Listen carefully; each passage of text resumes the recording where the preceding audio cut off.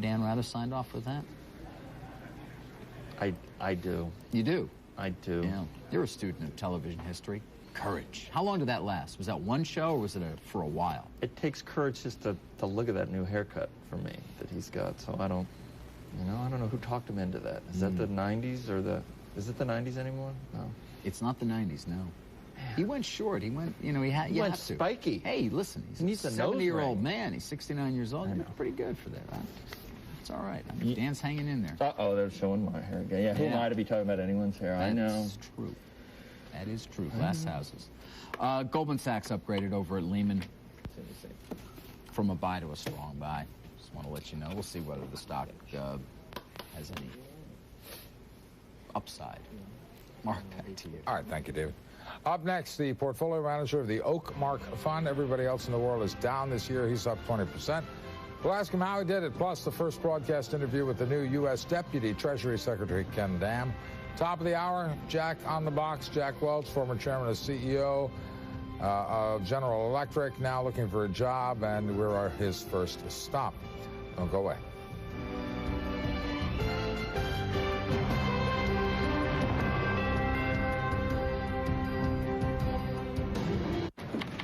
Hey, Jim, you hear about Chanco Wireless? I just ordered 200 shares. I went for 300. I locked in at 25.10. I got it for 25.05. But we ordered at the same time. That's too bad. Well, why did your broker get it cheaper? Because Ameritrade doesn't play favorites. They go to multiple market centers to look for the best price. Well, my broker does that. Don't they? I don't know.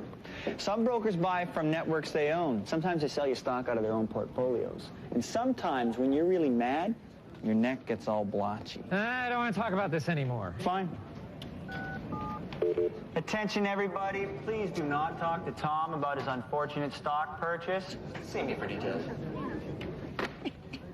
Switch to Ameritrade for better order routing. To find out more about best execution, go to Ameritrade.com. Ameritrade. It's how you get somewhere on Wall Street.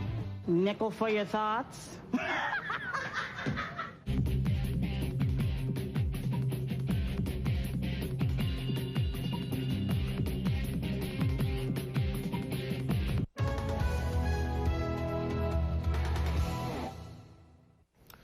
Looking for some long-term capital appreciation, the Oakmark Select Fund has just over $4 billion in assets.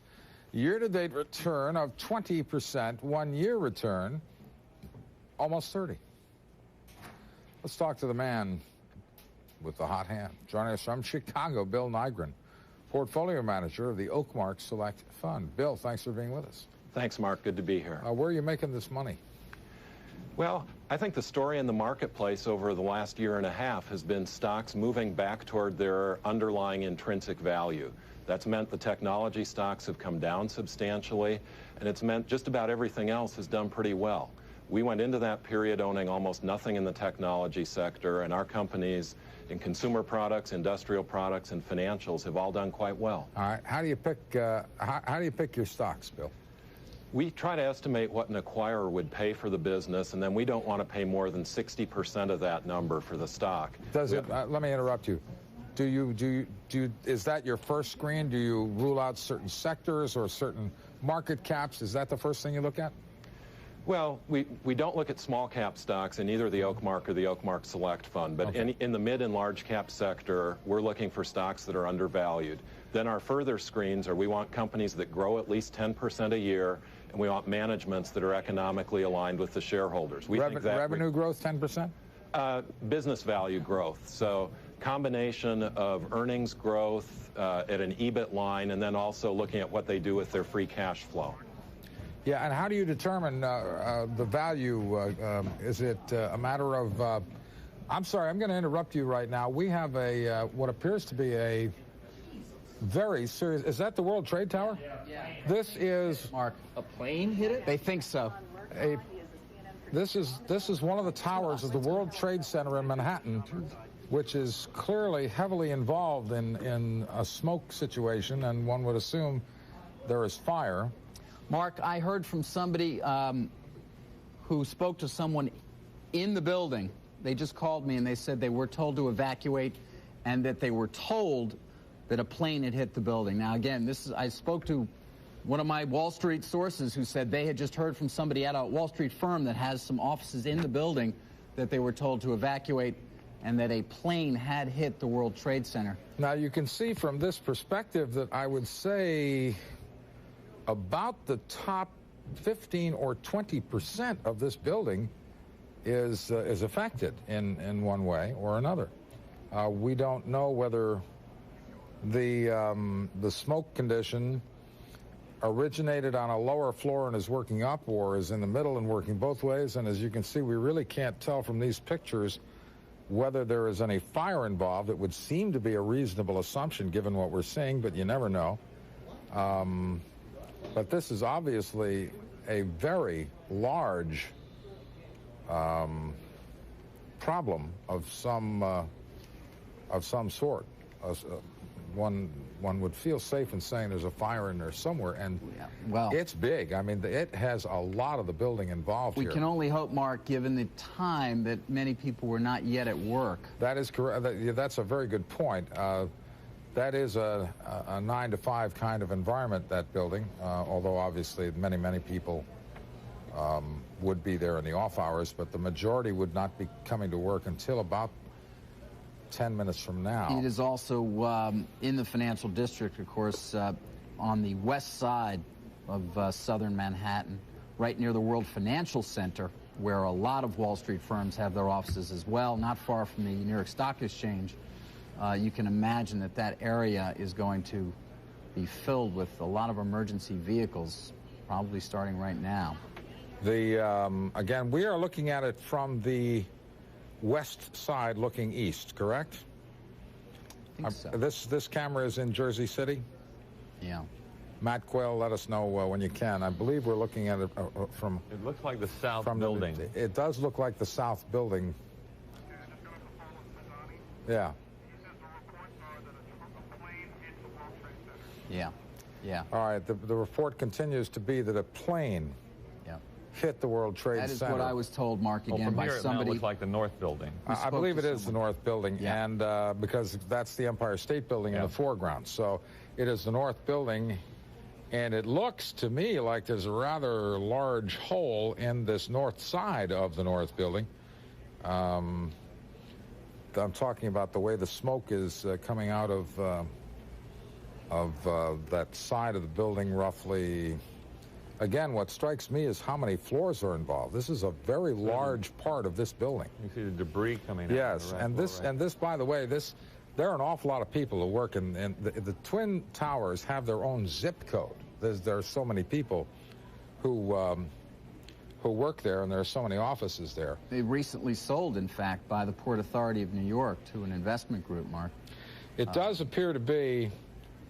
The damage does appear to be probably has originated on the north side of the North Tower, but we are still details very sketchy, and a lot of it is speculation until we can nail it down. But there does not appear to be any major damage. For example, on the side that we're looking that is closest to the camera here, there does appear to be major damage to the exterior of the building from the north side. And I think it's also safe to say there is a significant fire going on inside that building right now. Yeah, that hole, I guess it's hard to estimate. See what I'm talking about? That entire area seems to be gone. Seems to have been crashed in somehow. And obviously high up. Hard to say exactly what floors, but certainly the highest floors, somewhat above the very top, the observation deck there. You can see. How many floors are there? About 103. 103. I believe is how many floors. And I think that is the tower with the observation deck. You can see, well, that's the one that's got the antenna there that a lot of New York relies on. I mean, that's restricted. That reminds me, this could also lead to an interruption in broadcasting in some New York TV stations. So be alert to that possibility. But these are remarkable pictures, frankly. Mark, that's restricted airspace, right? I mean, there's no plane supposed to be around there, right? No, and this is why. Well, that's what I mean. But I mean, what do we start? I mean, you know, I guess that's the conjecture. Mark, that I should point out the observation deck is on the other building, on the other tower. The one without the antenna. Without the antenna, that's right. Yeah, now you see that no smoke's breaking out on the damage appears to be fairly widespread. I mean, you've got smoke You've got broken windows on the face that we're looking at now. That's a considerable distance from the wall that faces north, which appears to be where the major damage is. And now you can see flames. Yeah. Bottom right. All right. Now we definitely have a fire situation. Not that we thought it wasn't, but you know, you can't. You don't want to jump to conclusions. I remember when the what was it? TWA exactly. Flight 800 went down. The initial reaction was, well, it had to be a bomb because the 747 is such a safe plane, and it turned out not to be. There's no reason. So you don't want to get ahead of yourself. But you would figure that what's going on. That planes are not supposed to be flying around there. Mark, on the wires. What's concerning me is the fact that this appears to be still spreading. Yeah, on the wires, Mark, we should point out that witnesses are saying it was a twin-engine plane that flew right into the northern tower there of the World Trade Center. A twin-engine plane, at least on the wires, according to witnesses. Now this is an ironic shot to be taking right now. Go back to that shot of Empire in the foreground, because the Empire State Building itself was hit by an airplane.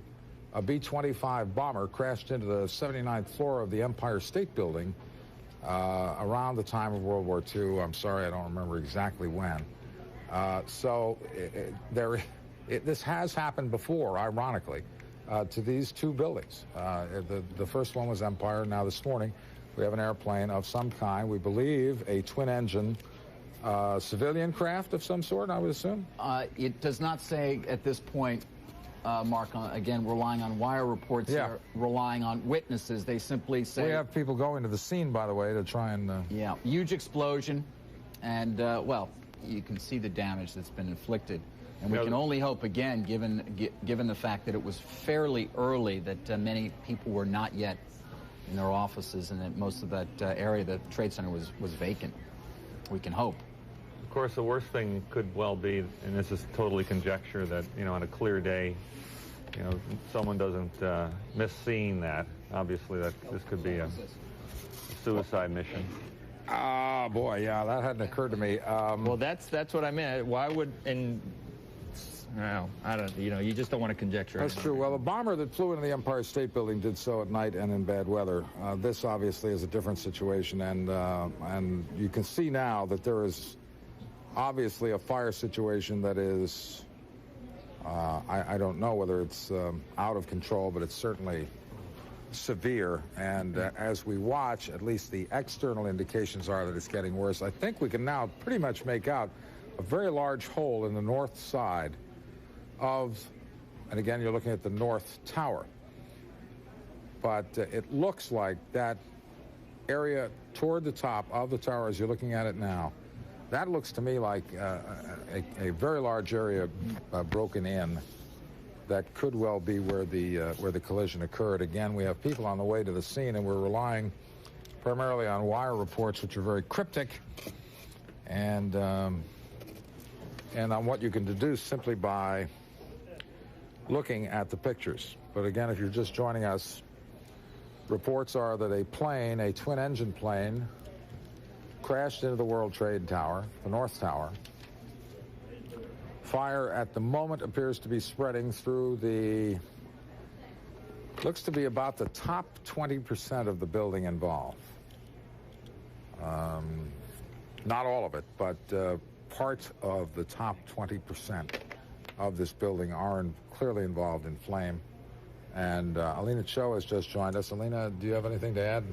Well, just that we're getting several conflicting reports, Mark, as you continue to look at this picture. I have been listening to our NBC affiliate, WNBC Channel 4. They've had several witnesses on the phone. One witness, a woman, was just talking and said that she was on the ground, obviously, and had noticed, along with several others, the sound of a plane flying very low. They noticed it because they saw it flying very low. It looked like it was heading straight for the World Trade Center. They heard a big boom, obviously, and shattered glass came raining down onto them. There is another report that we're getting in here from another broadcast network saying that it was a commercial jet. It is obviously very difficult to tell from looking at that picture because I suppose it depends on, well, there are two. It appears to be the main trauma to the building appears to be there on the north wall. We're looking at and it that's right a there. fairly big hole. But of course, you don't know.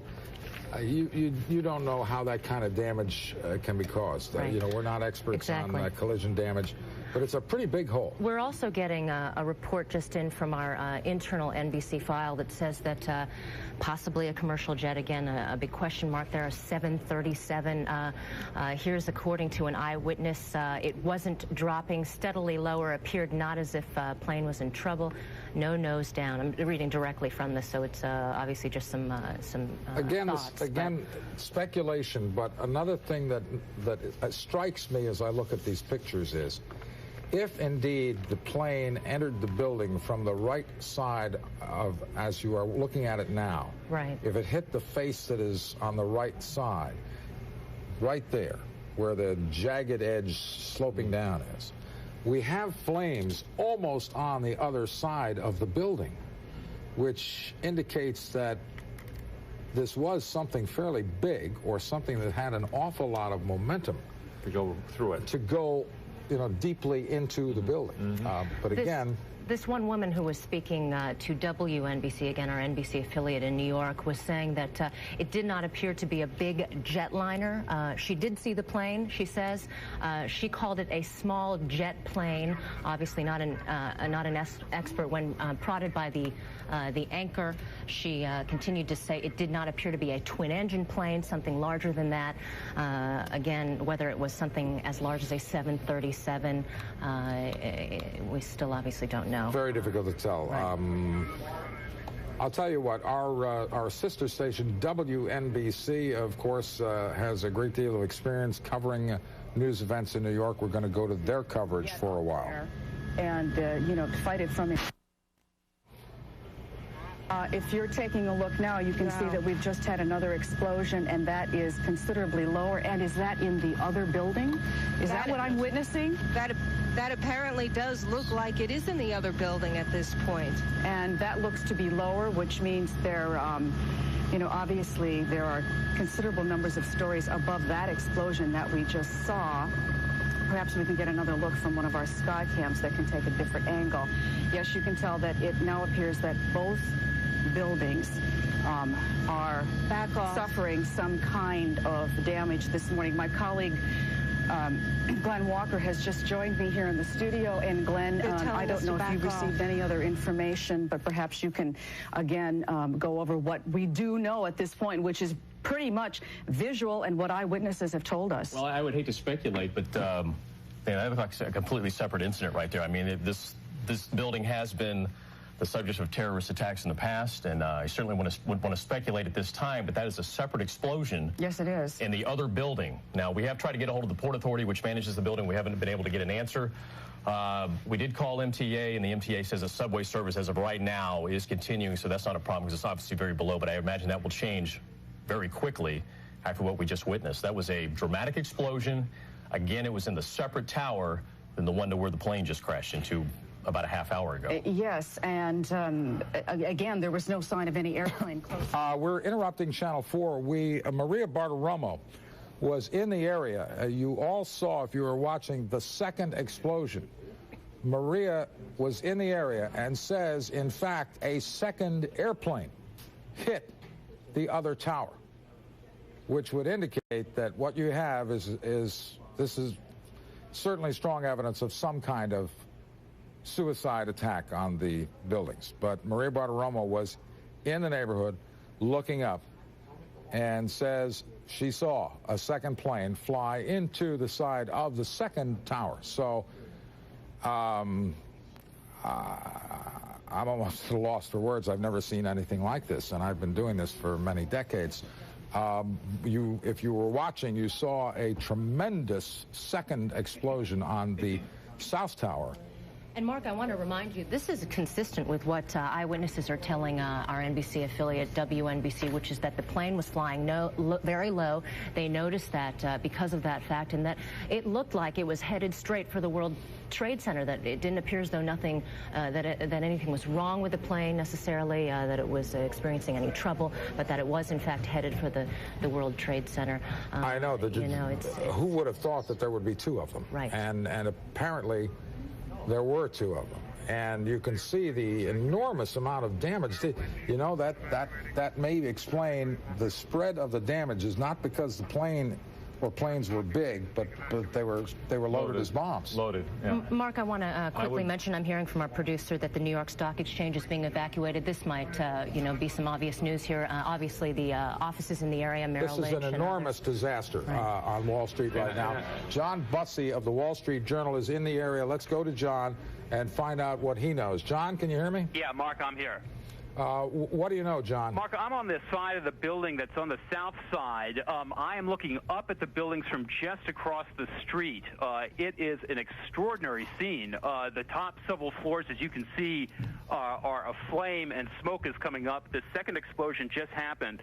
I did not see what Maria saw because I'm probably on the back side of the building. However, the hole came through the back side. There are gaping holes in the World Trade Center. Papers flying down. John, let me interrupt you. We have Maria on the phone. Maria, tell us what you saw. Come here. Yes, hi, Mark. You saw the plane going right into it. I'm standing right on Broadway looking up to both towers. They are on fire at the top of it. I'm seeing what you're seeing, obviously, what is on air.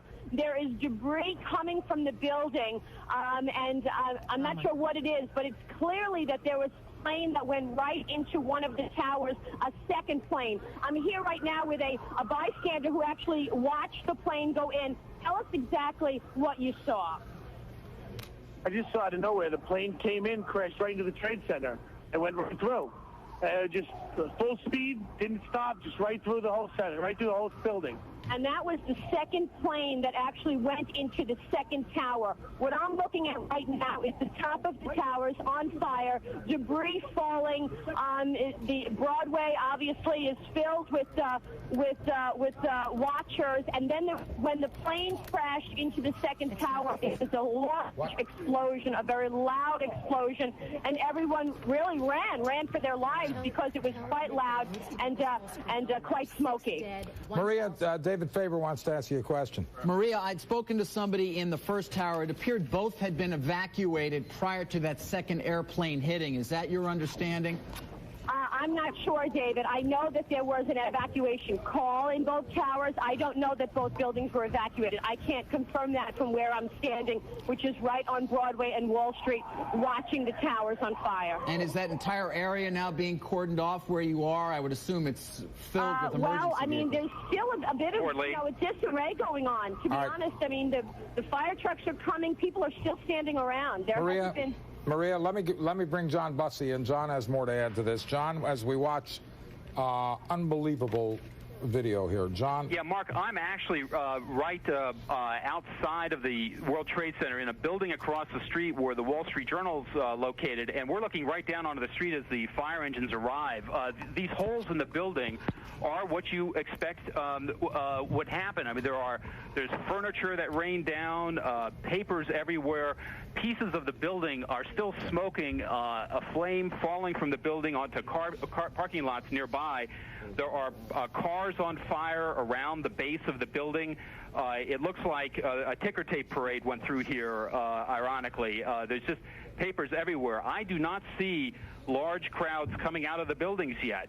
Some of these exits have been blocked off, apparently, at least near the Marriott Hotel, and I could see people leaving over a traverse from the World Trade Center building, but not large crowds out on the street.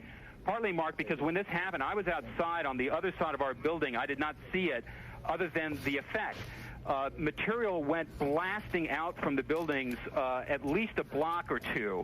I could hear something come in to the building. It was like a jet engine or an aircraft engine of some sort, it sounded like. and then just a massive explosion, and then right, pieces John, of the building falling. All right, John, we have on tape the second attack. These are attacks. I'm going to start calling them attacks. Watch in the upper right-hand portion of your screen. You will see a plane coming in a dive. Oh, my gosh. And then hitting the side of the building. Quite obviously a deliberate. These acts are deliberate. We can now rule out any accident. Mark, these are holes in the side of the building that stretch floors. This is not a B-24, coming in at one or two floors of the building, like happened as you were describing earlier, and demolishing one or two floors. These are several floors that are now aflame, engulfing the entire top of the building. And the emergency services are just now arriving. I mean, they have been here now for several minutes, shortly after the explosion. But clearly, they're just organizing themselves. I think this is going to be a very long day as they try to extinguish these extensive flames that are on either side of the building. John, I want to bring in at this point the news that obviously an awful lot of our viewers are probably very concerned about people that they know in this area, and they're trying to reach them on the cell phones, and the cell phones in that area are down. So if you have loved ones in the area, they're not going to be able to call you. You're not going to be able to call them. It's just an added, I realize, it just heightens the anxiety, but that's the way it is. So we are told that cell phone service in that area is down. As a side note, really unimportant as far as I'm concerned, but the futures have gone down about 25 points. Obviously, an act like this, and it now appears to be a deliberate terrorist act, will rattle the markets, but this is a short-term thing. Don't concern yourself with the money when you're looking at the damages. Let me recap for you. For those of you who are just joining us, about a half an hour ago, an airplane hit the North Tower of the World Trade Center. That's the one closest to you in this picture. Here comes that plane again. And now you see the second attack. It's dropping down in front. You really kind of lose sight of it once it's about the same color as the buildings. But then about 18 to 20 minutes after the first plane came this second plane, which you just watched. John Bussey mentioned the size of the holes or the depth, and Jerry Clower and I were talking about how far into the building. That's what led me to believe the planes were very large. Mark, I want to interrupt you for just one moment. I'm just hearing from our producer that the FBI is investigating a possible plane hijacking just before the crash. Nick, are you hearing if that was international? Nothing yet. Okay. The FBI, just want to recap, is investigating a possible plane hijacking just before the crash. Well, it's hard to believe that there would be two plane hijackings because two planes. Is this today significant in any religious holiday for any? I was just thinking, is it a significant anniversary of anything? Is there something? Does anyone have that? Well, let me take a look here. We'll probably look into that. Any viewers? Mark? Yeah. We should point out both these towers are homes to a number of Wall Street firms that either have offices there or even their headquarters. I got a call, as I said. Well, they're also a symbol of American capitalism. Well, of course. But I think we can hope that the first tower, both towers were evacuated when the first plane hit, so that the second tower, 20 minutes later or so, when that attack occurred, may very well have been empty, we can hope. At that point, hey, or certainly close to. I just want to interrupt you because we're getting some more information from NBC. This is from a United Airlines employee. He says he's hearing from the United Command Center that an American Airlines plane, a 757 Airbus, was hijacked and crashed purposely into the Trade Center. A second plane was then flown into the second tower. That is what we are hearing from our NBC sources from a worker from United Airlines. All right, so they were big airplanes. Mark, 757 John Bussey, yes. Yeah, Mark, if anybody who's interested in seeing this, I would advise staying far from the building. There's still large pieces of debris, huge chunks of metal falling down, and these pieces of metal are smashing against nearby these fire trucks. So this is kind of a disaster that's still unfolding. Steer clear of a disaster that's still unfolding. Steer clear of the place. Certainly, yes. And I mean, if you do want to see this, you don't have to get all that close because this is visible for dozens of miles in every direction. And Mark, as you had predicted, the local television stations, at least one, if not two, maybe all of them have been knocked off the air, at least for a time being. I don't know if they're back on now. I don't believe that they are. It will be a while. Their main transmitting facilities are in the building with the huge antenna that you're looking at. The main transmitters are on the top floors just underneath the antenna. Some stations have backup facilities on Empire State Building, but in cost-cutting moves, much of them abandoned their Empire State Building facilities. The FBI is investigating reports of plane hijacking before the crashes. It's still not clear. Obviously, a lot of this is still not clear, but we did see for ourselves a plane hit the second tower. So we know that was the cause of the second tower, and we have good reason to believe that a plane hitting the first tower as well. Now, whether someone has hijacked two jetliners or that we don't know, but we definitely saw a plane hit the second tower. Maria Bartiromo, who was the first to report that, is out on the street. Maria, can you add anything more now? All right, she can't hear me right now. Mark, the cell phone, as you point out, also, I think, connected with that radio tower at the top as well. Yeah. Cell phone, so that's why, in part... and you know something, David? Even if it were working, it would be so overloaded you wouldn't get through. Right, good point. And that is a terrible, terrible addition to the anxiety, because I'm sure that many people watching television right now have loved ones who work in that area, and they don't know where they are, and there's just no way we can help them right now. President Bush is expected to comment on this very soon. He is in Florida pushing his education plan, but he is just getting word about this from his aides. He will be at a Sarasota event and is expected to talk about this very soon. Obviously, we will go to that when we... Again, our primary concern here is for human life, but do we know whether any markets operating in that area have decided to suspend trading for today? The New York Stock Exchange has been evacuated. All right, the New York Stock Exchange has been evacuated. Yes, there you see it. So, well, the American is right nearby. I would assume that would be the case. The stock market official... Has the NYSE canceled, or simply we're on hold here? Okay. And the NASDAQ is considering the same thing. And I'm sure the New York Mercantile Exchange is in one of the towers, isn't it? I think it's in one of the towers where they trade oil and things of that nature. Now, obviously, they would be shut down. A large part of the employees of those buildings, I think, are also civil servants, aren't there? Isn't there a lot of civil service? Well, I know the governor of New York has an office in one of the towers. I've been there. So, yeah, there is a lot of civil service. There is a lot of Wall Street. There are actual markets. The New York Mercantile Exchange is housed in one of the buildings. It has been evacuated. The New York Stock Exchange has been evacuated. Want to emphasize, nothing has happened at these other locations, but they're just being prudent. They're saying, well, we've had two apparent terrorist attacks within an 18-minute period on the World Trade Center, and if you were running an organization that could be a target, obviously you take the safe steps and you say, let's evacuate. But nothing has actually happened at the New York Stock Exchange.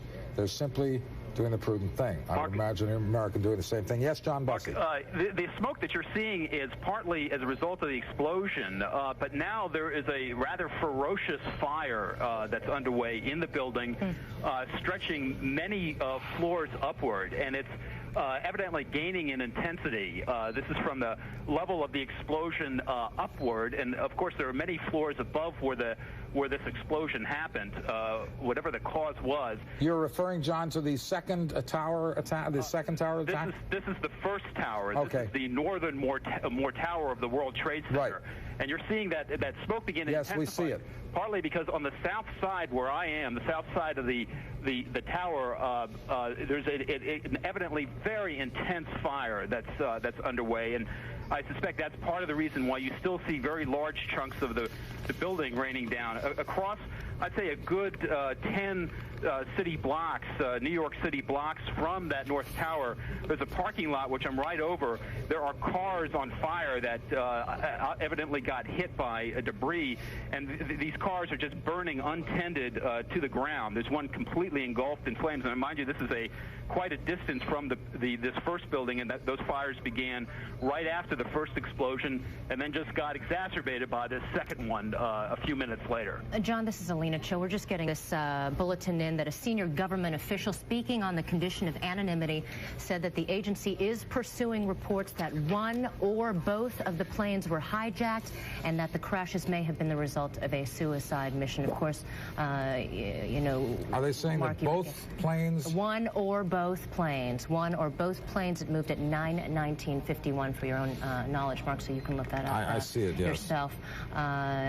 Associated Press has reported... We have no word. I believe I saw something earlier that 6 people are confirmed dead. You know what? That's confusing because, you know, those were the same number of casualties as the 1993 blast.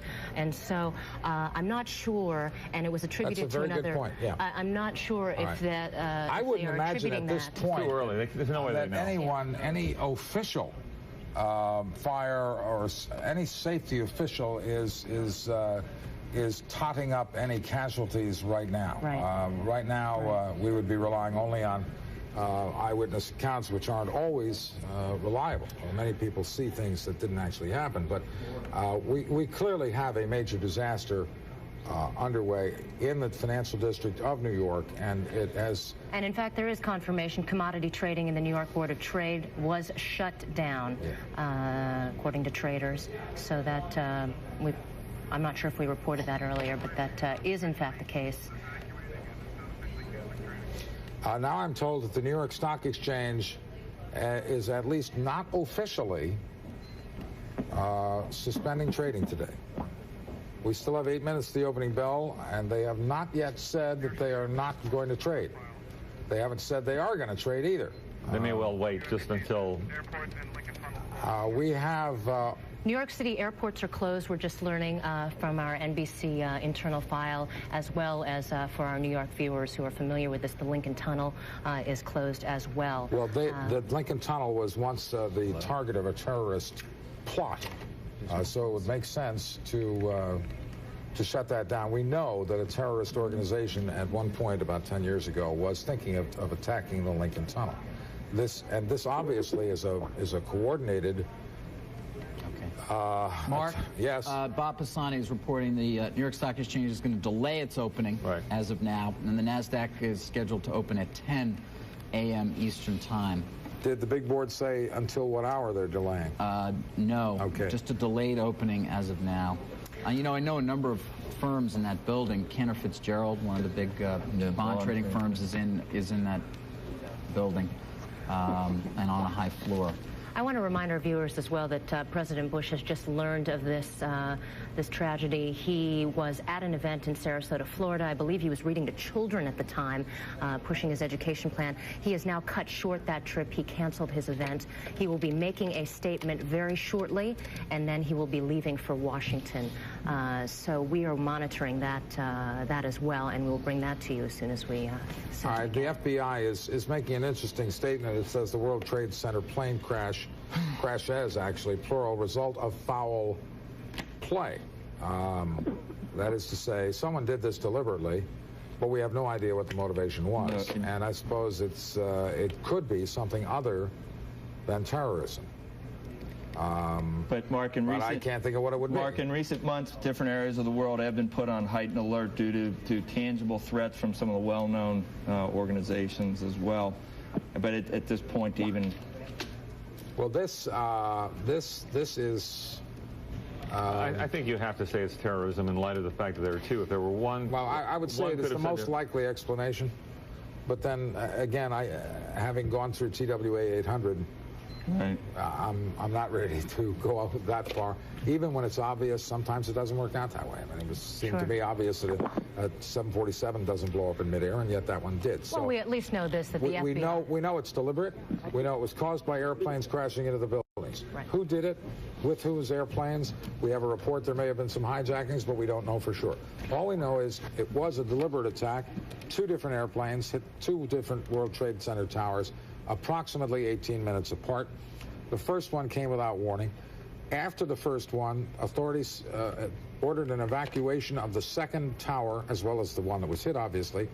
But only 18 minutes later, the second plane came in. And not to sound like a worrywart, but it takes more than 18 minutes to evacuate a building of that size. These things are gigantic. Mark, I'm probably going to... Bob Pisani is on the phone. Bob? Good morning, Mark. I'm sorry, he's where? Oh, he's on the floor of the big board. Yes, I am. I'm down here at the big board, Mark. I was coming down the West Side Highway when the first explosion occurred, and we looked up, and my driver said, "What is that?" And there was a gigantic fireball, debris raining down, and we got off. The police were not allowing anybody immediately underneath the building, which turned out to be fairly fortunate because, as you noted, 18 minutes later, the second explosion occurred.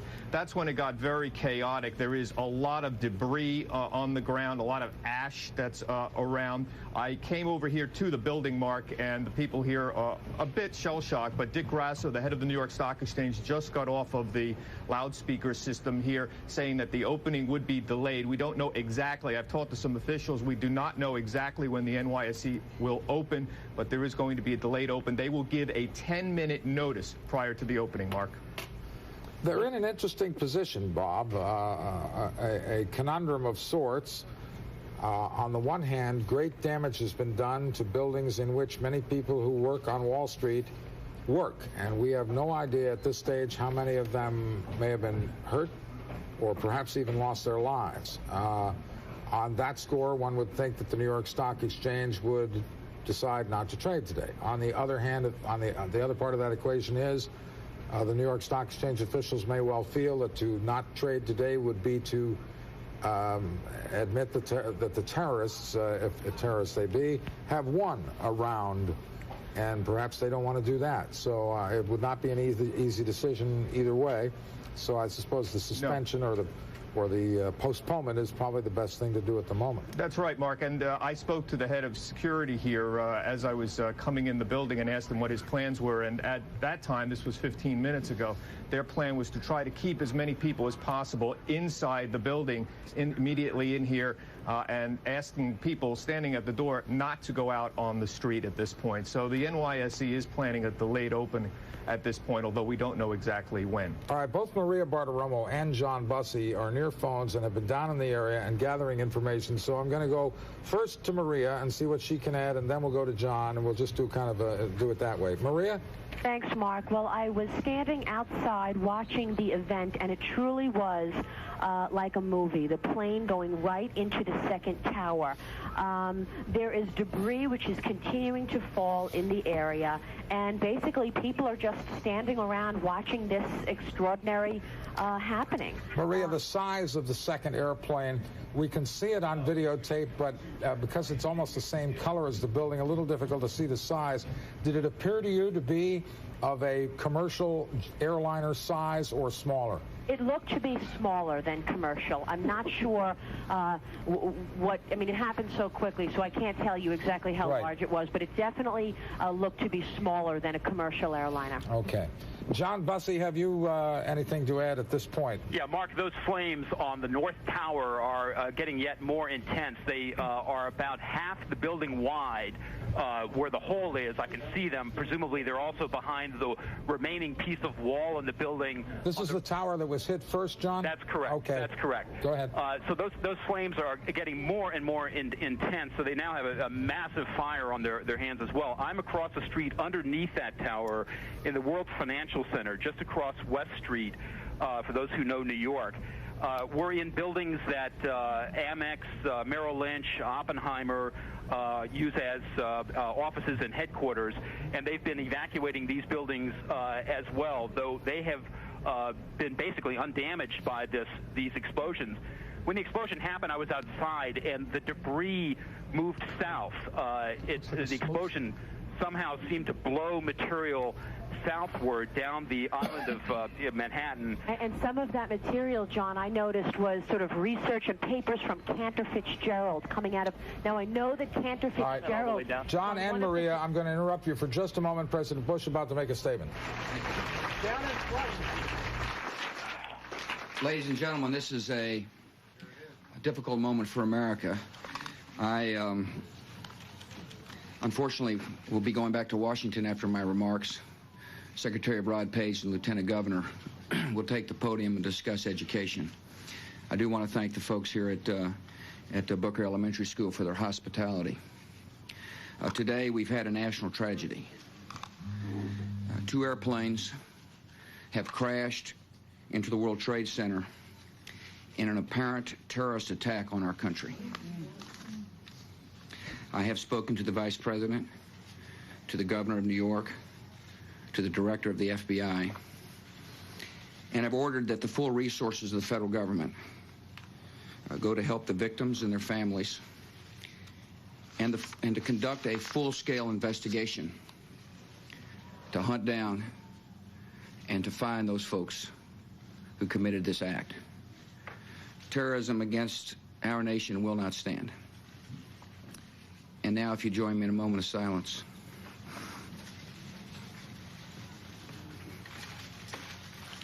May God bless the victims, their families, and America. Thank you very much. All right, President Bush stating what he knows. Apparent terrorist attack is what the president said. It's certainly, again, we don't want to say, we don't want to get too far ahead, but we saw the second attack live on television, unfortunately, and apparent terrorist attack certainly seems to be a fair assessment. Mark, New York Television is quoting police who say that the World Trade Center planes were hijacked from Boston. So that is the latest detail that we have. Of course, the president just saying that he's going to hunt down and find those folks who committed those acts that the United States will not tolerate. All right, let's get back out to the field. I had to interrupt Maria and John Bussey earlier because of the president. And let's return to John Bussey. I believe you were in the middle of telling us something when that happened.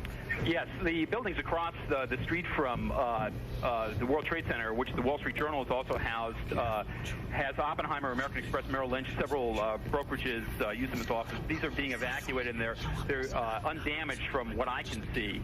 You want me to go outside? I'm looking up at the building, and there is still debris raining down.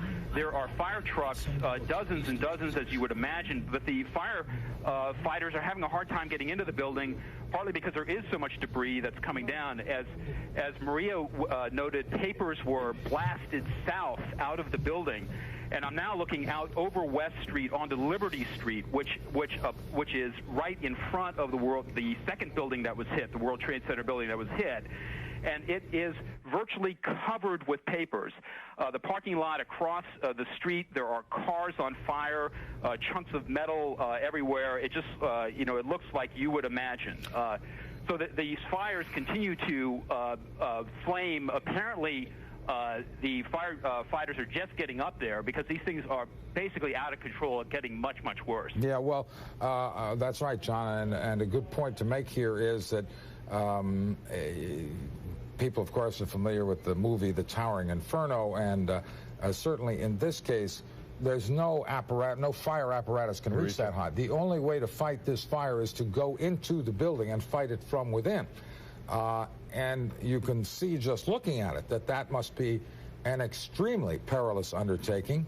Mark, I hate to make reference to another movie at a time like this, but sometimes life does imitate art. When I was standing outside on the other side of the World Financial Center, and this first explosion occurred, I heard what sounded like jet engines coming in low. We're not too far from a National Guard center. Sometimes these planes come down the Hudson and buzz the Statue of Liberty a bit. I thought that's what it was until this massive explosion, which at first sounded like a sonic boom. Then I looked up, and there was debris raining down out of the sky like scenes, unfortunately, from the movie Armageddon, where, asteroids hit New York City and pieces of buildings get blown out. It was, in fact, just that dramatic as these chunks of the building fell down onto the street. Yeah, it is incredibly dramatic. Now, from where you stand, John, and again, I just want to get back to very quickly to my point of the fact that the firemen have to fight these fires from inside the building. I mean, these are incredibly brave men and women who are going to go into that building right now and try and do that. John, as to the second tower, the tower that was hit second, which is my understanding is the South Tower, that does not appear to have broken out into the uncontrolled fire that we've seen elsewhere, or has it? Do you have a vantage point on that at all? I'm on the southwest corner of that building, across Liberty Street and West Streets, looking up at it, and there's a massive hole out of the south portion of that south building. Then there's smoke also now coming out of the other side of the building, I can see, and flames. And so, yes, it does look like the firefighters are going to have the same trouble with this building, which is smoke, extraordinary damage, followed by what looks now like a fire that they're going to have to contend with many dozens of floors up. And the second attack, the attack on the South Tower, who knows? The attackers are almost certainly dead. They were in the plane. They were either in command of the plane, or one way or another. They were either flying it or they were holding a gun to someone's head. They're dead. But it appeared the attack on the second tower was aimed quite a bit lower than on the first tower, and would therefore create much more of a zone, because fire naturally tends to travel up. That's correct, Mark. It is the hole that I see, at least, out of the south side of the building, which I believed was the exiting wound to the building. Not the entry point of the building. If you're looking at the south side, that would be the exit point, yes. That's right, because I saw, as I was waiting to speak with you, I saw this explosion go out from the south side of the building, so it likely entered the other side. Right. It is, as you point out, several floors below the other structural damage to the building, to the North Tower. But the flames, so far, while I can see them in the South Tower, they're nowhere near as intense and as engulfing as they are on the North Tower. Yeah, that's what we're looking at on TV, and I just want to make sure that we are only seeing roughly half of the surface of each building as we look from one direction. But the South Tower, so far, does not appear to have broken out in the kind of raging fire in the North Tower. And again, at times like these, I just marvel at firefighters who are actually going to go up there. They're climbing right now and risking their lives to fight this thing. I'm sorry. Go ahead, Alina. Quickly, I want to add here that we're just getting from Dow Jones, which is consistent with our earlier reports from NBC and other sources, that it was an American Airlines 767, American Airlines 767 from Boston, involved in the World Trade Center crash.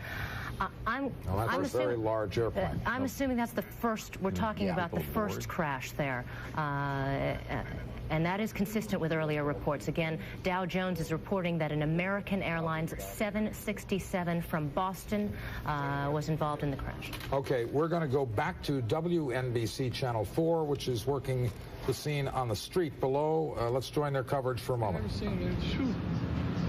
It's nothing like I've ever seen. Nothing like anybody here in New York has ever seen either. That's the scene here from Prince and Worcester Street, and we'll talk to some other people as time goes on.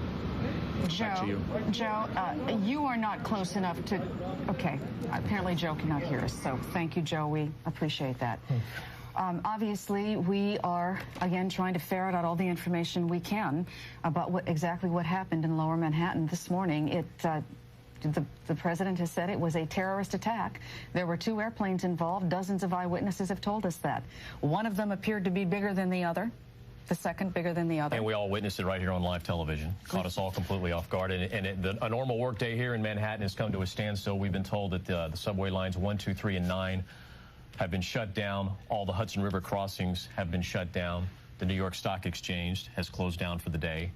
And right now, a lot of people are just stunned in shock. Again, 2 airplanes, 2 separate incidents, minutes apart, crashing into both towers of the World Trade Center. And you certainly see the result as far as the structural damage. I mean, it is major, and as you said, President Bush said that this is an apparent terrorist attack. We expect to hear from Mayor Giuliani in just a couple of minutes.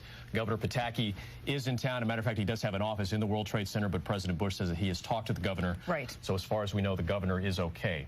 And like I said, we should hear from Mayor Giuliani in the next couple of minutes. But again, to reiterate, we know nothing about what happened to the people who work on those in those floors, in those buildings. So we are simply waiting to find out about injuries and casualties, if indeed that's what happened.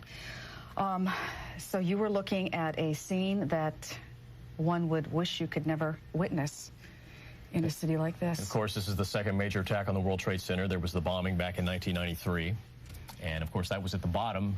And the top of the building, obviously very vulnerable, and we certainly witnessed that today. Right, with all the security changes that they've made on the bottom, so nobody can get up there without the right kind of clearance.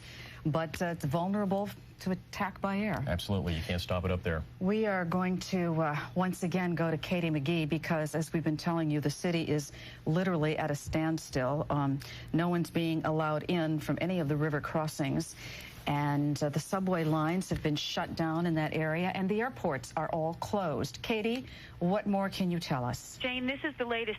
The city at this point is at a standstill. All three major area airports, LaGuardia, Kennedy, and Newark, are closed at this point to all incoming and outgoing traffic. All bridges and tunnels. No one is letting any traffic head into town. At this point, outbound, you are going to find some people. We just saw some folks that had been sitting in one of the tubes coming out of the Lincoln Tunnel. They were allowed out, but now everybody being turned away. We also saw a backup down near Canal Street waiting to get into the outbound Holland. Those people also being turned away. At this point, again, no one being allowed to head into the city. For all intents and purposes, all train service suspended is what we're hearing at this point. Police are saying, please leave the city if you can. Of course, this is rough because of the way traffic is right now. You really, really want to steer clear of anywhere south of Midtown. And again, everyone right now being turned away. We saw traffic trying to get into the Lincoln Tunnel, actually turning around and backing up buses, New Jersey Transit buses, bringing people back into New Jersey, never even making it close to the entrance to the Lincoln Tunnel. Katie, what do you think right now would probably be the best way to get out of Manhattan? Probably head up the FDR and the West Side Highway? At this point, you're going to want to try and get as north as possible. I can see from one of my cameras live right now the westbound Cross Bronx heading in towards the outbound George Washington Bridge. Traffic is an absolute crawl right now, but they are letting you get onto the bridge and, from what it looks like, come in over it and back into New Jersey. I do see traffic coming outbound George Washington Bridge, inbound again, completely stopped. If you were planning on heading into the city, even if you think you may still have a meeting, at this point, again, you're being advised to please stay where you are. For example, if you lived in New Jersey, your best bet probably would be go through Westchester County, cross the Tappan Zee Bridge, and come back down?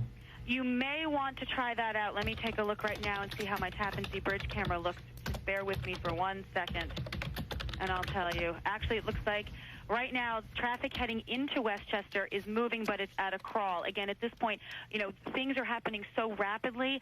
If you were to leave home in Westchester right now, I can't tell you you'd definitely be able to get into town in another half an hour, 40 minutes or so. Well. All right, we are back with CNBC programming. What you have been watching is WNBC programming. Nick, what was that last message you gave me? There's a fire at the Pentagon. There are now reports of a fire at the Pentagon.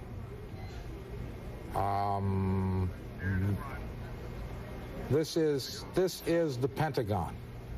Oh my goodness. You are looking at the Pentagon. The United States has been attacked.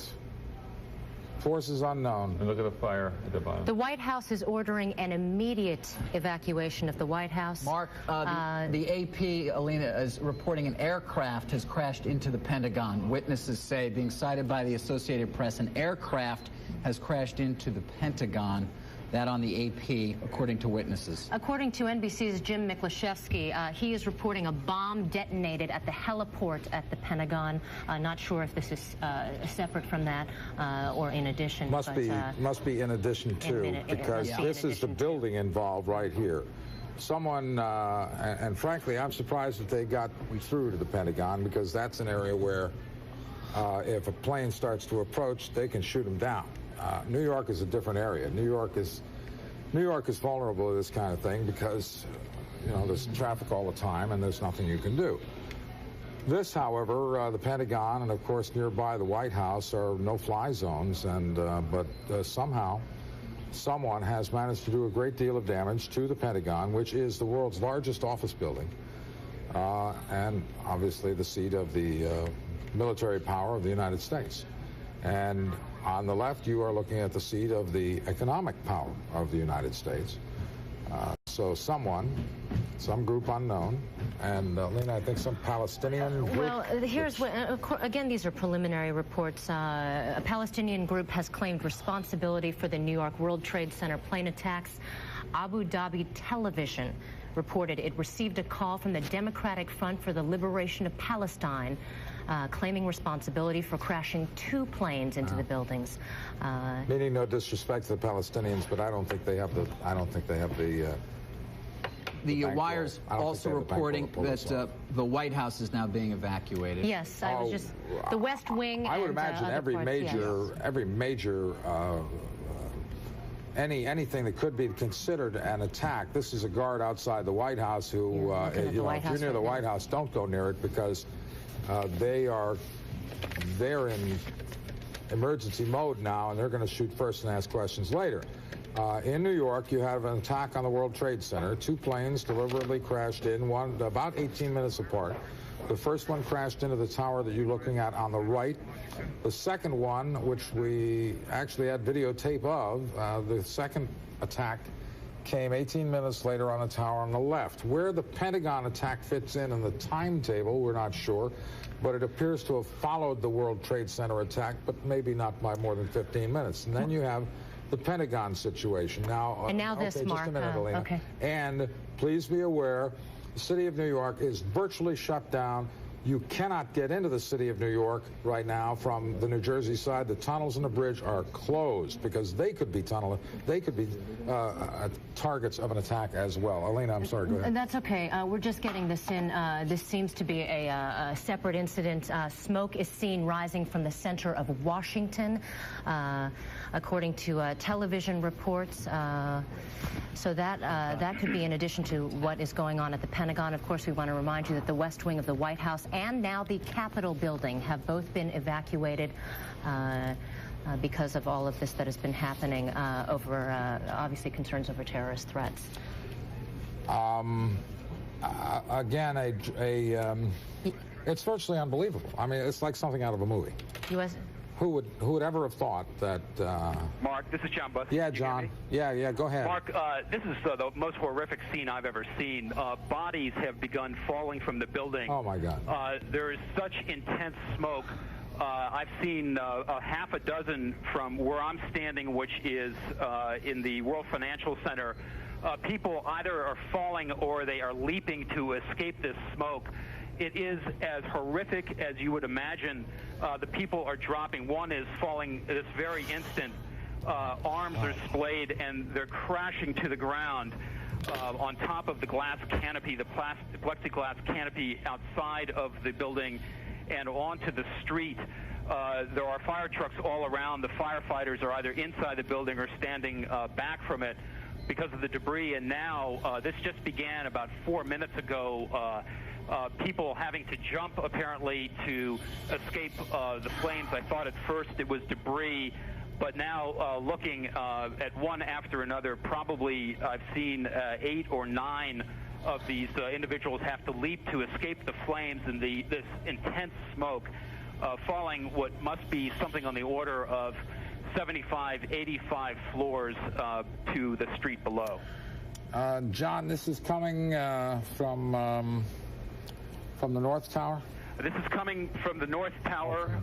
These are people who I see jumping out onto the west, what it would be the West Side Highway, passing in front of the building. And As you can imagine, Mark, it is a gruesome scene. It's just blood or red from, I can't confirm it's that is absolutely bodies, but I can see it sure looks that way. All right. And then red splotches on the street in front of the building. Okay. Mark, a couple of things I want to pass along very quickly. According to the Associated Press, the White House has been threatened with a terrorist attack, according to a source. The West Wing has been evacuated. We want to mention now the Capitol has been evacuated as well the U.S. Treasury.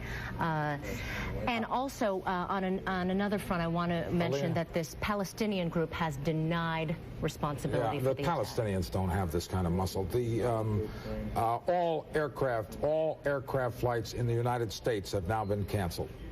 Every aircraft in the air has been ordered to land at the nearest airport immediately. This is obviously a step to clear the air of all innocent aircraft. Whether there remain any guilty aircraft is debatable, but at least what the government is trying to do is clear the air, and obviously, well, not obviously, but it looks like what they will do is they will then put up military planes, and anyone still in the air is going to get shot down. But all aircraft flights in the United States have been canceled. All planes currently in the air have been ordered to land at the nearest available airport. I don't know how they will handle flights coming from overseas. They will probably be told to land as they cross our border. You are looking now, if you're just joining us, you are looking at the World Trade Center on the left. The North Tower is the one on your right. South Tower is the tower on your left. Earlier this morning, they were the target of an apparent terrorist attack with an airplane, a substantial airplane, perhaps even an American Airlines jetliner hijacked out of Boston. That's a perhaps. Crashed into that tower at, shortly after 9 o'clock.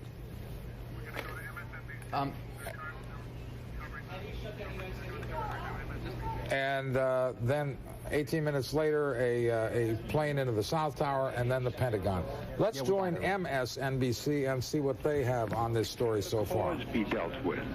Probably this will be a greater challenge to our intelligence and our ability to be diplomatic and intelligent about negotiation than it is a challenge to our strength as a military power. The FAA is telling us that the planes that are already in the air will continue to their destinations, but all other planes in airspace above the United States have been grounded. Governor Cuomo, I understand that your successor, George Pataki, is in New York City right now. There are a number of state offices, aren't there, Governor, in the Twin Towers? My office, and I think the governor moved his office out of the World Trade Center, Governor Pataki, but my office was there, and I think there are still some other offices there, but not as many as there were when I was governor.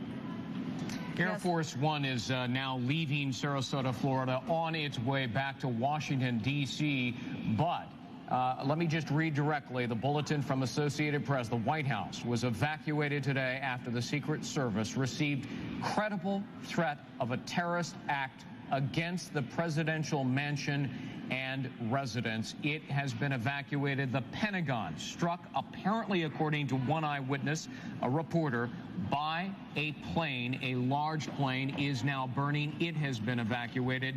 2 planes deliberately struck, it appears, the World Trade Center, which still burns at this hour. New York City has essentially been shut down. The Lincoln Tunnel is closed. All New York airports are closed. And now, of course, all plane flights in the United States has been stopped. Those in the air will continue to their destinations. We continue on the phone with former New York Governor Mario Cuomo, who was governor at the time of the previous attack on the World Trade Center, the bombing back in 1993. If you can hold on for just 1 second, we want to listen in, Governor, to Jim Miklaszewski, who is reporting from the area of the Pentagon. The Pentagon, again, has been evacuated. The second floor buckled upward, and then the third floor floor above him actually collapsed downward. The scene on the other side of the building, as it's being described to us, there are people being removed on stretchers. Security forces are evacuating the building right now, and according to the officials here at the Pentagon, they still don't know exactly what it was, but as you reported, Katie, eyewitnesses reported that, in fact, it was a plane that crashed into the Pentagon. And Mick, any idea, I wasn't quite sure if you said this, about the number of people who might have been hurt or worse in this? No idea at all, Katie. As you know, having worked here on any given day, this is a small city, 25 to 30,000 people may be working here at any one time. That portion of the Pentagon, by the way, had just been remodeled and just reopened. If the crash had occurred just a few months ago, that section of the Pentagon would have been virtually empty. But at this time of day, early morning or mid-morning, the Pentagon's very busy. It's impossible to say how many casualties there may be. But there have been a large number of people cited being removed on stretchers. And again, as one survivor said, the floor just buckled up under him and the roof caved in on him. All right, Mick, thank you very much. We want to move a couple of miles away from you right now to the White House, where Bob Kerr is standing by. And, Bob, we understand that building has now been evacuated. Let me just read, while we're listening to Jim Miklaszewski, another eyewitness, Paul Begala, Democratic consultant, was near the Pentagon, and he said this, is to quote, it was a huge fireball, a huge orange fireball at the Pentagon. Another witness told him a helicopter had exploded, but the best information we're getting is from an Associated reporter who said, quote, I saw the tail of a large airliner. It plowed right into the Pentagon. There is billowing black smoke. And, of course, there you see it on the television screen. Meantime, the Twin Towers of the World Trade Center continue to burn at this hour. Ambulances dispatched to the scene, firefighters, people are being treated in nearby hospitals. Let's look again at the videotape. As we were watching the first tower burn, here is the second plane, and there is the explosion into the second tower of the World Trade Center. A horrible scene of devastation and fire. Eyewitnesses on the ground, and it was rush hour, describing pandemonium, panic, people unwilling to go out into the streets because so much debris and fire showering down on the streets below. Governor Mario Cuomo, do you remain on the phone with us? We no longer have Governor Mario Cuomo on the phone, but we do have Ashley Banfield, of course, here at MSNBC and anchor here. Ashley, are you still in Manhattan? I'm in Manhattan, Chris, and I'm just walking southward towards the World Trade Center. It's just an incredible sight. The streets of Manhattan are chock full of people who are stopped exactly where they were in the middle of their commute, standing, gaping, and looking at this sight. It is unbelievable. Emergency vehicles all throughout Manhattan, not only Midtown, but down near Chelsea now, where I am, have been streaming by us at every couple of seconds and intervals. Ambulances are heading by me now. A lot of the vehicles are also unmarked, looking like FBI vehicles heading towards the World Trade Center as well. Not only that, but we stopped by one of the hospitals, St. Vincent, which has been cordoned off. I can only guess possibly waiting for victims to be brought northward up 7th Avenue. The traffic has also all been stopped heading south down 7th Avenue. I haven't had a chance to see any of the other north-south thoroughfares, but I'm assuming that they are also tracked. We were down in the subway trying to at least take the subway to get downtown to the Wall Street area and World Trade Center area, and the subway announcer came over the loudspeaker saying, due to a police investigation, that subway traffic will be stopped between a certain area, so most of the people in the subway weren't able to get downtown either. It's really quite bizarre. Passing through Times Square, hundreds of people are gathered, staring up at the television screens in Times Square and listening to what's going on and listening to the coverage, watching the pictures. A woman walked by me just a Ashley, can you hold on 1 second? We'll let you catch your breath. We want to go to Walter Perez of WNBC. first Marna Ringel. And Marna, you work across the street. Tell me exactly what you saw on the street, and as you looked up, what you saw, because you said you saw the second one. Am I correct? No, I didn't see the second one. I actually was coming out of the building, and there was maybe about 30 or 40 people at the bottom of One World Financial covered in blood. I did not expect that at all, and I work for Lehman in One right here, and a gentleman that I work with was on the telephone. He said, "What was that?" I said, he thought it was thunder. I looked over, screamed, "It's a bomb," because I saw a piece of the building flow down, and I think I scared my entire floor because I can scream pretty loud, and it was pretty bad. Now, you mentioned that you saw people on the road outside of the building. Explain that scene. I saw there's maybe about 30 or 40 people. There's actually, oh my God! Oh my God! Oh my God! We're not sure exactly what happened, but it was another explosion on the far side of one of the buildings from where we're standing. The reverberation, and another explosion on the right-hand side. Another building has gone up on the right-hand side of the road. People are now running down the street. We're not sure if that was another explosion or if that was advanced debris. Joining me also is Jim Plant. Jim, you're also a witness of what happened. Tell me exactly what you saw from your vantage point across the street. I was just across Liberty and West here, and I saw the second plane hit the Tower 2. Looked like a 737. It hit a glancing blow. It didn't hit it direct. I don't know where the rest of the plane went, but it went in, fireball came out, and it hit lower than the first plane, which hit the upper floors. Jim, thank you very much. At this point, as you can tell, it does appear that there has been a third explosion in the area of the World Trade Center. There was first one plane that hit one of the Twin Towers, a second plane, each about 1 hour ago, and now a third explosion. Ashley Banfield is in Manhattan. Ashley, did you see or hear anything just moments ago? Oh my God, Chris, this is incredible. I'm looking right at it. What are you seeing, Ashley? Well, I saw the explosion for one. Could you feel it? Everybody, I can smell it. Everyone around screamed at the time that it happened. It's just unbelievable. I can't see that it's another building. It looks almost in the same position as the second bomb or the second explosion.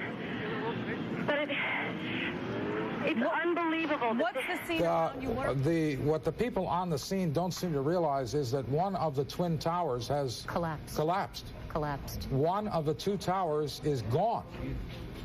The people on the scene are so engulfed in the smoke, it's understandable, and they're not looking at the larger scene that we are, but one of the World Trade Center towers, unless no, that's being confirmed on the wires right now. The south building has completely collapsed.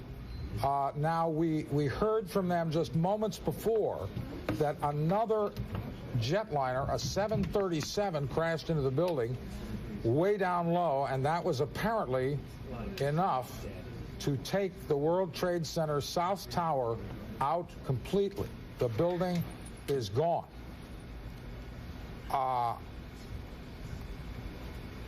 The scope of this attack is mind-boggling. You are looking at Lower Manhattan. The entire Lower Manhattan is covered with smoke and debris. You're looking at an area of square miles that is completely obscured. The exchange will not open today. No, they cannot do it now. They cannot do anything now. And another very worrisome thing is that we don't know that this is over. That's correct. And this latest plane came almost an hour after the first. I'm sorry, David, go ahead. It's considering the damage that could be done by one of the World Trade Center buildings collapsing in that area. Just to go over, that area is obviously very crowded. The World Financial Center is right next door. That is where John Bussey has been speaking to us from. The offices of Dow Jones, Merrill Lynch headquarters down there as well. You could just imagine the damage that would be done by one of those towers falling. It's hard to imagine just how much. The collateral damage is incredible. And that is the center, to a certain extent, of the financial world, of course, in many of the buildings surrounding the World Trade Center. This is a catastrophe of enormous proportions, David, not only in terms of what is happening to the people on the ground, but I think it is safe to assume at this point that all of the airplanes used in this attack had innocent passengers on board. And we're talking about a 767, which, for example, can hold a maximum of 300 people. And we are now talking about 4 separate attacks. We're talking separate about attacks. 1 at the Pentagon, 3 now at the World Trade Center, the last of which has leveled the South Tower, Mark? The South Tower has disappeared. It collapsed, apparently when a 3rd airplane hit very close to the base. This is certainly, it's almost certainly a terrorist attack, and if it is ultimately confirmed to be a terrorist attack, this is the worst terrorist attack in history, anywhere. Mark, it's hard to imagine the damage that could have been done to that part of Manhattan, and it's got to be beyond the control, certainly, of the emergency services and everyone else in the city of New York's ability to well. I don't know anyone who could handle this, David. I mean, we must be looking at Washington right now. Now we are looking at the Pentagon. Yeah, that's the Pentagon. I recognize the facade of the building. That was the subject of only 1 plane so far, but again, in New York, the 3rd attack came about 45 minutes after the 1st, so there is no way to know at this point what the final extent of this is going to be, but you are looking at Lower Manhattan, and it is completely obscured. And consider the panic with the people who are coming out of buildings unable to see what's going on, where they're going in that right now. American Airlines has just confirmed that it was Flight 11 from Logan Airport to LAX, which was involved in one of the 3 World Trade Center attacks. I believe this is a 767, which has a maximum capacity of 300 passengers and crew, I believe. Just to give you, can we go to a shot of the Pentagon quickly? Because just to give you an idea of the sheer terror of what is involved here.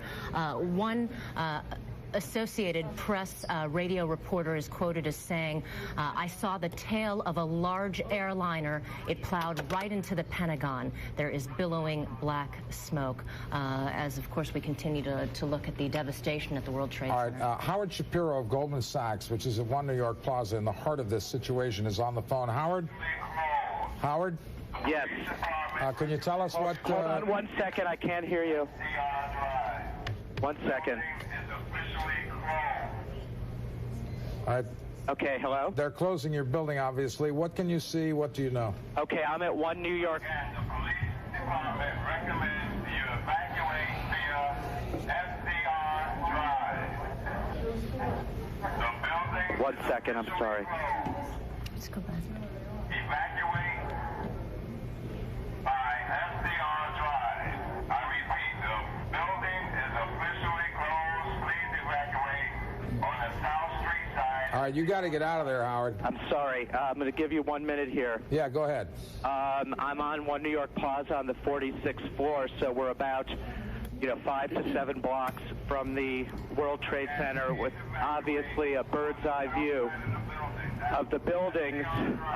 We heard a large explosion for the first attack, and we all ran to the window, and we thought a boiler had exploded. We weren't certain what was happening, and then a few minutes later, I saw a large commercial airline plow into the second building, very clearly veering in towards the building. And then now 5 minutes ago or so, or 3 minutes ago, the building imploded. All there is a large plume of smoke all over Lower Manhattan up to the 46th floor.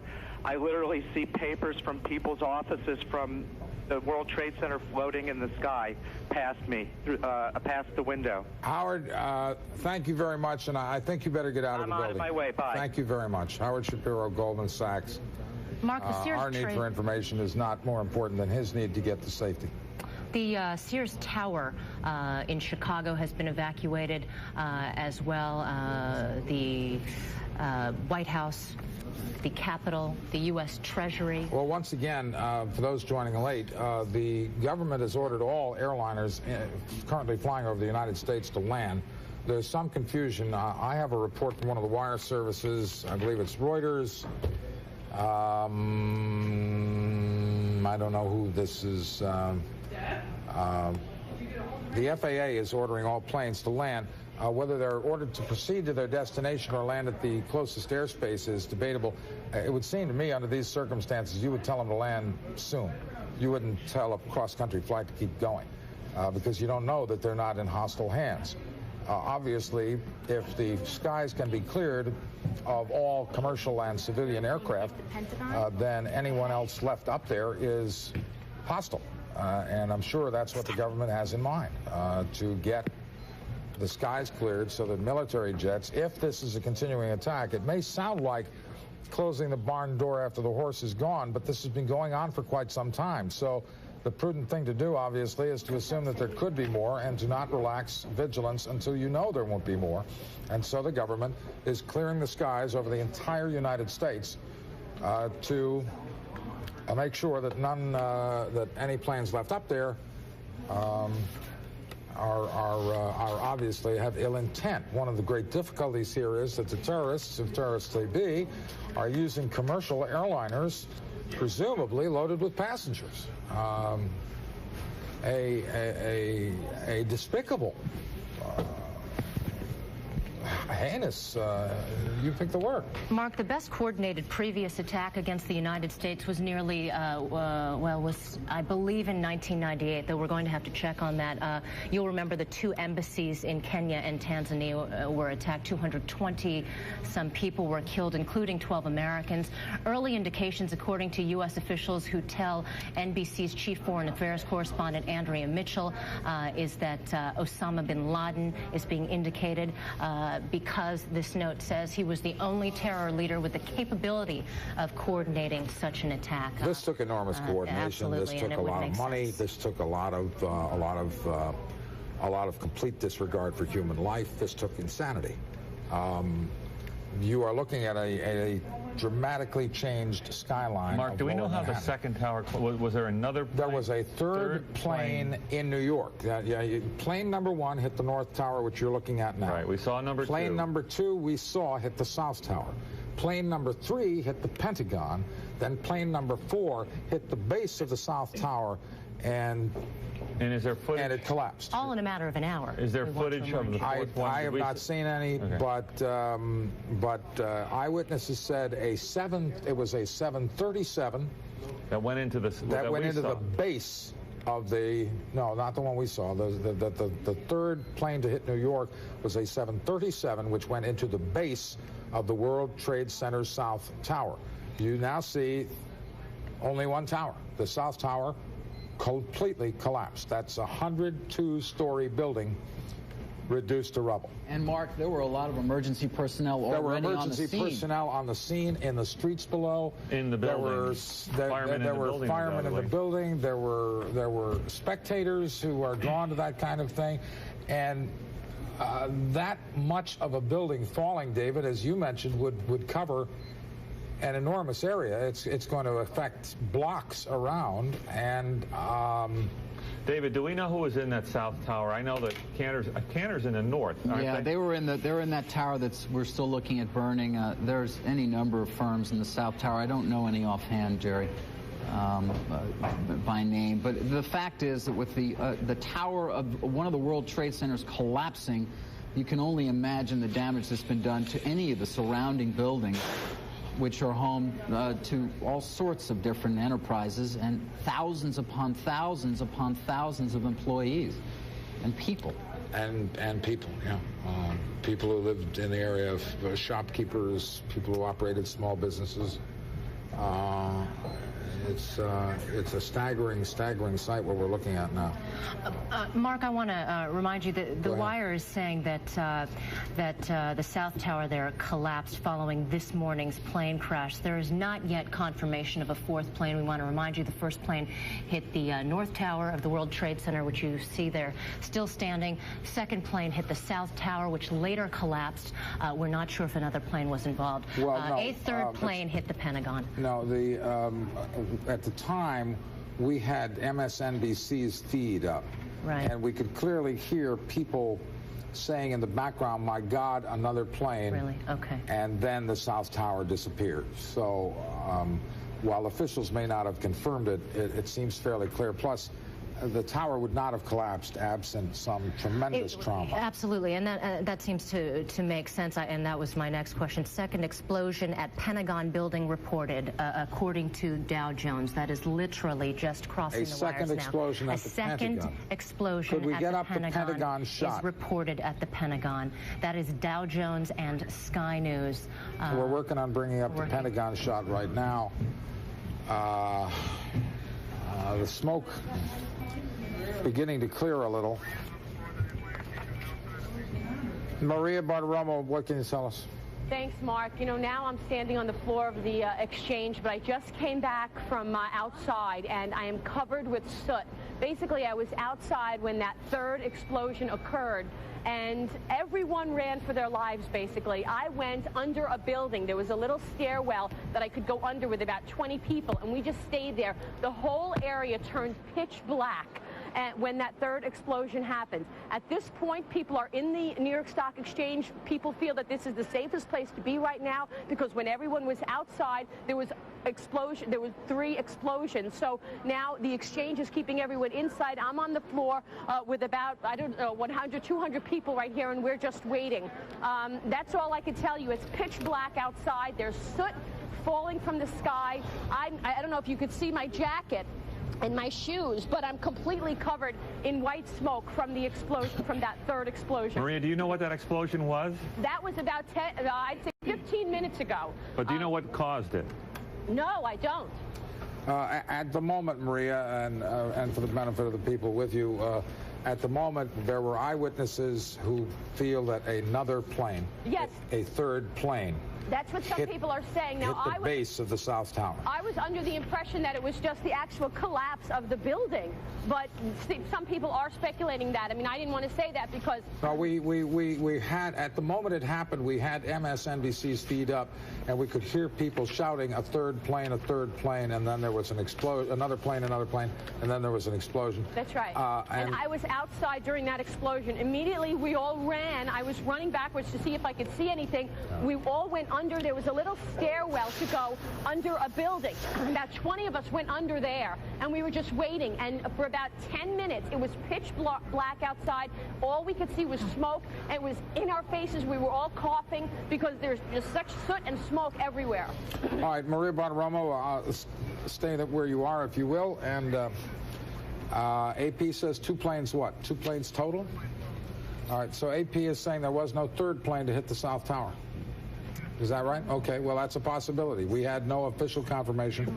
We did have people we heard something in the ignited there, though. Maybe they had that was an incredible. That was an incredible explosion. And that does not cause from a. I agree with you. I think it was a third plane, but again, no, it could have been something. It could have been something that was planted. Or a bomb planted in the building. Yeah.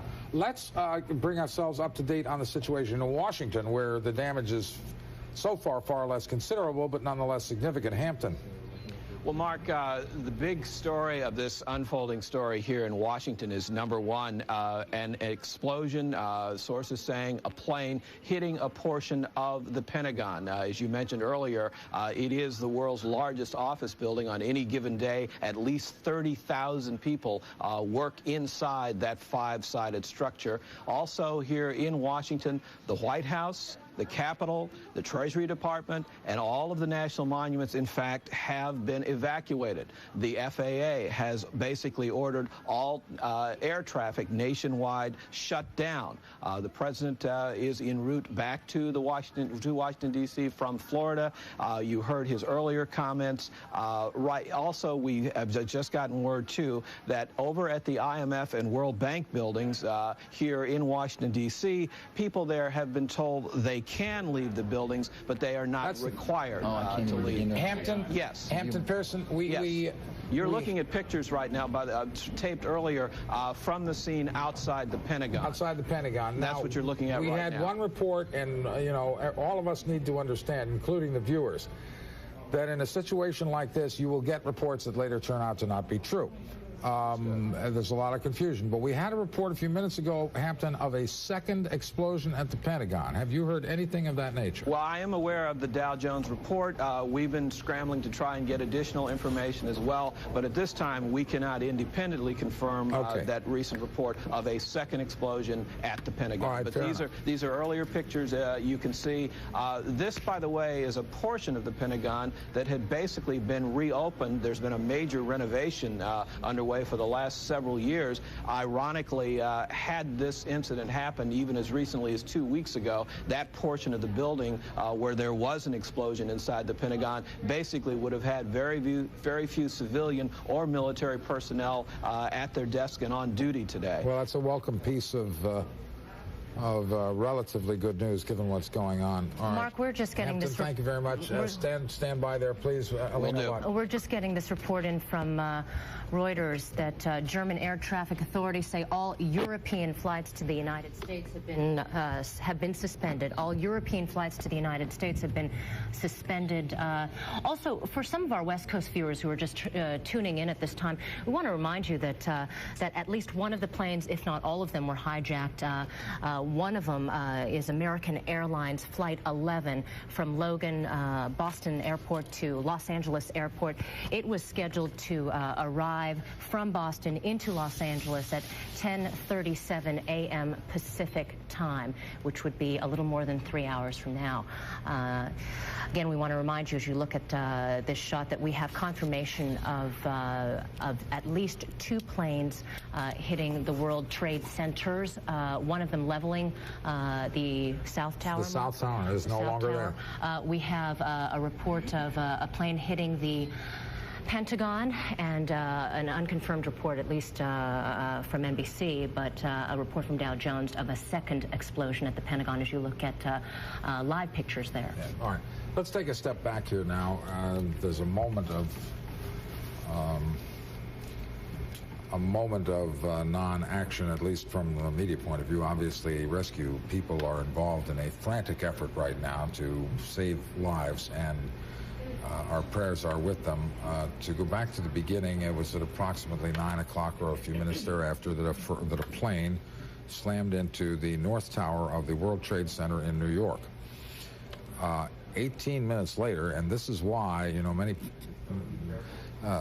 you can't assume that it's over. 18 minutes later, a second plane, which we could clearly see, slammed into the South Tower of the World Trade Center. Here you see the second plane. It is clearly a jetliner. And it came in from, oh, I see. Okay, it came in from the south. It came in from the south. And I misunderstood. There you see it in the upper right. This is the same shot. It comes in from the south. It disappears behind the buildings. So what you are looking at in front here is the exit wound, so to speak, of the explosion. And here, this, 20 minutes thereafter, something happened to the South Tower. There were some eyewitnesses. We heard in the background screaming that another plane. But here you see an enormous explosion about midway up in the South Tower, and the entire structure collapses. It just disappears. Mark, this may not be a surprise to you, but we're just learning from NBC that 30 Rockefeller Plaza, the GE building, the parent of NBC, the home to many NBC offices, is also being evacuated as a precautionary measure. Okay. I wanted to pass that along very quickly. Now that's interesting from a forensic point of view. The explosion that leveled the South Tower came, it seemed, roughly halfway up, and yet it took the entire tower out. And again, some reports, eyewitness reports, not yet corroborated by any official, were that yet a third plane hit that tower. Before the third plane took out the South Tower, a plane hit the Pentagon. And there are reports, as Lena said, of a second plane hitting the Pentagon. Second explosion. A second explosion, I beg your pardon. A second explosion at the Pentagon. The FAA has ordered all flights in the United States grounded. The Europeans have grounded all flights to the United States. The planes that have been used in this attack were apparently hijacked civilian jetliners with passengers on board. At least one of them. At least one. And so the FAA is trying to clear the skies over the United States of all aircraft. And if anybody doesn't land, then you've got possibility that it's in hostile hands. Again, you know, we're not trying to sensationalize this and say there are more attacks to come. It's just that this went on. There was about an hour between the first attack and the second attack, so no one is ready to say, well, there are no more attacks coming. You just don't know.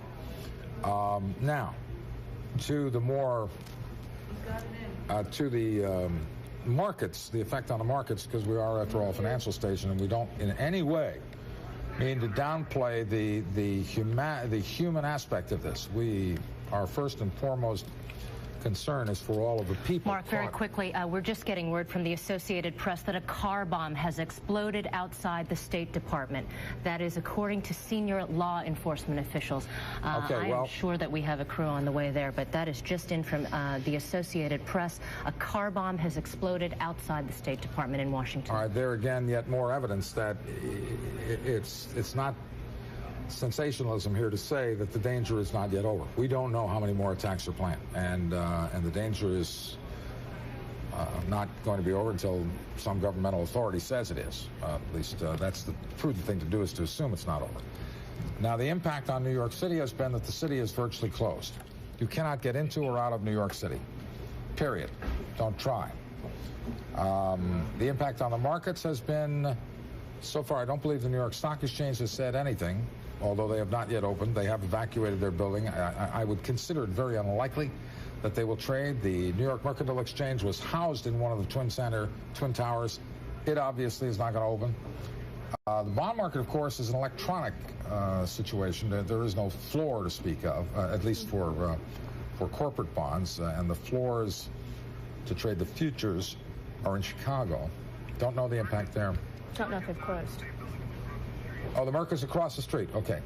Marcy Russell, plus apparently, and again, we're not trying to be ghoulish here, but there was a rally in bonds when this began. There was certainly a steep decline in stock futures. Well, that's the safe haven effect. You'll probably see some movement out of the dollar, because anytime a country is sort of the target of a terrorist attack, and Israel has had some experience with this in the past, tends to have an impact first on currency markets, but then you'll see assets move into a safe haven, and long-term treasuries are probably still considered to be a safe haven. I would imagine some other safe haven countries, safe haven currencies worldwide, maybe something like the Swiss franc. You'll probably see movements into those types of currencies, movements out of the dollar right now. Yeah, I would imagine you would not trade dollars for yen or Deutschmark, since they could easily be targets as well. I think we've had a little bit of movement into those currencies, but you haven't seen a dramatic swing. Here again, that was the video of the second plane, and it was a big one.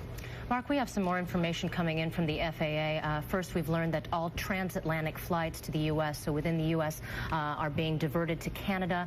As well, international flights are now being diverted to Canada. Of course, all European flights to the U.S. have been suspended, and all air traffic in the United States has been suspended as well. So we may never know the answer to this question, but again, you know, you have to wonder, a jetliner captain with a gun to his head, told to crash into a building, what would he probably do? I would imagine he would probably say no. So we have to wonder who flew the planes. Leslie LaRoche is in London and can bring us up to date on what's the reaction and what's going on over there. Leslie? Mark, these markets have been trading throughout this tragedy, and they are trading substantially lower. The DAX is down 5.5% right now. The CAC in Paris is down 3.3%, and the FTSE is down 2.5%. The DAX was off a sharper 7-8%. We do, as one of your guests was just saying, we have seen a very furious reaction in the foreign exchange markets. The dollar is at 6-month lows against sterling. It's down about 1% against the euro and the yen. In the oil market, so futures futures contract, front month futures, up $2.85, and we have very strong buying in the oil sector. British Petroleum is up 6% right now. Total Fina is up 5%. We do have very sharp selling in the airline sector. British Airways is down 19% right now. EADS, which makes Airbus, down 5.7%. Gold futures were limit up a short time ago. They were up about $8 in the early session. And we have also been watching the insurance sector and the reinsurers. Quite a bit of that business is done here in Europe. We have Swiss Re, which is the second largest reinsurer in the world, down 14% right now. Munich Re down 9% and Allianz down 8%. We are also waiting for a statement out of the European Union. We had been told that EU would be issuing a statement shortly, and we will get back to you when we have that. Back to you, Mark. We have an enormous explosion now in the remaining World Trade Tower Center. The second, I believe the North Tower is now gone as well. Yes, it is gone. Both towers of the World Trade Center have been destroyed. Oh, my goodness. It happened the same way. The explosion started high in the building and worked its way down.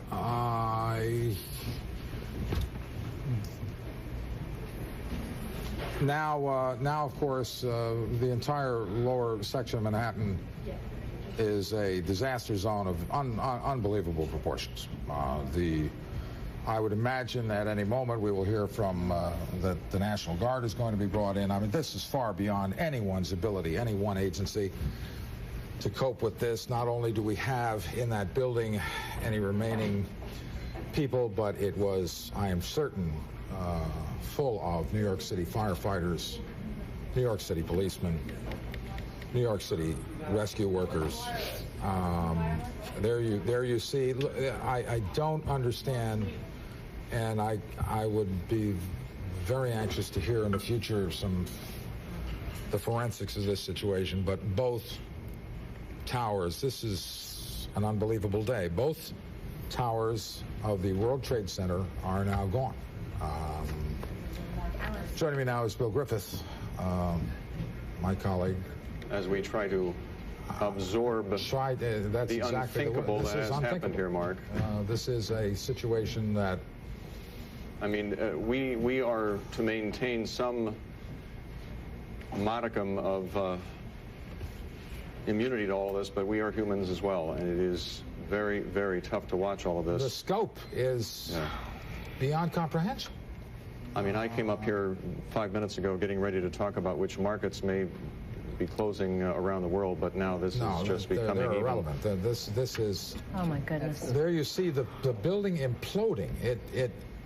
Do you see what's happening? Yes. Now, what would cause that? I don't know. Well, you have... I mean, certainly the structure had been weakened by the impact, but you have to wonder if there was something else there. But we just don't know. Yeah, we don't know, but it looks like... And at this point, I can't imagine we're getting any word anytime soon. I don't think... I think we're safe. Here I think I'm on safe ground, Bill. I don't think this was clearly... The way the structure is collapsing, this was the result of something that was planned. This is not... It's not accidental that the first tower just happened to collapse and then the second tower just happened to collapse in exactly the same way. How they accomplished this, we don't know. But clearly this is what they wanted to accomplish. That's it, Mark. What are we looking at now? That's lower. Is that lower Manhattan? Is that lower Manhattan from somewhere in New Jersey? Perspective, perhaps? Is this the Pentagon? No, that's not the Pentagon. Okay. No, that's lower Manhattan. Now you were looking at lower Manhattan. This is from across the Hudson River here? This is New York City. Yes. Completely obscured. With smoke, debris, and my God, the number of people in that area of the city is just...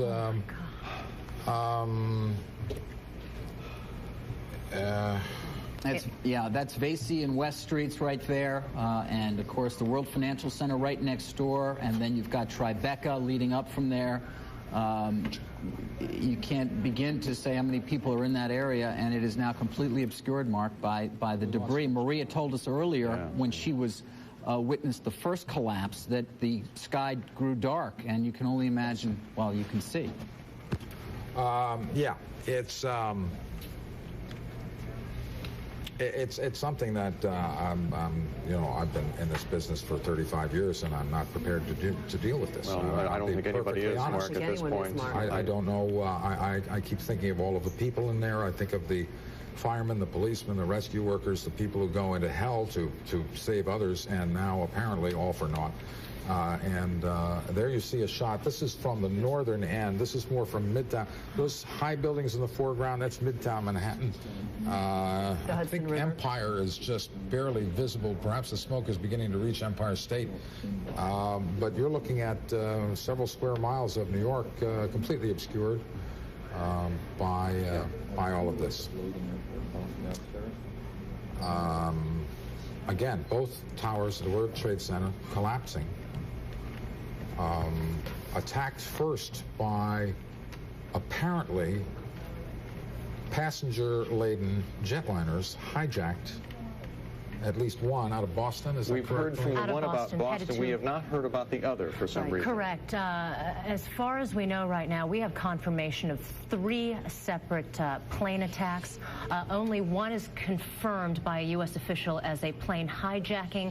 That was American Airlines Flight 11 that was en route from Boston to Los Angeles, scheduled to arrive at 10:37 a.m. Pacific time. And then the one allegedly at the Pentagon, we have no word about that as well. The only detailed information coming in from that is a quote from a witness, and Bill, if you will bear with me, I am looking for that. Here I have it. An Associated Press radio reporter quoted as saying, "I saw the tail of a large airliner. It plowed right into the Pentagon. There is billowing black smoke."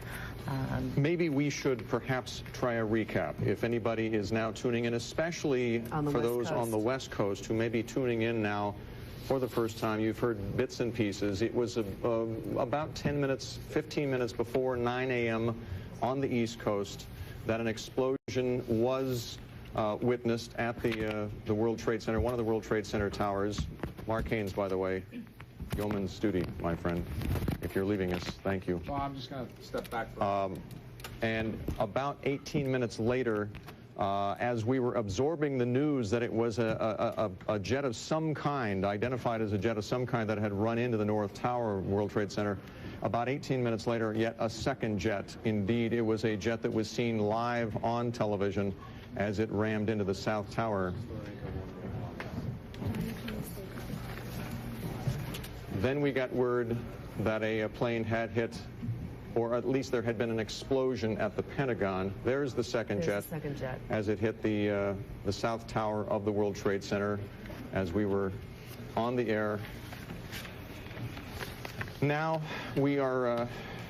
Bill, we are getting reports from Dow Jones crossed the wires just about 60 seconds ago. Reports of a hijacked plane heading toward Washington. And we should note that President Bush is not in Washington right President now. Bush is not in Washington. He is en route to Washington right now on Air Force One from Sarasota, Florida. He cut short a trip there. But Bill, I'm sorry, I did not mean to. That's fine. I'm not logged in. Let me do that now so I can be up to date along with you.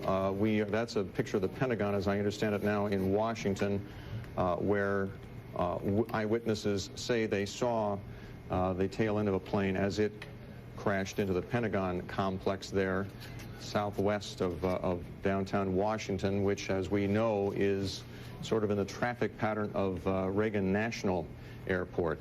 And all flights in the U.S. have been grounded. And Lena, I think you told us earlier that European authorities, German authorities, had shut down flights to the U.S. Is that correct? That is correct. They've been suspended, and international flights have been, transatlantic flights have been diverted to Canada.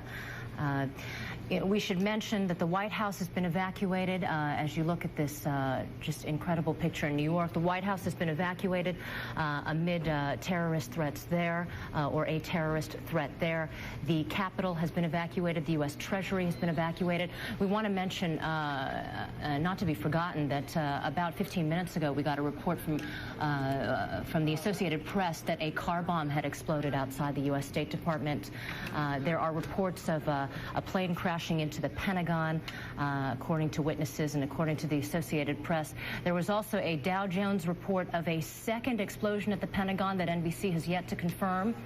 We wanted to remind you that both World Trade Center towers have collapsed amid at least 2 plane attacks on the towers, one on each at least. And Alina, for those who are not familiar with New York City, and some of our viewers may not have been to New York City, the towers were really considered the entrance to the financial district, and they are obviously, or were two landmarks to the city where most of the financial doings in the city began. That was kind of the gateway to the financial community. We should note that all of the exchanges have been making statements about whether or not they will be trading, how they are going to handle this particular situation, and we are, of course, monitoring that particular part of the story, which we do here at CNBC, but obviously this disaster we are going to continue to cover for you throughout the day. We are getting word that London's Canary Wharf building, the large office complex there east of London, is being evacuated at this point as well. NBC's Pat Dawson, I was told we were going to have him. Apparently he'll be ready shortly. I'm also getting word, Sue, right now off the wire. A story out of Pittsburgh has it on the AP wire that a large plane has crashed in western Pennsylvania. Officials at Pittsburgh's Somerset County Airport have confirmed that as well. All right, to NBC's Pat Dawson, who is on the ground in New York City. Let's listen in. As we say, the emergency workers now beginning to try to gather themselves. Over there you can see a police emergency service unit. They're trying basically now to reestablish some kind of a safe perimeter. And many of the emergency workers basically just happy to be alive. Certainly that picture tells it all. Many of them just happy to be alive at this point, having survived what is an extraordinary event, the collapse of 2 towers. As we said earlier in our report, 110 stories each.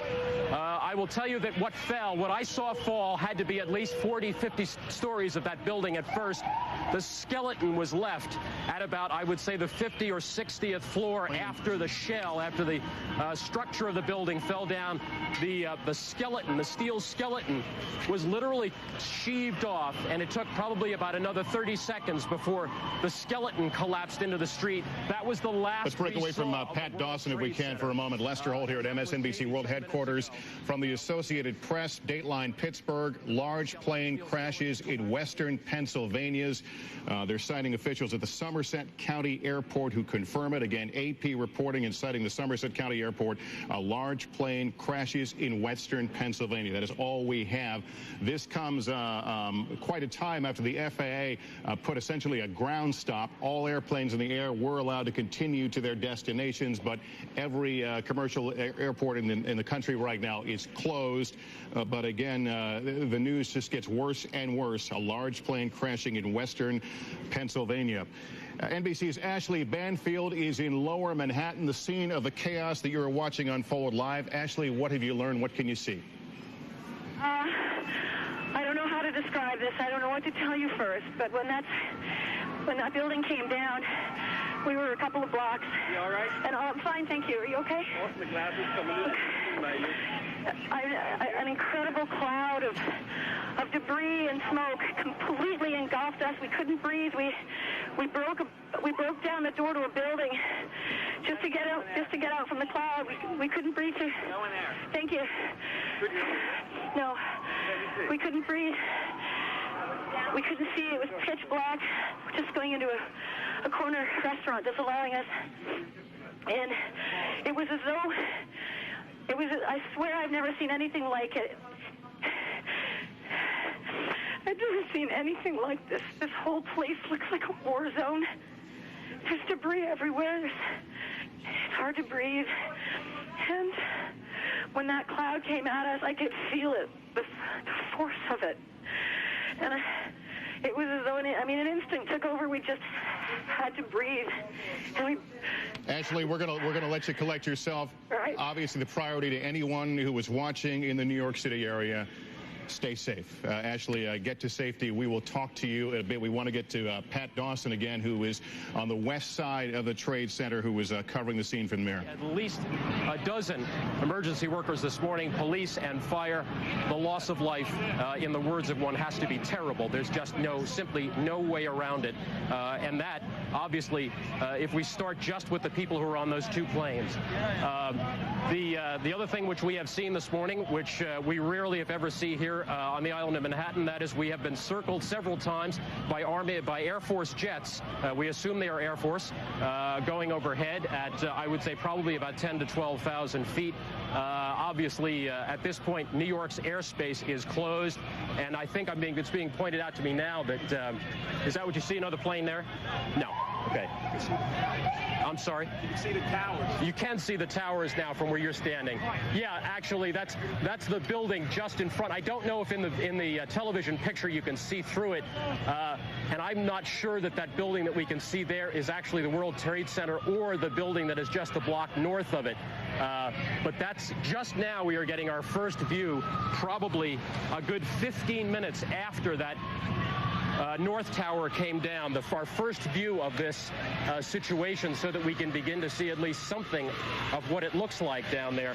Wing, if you can get a shot down at street level, you can more or less see what we saw here. There was an enormous dust cloud that came up this broad boulevard here in the moments after that tower collapsed. We're going to cut away from Pat Dawson on the west side of the Trade Towers. NBC's Rick Sanchez joins us on the phone. He's also in Lower Manhattan. Rick, what do you got? Well, here's the most desperate situation for these people. I just had 5 firefighters come to me, many of them in tears because they've lost so many of their fellow firefighters, and one of them, as I was listening, had his radio on, Lester, and you could literally hear firefighters that are still trapped in all that rubble crying, saying things like, "Get me out, someone get to me."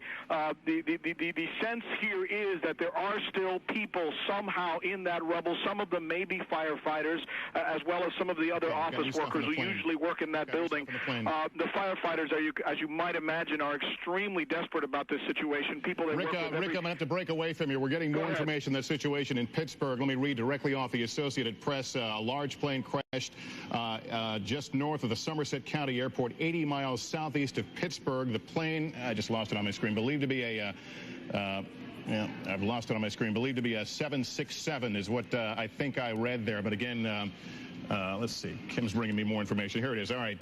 Believed to be a 767 crashed about 10 o'clock Eastern time, 8 miles west of Jennerstown, according to 911 dispatchers. We don't know the airline, but again, here's a look at a Boeing 767. This is a big airplane. In fact, this is a 400 model. You're looking at the newest and largest, but traditionally the 767, most of those in use carry about 250 people. A wide-body airplane often used on transcontinental flights, also transatlantic.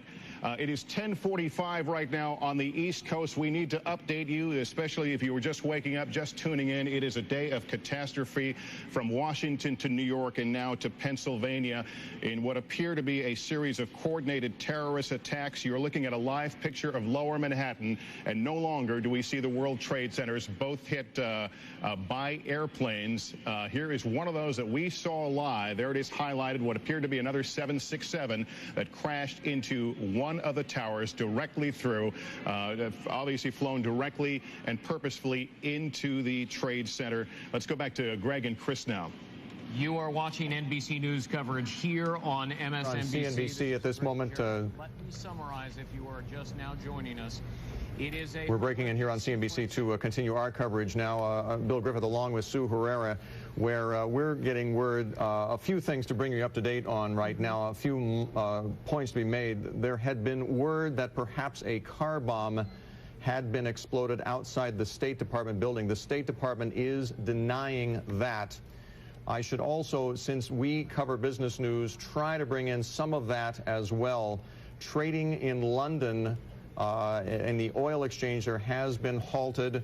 Now, stock trading in Toronto has just been halted as well. And as we get more word on other kinds of trading outside the United States, we will bring that to you as well. As a matter of fact, the Securities and Exchange Commission, Bill, making a statement just a short while ago saying that there will be no trading at the major U.S. exchanges today. They will not open today.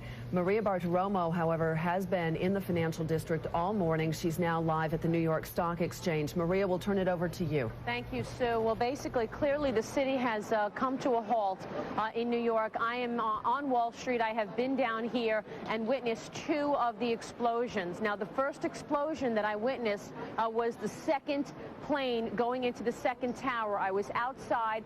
Frankly, I ran for my life. It was like a movie, a plane going right into the top of the World Trade Center, the second tower. The whole Wall Street area, Broadway, Wall Street, Broad Street, was filled with people. Everyone just ran. There was a lot of debris coming at all of us. In fact, things were coming from the building, metal pieces as well as papers. We all ran. The second explosion that I witnessed was about 10 a.m. and that was, in retrospect, the collapse of that tower. And again, debris came at us. The whole area turned pitch black. All we could see was smoke. We couldn't even breathe practically. We were closing our eyes. I actually went under the building across the New York Stock Exchange. There were steps, which I just stayed in the stairwell as a place to just to hide. And then when I thought that it was quieted down, I made my way back into the New York Stock Exchange. Basically, people are just scared. They are waiting down wherever they can find some safety. I can tell you that everyone who works at the New York Stock Exchange is safe. There have been no fatalities there. So anyone who is trying to reach anyone who may work here at the exchange, know that they are safe and they are in a spot where we hope is secure at this point. But again, there is clouds outside. It's basically very, very dark. You see that from afar, but when you're in the thick of it, which is where we are right now, it is pitch black because you are basically surrounded by smoke and surrounded by debris coming at you. Earlier, we also actually saw bodies coming out of the top of the World Trade Center. Now, I'm not sure if people were jumping or it was just bodies that were, I'm not sure what they were, but there are witnesses who saw bodies coming out of the top of the tower. So this is really quite extraordinary and quite disgusting, obviously, but we are here, and I will report back once I get more information. Maria, are you in contact at all with the New York Stock Exchange officials? Yes. And we've learned from the SEC they're not going to trade today. But no, there is no trading, Bill. I am positive that there will be no trading. Are they going to try to evacuate the whole building there? Well, at one point, that's what the thought process was, that it was better to evacuate. And then, in retrospect, that wasn't the case because everyone who went outside, including myself, were subject to large explosions, very loud explosions that were accompanied by heavy, heavy smoke. We could not breathe. People are wearing white masks to cover themselves. I don't know if you could actually get a shot, but I'm covered in soot. And this is better. I already tried to clean myself off, but just standing outside a couple of blocks away, and I was just overtaken by smoke and debris. So that's the game plan. People are not waiting outside. They're finding a secure place elsewhere. Understandably so. Thank you, Maria. We'll be getting back to you in just a few minutes. Scott Wapner joins us right now. Scott, we know that the U.S. airspace has been shut down and that European flights to the United States have been suspended. But you have some updates on airport closures for us as well and evacuations. Well, just across the AP wires, it's known now that Pittsburgh airports, all area airports in the city of Pittsburgh, have been evacuated. I also wanted to stay on that theme of touching base with what's going on in the financial centers around the country. We understand that the Chicago Mercantile Exchange, the Chicago Board of Trade will suspend all trading at 10:15 I believe that is Central Time, so in about 20 to 25 minutes from now here on the East Coast. We also should note that the U.S. dollar is getting hit very, very hard. It is now down 1 3/4% against the yen, which puts it below the 119 level of the yen.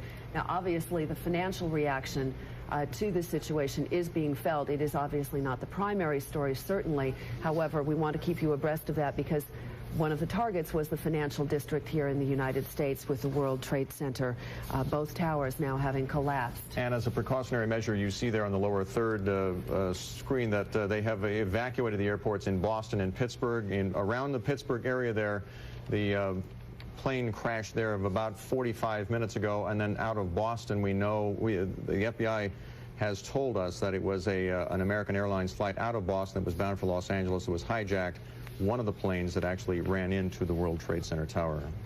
And earlier this morning, if you're just joining us, a quick recap if you're tuning in from the West Coast. It was just about 9 a.m. When the first attack occurred on the World Trade Center. A plane went into the World Trade Center. Then about 18 minutes after that, a second plane went in. We were able to see that on the air. It was a horrific sight, obviously. Both towers of the World Trade Center have collapsed. Trading in the United States has been suspended. The dollar is falling against the major foreign currencies, specifically against the Japanese yen. We have had an attack on the Pentagon.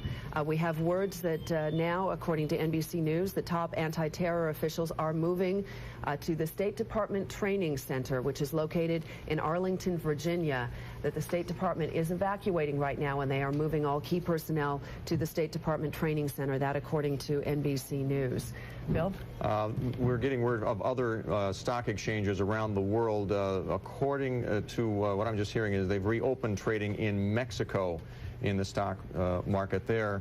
And I'm getting word that all federal buildings have been evacuated in Washington. We're looking at a picture of the Pentagon right now. We're getting some live pictures for the first time, a close-up of the Pentagon complex there, which it was roughly an hour after the World Trade Center attacks, if we want to call it that at this point, pretty safe to say, that the Pentagon was subject to a similar attack, with eyewitnesses saying that they saw the tail end of a jet plow into the office complex there. The Pentagon complex. We should note, since we are focusing at that point on Washington, that is a live picture from the New Jersey side of the New York skyline, where the World Trade Center's towers were. Obviously, you can see that there's an enormous amount of smoke. It is a disaster. We should note that in Washington, when the Pentagon was hit, President Bush was not there. He was out of Washington. He is headed back to Washington. And the State Department now is evacuating and moving to the State Department Training Center in Arlington, Virginia. I'm getting a rundown now of some of the precautions being taken in various states around the country as a result of this. In Virginia, Navy installations in the Hampton Roads area, which is home of the large naval base there, have been placed in an increased security condition called ThreatCon Charlie. So they're putting them under alert. Bill, we're just getting word that a third plane has crashed into the Pentagon. I saw that, but I think we were looking at a live picture of the Pentagon, and it didn't seem to be the case. But this is being passed on to me from Melina Cho, who got it from the alerts at NBC News. We also should note that there is some statements coming out of London, and the Israeli embassy in London has been evacuated. Obviously, there is global reaction to the disaster that is occurring here in the United States. We had also mentioned, of course, that one of the planes that is believed to have crashed into the World Trade Center was an American Airlines jet. We now understand that American Airlines officials in Dallas, where the company is headquartered, are going to hold a news conference shortly. So it'll be interesting. Maybe we'll get some more information on the passenger count on that jet. Let me, if I may, Scott, more on what's happening in the other parts of the country as a result of this. For those who may be tuning in Minneapolis, the Minneapolis-St. Paul International Airport has been shut down. The IDS Center in downtown Minneapolis, the tallest building in Minnesota, has been evacuated. In Georgia, all flights at Hartsfield, Atlanta, which, as we know, is now the nation's busiest airport, all flights at Hartsfield have been stopped. In Maryland, officials have tightened security throughout the state. In North Carolina, military bases have prepared for possible change in status. In Pennsylvania, Philadelphia International Airport has been closed, and we know about the crash near the Pittsburgh airport. In Colorado, city and state officials have stepped up security around the government buildings there. The city opened an emergency prepared office in the basement of City Hall, where representatives of police, fire, and health agencies are convening at this point. And in California, the state has been put on high alert by Governor Davis. In Tennessee, the Department of Energy's nuclear weapons and research complex in Oak Ridge has been put under heightened security. In Kentucky, the Southern Governors Association canceled its annual meeting. And in West Virginia, a chemical plant security has been heightened there. Flights out of Charleston's Yeager Airport, which is the largest airport in West Virginia, have been suspended. So it is clear that air traffic in the United States, for all intents and purposes, has been shut down. And we also have word that the U.S. Chamber of Commerce building at The Hague has been evacuated, so we are seeing global reaction to this. Bill, we also have an expert with us on the phone. George Eisen, who is a terrorist expert at William Patterson College, joins us. Professor Eisen, can you hear me? Yes, I can. Your reaction, please, and how this could happen. This is such a coordinated activity that it had to have an extremely highly sophisticated infrastructure to carry this one out. Obviously, when I was talking to you, there's no such a thing terrorists expect in such a magnitude. As I'm watching myself, this is a tragedy beyond description.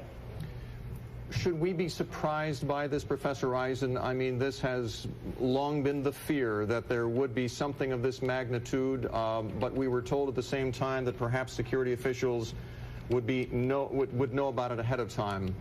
So as Sue said, how could something like this happen? I'm returning again to my earlier point. The sophistication of this entire enterprise leaves me speechless. The coordination. It cannot be just a lone cowboy who is just riding into the Twin Towers per se. Mm-hmm. What's happening for me, the ultimate puzzle is how possible to hijack. That's what I was going to ask you, because it is not simply one hijacked airplane, obviously, that we are talking about. You bring up the issue of a coordinated effort. It is almost unbelievable. One doesn't want to speculate, certainly. That's not what we're here to do. But can you give me any perspective on how something like that could happen? If we're looking into the possible organizations that can pull through this kind of thing, they have to have, any organization must have an infrastructure here in the United States. And I very strongly believe, and I am not even venturing to guess if it's the whole enterprise is from the Middle East, at least in origin. Mm-hmm. But the infrastructure here in the United States had to be there. Can you give us some insight, Professor, if you know at all, since you are billed as a terrorist expert, what the U.S. response, what may be happening right now? Are security experts contacting people around the world? Are we trying to figure out where this may be coming from, and what might they be doing about it right now? I am sure that both the FBI and the CIA they are already working on the leads. I think what they need to look into is the origin. One is in Boston. Another one is, of course, in New Jersey, Newark, as I understand. And I'm relying only on the newscasts. So they're already trying to figure out. I really believe it will be solved. It's too large of an operation.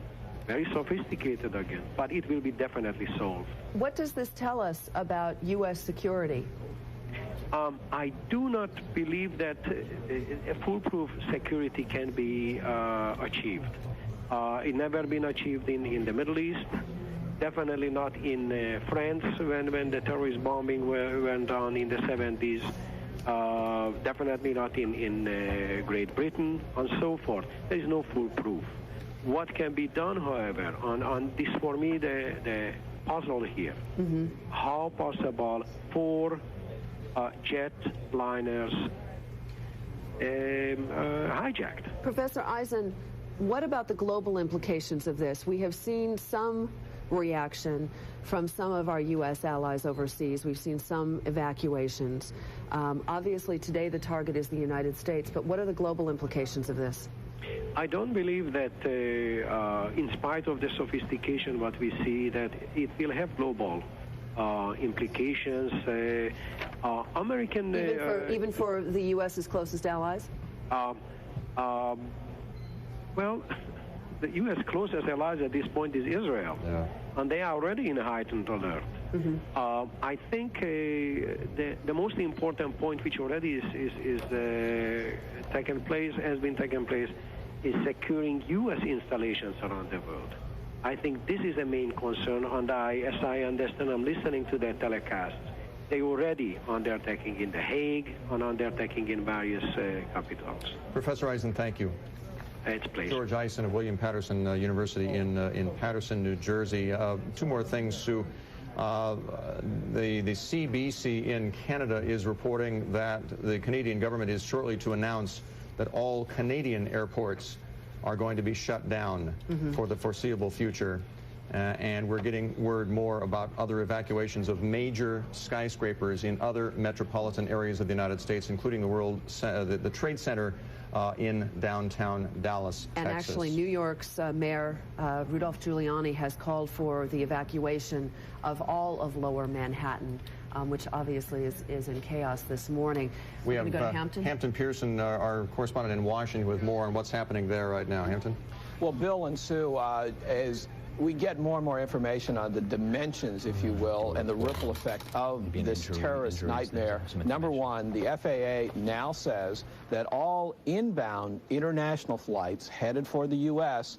are now in the process of being diverted to Canada. Now, of course, that dovetails with the information, Bill, that you just had, that we are expecting an announcement very shortly from Canadian officials that at the same time they are planning to shut down all of their major airports. Of course, here in Washington, D.C. itself, much of the focus is on the Pentagon, where it is now believed that a third plane involved in what appears to be this coordinated terrorist attack crashed into the Pentagon several hours ago. At any given time, as many as 30,000 people a day, military and civilian, work inside that five-sided building. All of the rescue efforts are still underway there, and they're still assessing damage. We are now told that an earlier report of a possible car bomb outside the State Department, the State Department is in essence knocking that one down, saying it did not happen. At the same time, we're told the State Department itself is among basically all of the federal buildings here in Washington that are now in the process of being evacuated, including the Capitol, the Treasury, the State Department, as we mentioned, the CIA over in Langley, Virginia, and the NSA, the super secret intelligence apparatus, if you will, in suburban Maryland. Also here in the nation's capital, the Metropolitan Subway System, a lifeline that carries over 200,000 commuters a day, is also being in the process of being shut down. A few hours ago, or an hour or so ago, we were told that at IMF World Bank headquarters buildings here in D.C., basically people are being given the option as to whether or not to stay or go. So the nation's capital, nowhere near the magnitude of what's happening in New York City, but is in the process basically of being shut down. Back to you. Pearson in Washington there, and you, as a matter of fact, you are looking at a live picture. You were looking at a live picture of Washington. That is a live picture of New York. Scott, you're back with us now, and before we give a timeline and recap for people who may just be joining us, you have some information on injuries, and there are many of them. Well, many of the injured were being rushed, of course, to the closest hospitals in the city of New York, and we understand that many of the victims were suffering from severe burns, but there are reports that many lives perhaps were saved because once the first building was attacked, the second one was immediately evacuated. So perhaps a number of people were able to get out of the second of the two twin towers. I also wanted to update a little bit of what Hampton was saying. And this is tape from earlier this morning for those of you who are just joining us. And you can see the gaping hole in one of those trade centers, and that was the second plane hitting. We understand that all federal buildings in Metro D.C. and New York City are closed, and federal facilities here in New York are on what they call level 4 out of 5. We're going to take a close-up here of that plane hitting. That was the second plane hitting one of the Twin Towers. We should probably go through the timeline. For those of you who are just joining us, you were looking at tape from earlier this morning. Here's how it happened. At about 9 a.m. or shortly before that, a plane crashed into the World Trade Center in Lower Manhattan. About 18 to 20 minutes after that, you see that explosion at the lower part of your screen just above our ticker. That is the second plane that crashed into the World Trade Center. President Bush was in Sarasota, Florida. He calls the crash an apparent terrorist attack. That was the collapse of the Trade Center tower, the South Tower, which we shot earlier this morning here on CNBC in our live pictures. Government buildings in Washington, including the Capitol and the White House, have been evacuated. The North Tower of the Trade Center collapsed about an hour or so after the South Tower collapsed. Which is something I want to get into here, Sue, because there's been all kinds of speculation about how that would happen, whether there would be necessary for further attack upon the buildings before they would collapse. And as it happens, we have with us in studio here is a structural engineer, Eric Gass, who happens to be in the process of building a building that we're putting together here at CNBC down the road. And you would have some sense, since you've been a part of the construction of buildings of this magnitude, Eric, to give us some insight of what would happen with the kind of damage that was done with the jet attacks on the buildings, and whether that's enough to bring those buildings down by themselves. Well, I think you've got a couple of issues that are going on here. One is these are concrete reinforced structures, and concrete is a compressive material. So as you can see, especially from the second attack, as it comes in, it appears to shear into the side of the building. The plane. So absolutely. So you have a couple of issues. One, it probably has taken all of the concrete away from the steel. And now you're seeing that second plane. Absolutely. So this structure, and I think as you see, as it will collapse in the later on, it begins to tilt to that side. It has taken all of the concrete and put it into tensile property. And these are large planes. Absolutely. If we're dealing with a Boeing 767, you're not just dealing with a large plane. You're dealing with a large plane that's coming in at over 500 miles an hour. So you have all of the impact going into those members. There is no building that I'm aware of that can take this kind of impact. As we watch the first of the towers collapsing there, it was enough from the initial the initial attack by the jet to bring that jet, the tower down eventually. Is that what you're saying? I would say so, Yeah. Especially the second thing that you would have going on is, of course, the airplane is going to have a great deal of fuel, and the fire is going to be working against that structural steel, which is, of course, why the fire codes are so stringent in this country. So then you're going to have a problem with, once the fire takes place, it's going to work against the structural strength of that steel and begin to collapse. If I can just interrupt, we're getting more information. The plane that crashed in Pennsylvania originated in Chicago. It was headed to Cleveland. There were 90 people on board. That comes from WPIX. Whether that is related to anything that's been going on today, correct. It would We be do not know that the yet. most incredible of coincidences if it's not. But That's true, but we do not know if that is the case. So you're not surprised that these would go down just based on the jet crashing into the buildings here, Eric? No, as a matter of fact, as we were seeing the explosion the first time, that was the first thing that had occurred to us, is that there would be an immediate weakening on that side of the building. I think if you look at the second tower that collapsed, you will see that it begins to collapse straight down, which, as it appears from what happened in the impact, it impacted much more into the center of the building. Again, you would have gotten rid of all of the ability for fire protection to have gotten rid of some of the fire and the flames, which apparently is why it took longer. The other point, too, is that you have 15 floors of extremely heavy material bearing down on this situation. It would be impossible to see why it would be able to hold up. Eric, if I can interrupt you, Please. Canada has basically closed its airspace, but they are going to allow U.S. diverted planes who may be in the air at this point to land at their airports for humanitarian purposes. But U.S. airspace, for all intents and purposes, has been closed by the FAA. Go ahead, Eric. The terrorist bombing of some years ago against the World Trade Center, which occurred essentially in the parking structure below the building. Right. Why didn't that bring that down at the time? Well, I think you're dealing with a totally different issue. One, you're dealing with a static explosion where somebody pulls a small truck in underneath, so you have all of the concrete not only keeping both of the floors above and below, but you're dealing with the biggest structural strength of that building is sitting underground. Of course, New York is pure bedrock, so that would have been the worst place to attack it, which clearly it did not do that much damage enough structurally to make major structural problems with it, as I understand. Here, you have a much larger vehicle with much more speed and literally shearing any of its structural capacity in those particular areas. United Airlines parent UAL has now put a ground stop on all of its operations worldwide. We don't know whether other airlines will follow that. UAL is the parent corporation of United Airlines. It has put a ground stop on all of its operations worldwide. Bill? We're looking at a live picture now of the Pentagon, which of course is not a skyscraper, but it is the world's largest office complex with the number of people who work there in the Defense Department, where we have learned that perhaps a third jet did crash into that building as well. It was described earlier, I heard Democratic consultant Paul Begala had been quoted as saying that he saw a fireball emerge from the Pentagon when it happened roughly an hour following the attacks on the World Trade Center bombings this morning. In terms of the financial markets impact, as we told you, there will be no trading at the New York Stock Exchange. Mr.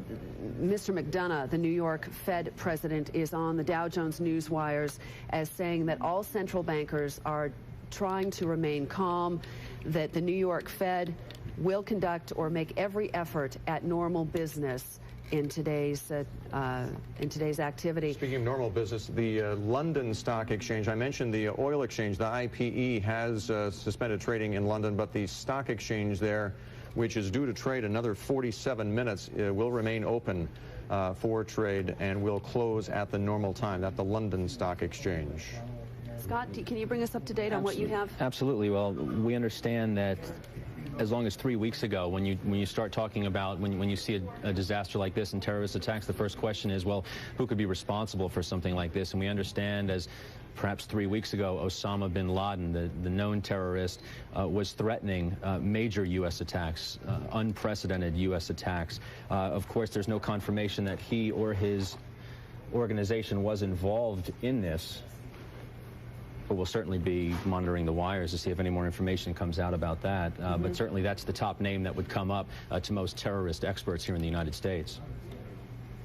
I'm just learning on the wires here that the Taliban in Afghanistan has called a news conference there. In Pakistan, they've called it following those attacks. So maybe we'll learn something along those lines. Let's join MSNBC, of course, our sister network. They have been following this all morning with us as well. Let's listen in at the Pentagon. 10,000 people in each tower. 10,000 people in each tower would typically be in there on a normal business day. And we get about another 5,000 visitors during the course of the entire day. So by 8:30, 9 o'clock, the building should have been full. Okay, so in other words, by 8:30 to 9, you figure the building would have been approaching full capacity with the workers. So we are talking about roughly 10,000 people. Per tower. Per tower. Now, at this point, obviously, you've got a situation, these towers having collapsed, that is bordering on chaotic. What's the first challenge? What are you doing at this moment? I've seen emergency workers try to go in there after the first couple crashes and come running back out. What are you trying to do now? I guess the next step is between the chief and myself and my staff. We're going to go assess the condition and determine whether it's safe or not to send personnel into the building to continue looking and evacuating people. Are there any emergency workers in there now? We don't know that. We don't know. If they were in there now, presumably they would have been trapped in there from the earlier. It's possible. It's possible from what we saw happen here. Yeah, very much so. We were trapped ourselves in the building in the basement. We were the building collapsed when we came out of that. But yes, you were in the basement of the South Tower. No, we were in the basement of building 5, 6. Okay. Right. Yeah. And I was in building 5. We had to dig our way out to get out. You dug your way out. What was that like? Scary. Scary, but I was a volunteer fireman for years, so you learn not to panic. We're going to move what from was the one last thing? Pat Johnson. We've just been able to get a camera hooked up to Ashley Banfield. And Ashley, tell us where you are and what's happening. I'm on West Broadway. I'm on West Broadway right now. It's kind of hard to say, West Broadway, Reed Street. But if you look down here, follow me down, you can see what it looks like finally, Chris. Down West Broadway into that plume of smoke. That was where those World Trade Centers once stood. And you can see people milling all about. Emergency vehicles are trying to get through this area. Police are trying to wrangle people to clear the way so that they can get through. Just look at the ground. Look at all the debris everywhere.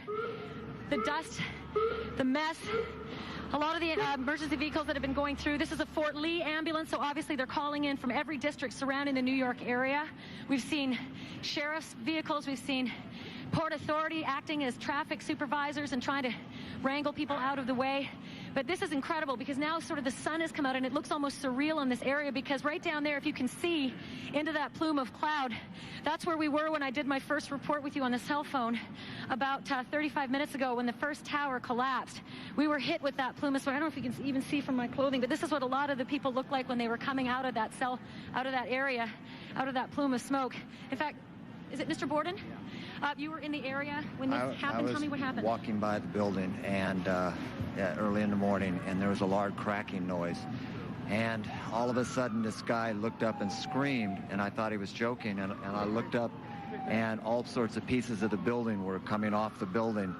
And so we started running, and pieces of the building started falling like in 20 foot in front of us, and there was nowhere to go. And Did you get hit with anything? No, Did you run? Yeah, we ran and fell under the thing, and then we came back and we were walking around the other side, and the other building blew, and I pulled a woman underneath a truck because all the debris was falling down then, and now they both collapsed. There's no more World Trade Centers.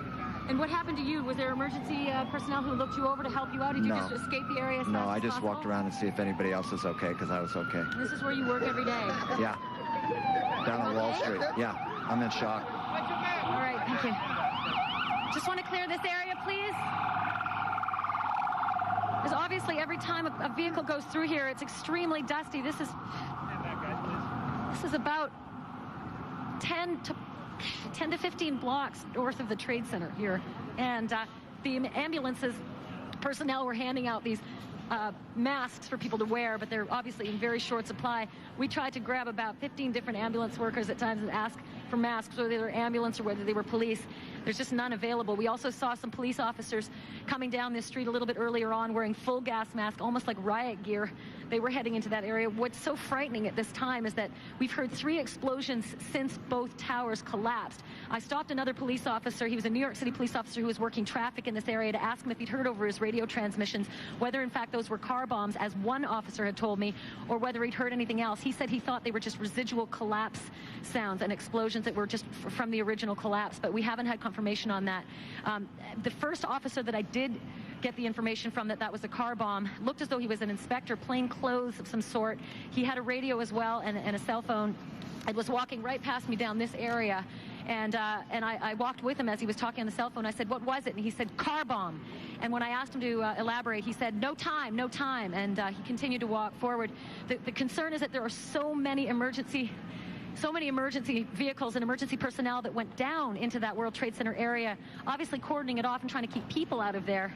But clearly they would have been right in that path of not only the falling debris, but also that incredible, powerful cloud that just engulfed us. And I think if you heard me earlier, I told you the only way for us to escape it at the time was to break down the entrance to an apartment building just off the street. We had to break through the glass and get in through the second door to breathe. We were followed by a police officer as well who was struggling to breathe, and then a security guard who worked in the World Trade Center as well. And he had been trying to walk northward away from that mess behind us. Could you just clear back so that the camera can take a view down there? Thanks. You can shoot down and you can see some of the activity while I'm reporting this to you. We also were able to interview a security guard who was working on the concourse in the plaza between the two World Trade Centers when the first explosion happened, when the first plane hit the first tower. He said he was dispatched down to the concourse to clear people away and to try to move people out of the World Trade Center. And then he said that's when the second explosion happened, which of course was the second tower. He said everything went pitch black. There was a cloud of smoke and a cloud of debris. When we happened upon him, it was extremely strange. He was all dressed in his black security uniform, but he was fully covered from head to toe in gray and wandering aimlessly. He said he was okay. Hold on we asked him if he'd been attended if you to. can, because Pat Dawson, who is not far from you, is being asked to move. All right, Tom, we've just been told we're being evacuated. You can see all the emergency workers walking north on the West Side Highway in New York. We've been told by firefighters here that there is a report of a bomb in this building. This is a school, a high school right here. And as you can see, they're moving everybody away from this building. They've said that there's a bomb in the building. They are evacuating us north now. That is according to firefighters on the scene. And we're going to move out of here right now just to keep ourselves safe. So we're going to start walking north ourselves. But that's what we're being told by New York City firefighters here, that there were reports of a bomb in that high school right there. It's called Stuyvesant High School. And so we are walking north to get out of the way. You can see just to my left here, these are even the ambulances which were down there are being moved north. The firefighters are being moved north. Everybody is being moved north. We're being asked by the police now to go north and get out of the way. Officer, do you have any idea of what the problem is? There's a report of a secondary device possibly in the area of this school, so they're going to move everybody back as a precaution. Secondary device meaning a bomb? Possibly. Okay, and where did that report come from? Was it called in? It came in over our radios, and it's reported through our supervisors on down, so we're pulling everybody back. And that's in the Stuyvesant High School right there? Yes. Okay, thank you very much, Officer McQuaid. That's Officer McQuaid of New York City Emergency Service. I'm sorry, what's it? We are going to take it back here at CNBC. Bill Griffith along with Sue Herrera. A few more bits of information that we're getting. Obviously, we'll go back to MSNBC on the ground there in New York City as developments warrant it. Let me bring a couple things in. Sue, you have some things as well. I do. As a matter of fact, the FBI is now saying that the 4 hijacked planes were American Airlines flight number 11 and 77 and United Airlines flight number 175 and 93. And Scott Wapner has more developments on one of those hijacked flights. Well, let's also look at some passenger counts from those planes. American Airlines Flight 11 was one of the ones believed to have crashed into the World Trade Center. We believe that was a Boeing 767 with 81 passengers, 9 flight attendants, and 2 pilots. American Airlines Flight 77 was believed to be en route from Washington Dulles to Los Angeles, a Boeing 757 with 58 passengers, 4 flight attendants, and 2 pilots. United Flight 175, there is no information at this time as to how many passengers were on board. The other United plane involved, number 93, was believed to be en route from Newark to San Francisco. And this could be the plane. This is believed to be the plane that crashed outside of Pittsburgh. And we understand that about 9:58 Eastern time, this is being reported by WPXI television in Pittsburgh, that a 911 center got a phone call from a cell phone from the plane saying, in fact, that the plane was hijacked. There was an explosion, a cloud of white smoke, and of course, the phone then went dead. And Scott, before we go to Leslie LaRoche, our correspondent in London, U.S. officials are telling NBC News that the U.S. Army units have been placed on their highest state of alert. That would be ThreatCon Delta for protection purposes. This means armed troops and armored vehicles will be protecting U.S. bases and facilities throughout Europe, and we are going to get more on that as it develops. That from NBC News from U.S. officials. Sue, let me mention that in about 5 minutes, the Afghani ambassador representing the Taliban government is going to hold a news conference. Sources in Afghanistan say that they will deny any link or knowledge that known terrorist Osama bin Laden would be involved. And as far as they are concerned, he is banned from carrying out activities against anyone. Now, we should take this with a huge grain of salt because there are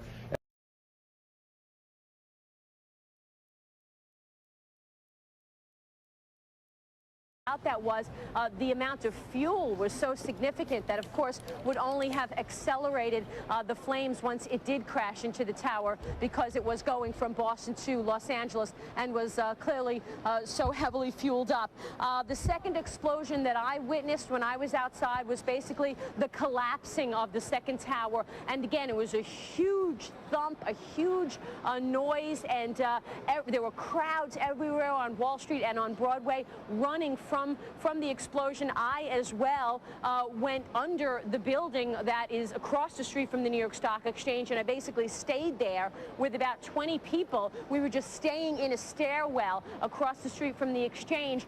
We couldn't open our eyes. We were all having a hard time breathing because the air is so thick with this debris and smoke all around us. So again, the scene is very much the way it was about an hour ago. It's very dark dark. Now, the shot that you're looking at right now is obviously a shot from afar, so you see the smoke and you see the collapsing of the towers. But when you're in the thick of it on Wall Street, it's very dark. It's very cloudy. I can tell you that people who work at the New York Stock Exchange, I am being told, are safe. So if any families are looking for any employees, they are safe, and they are looking for places to hide or secure places away from the trade center. Maria, earlier we were seeing feeds from MSNBC where they were evacuating the west side of Lower Manhattan there. I don't know if you've been outside or not, but can you tell us a little further east there of where the Trade Center complex is,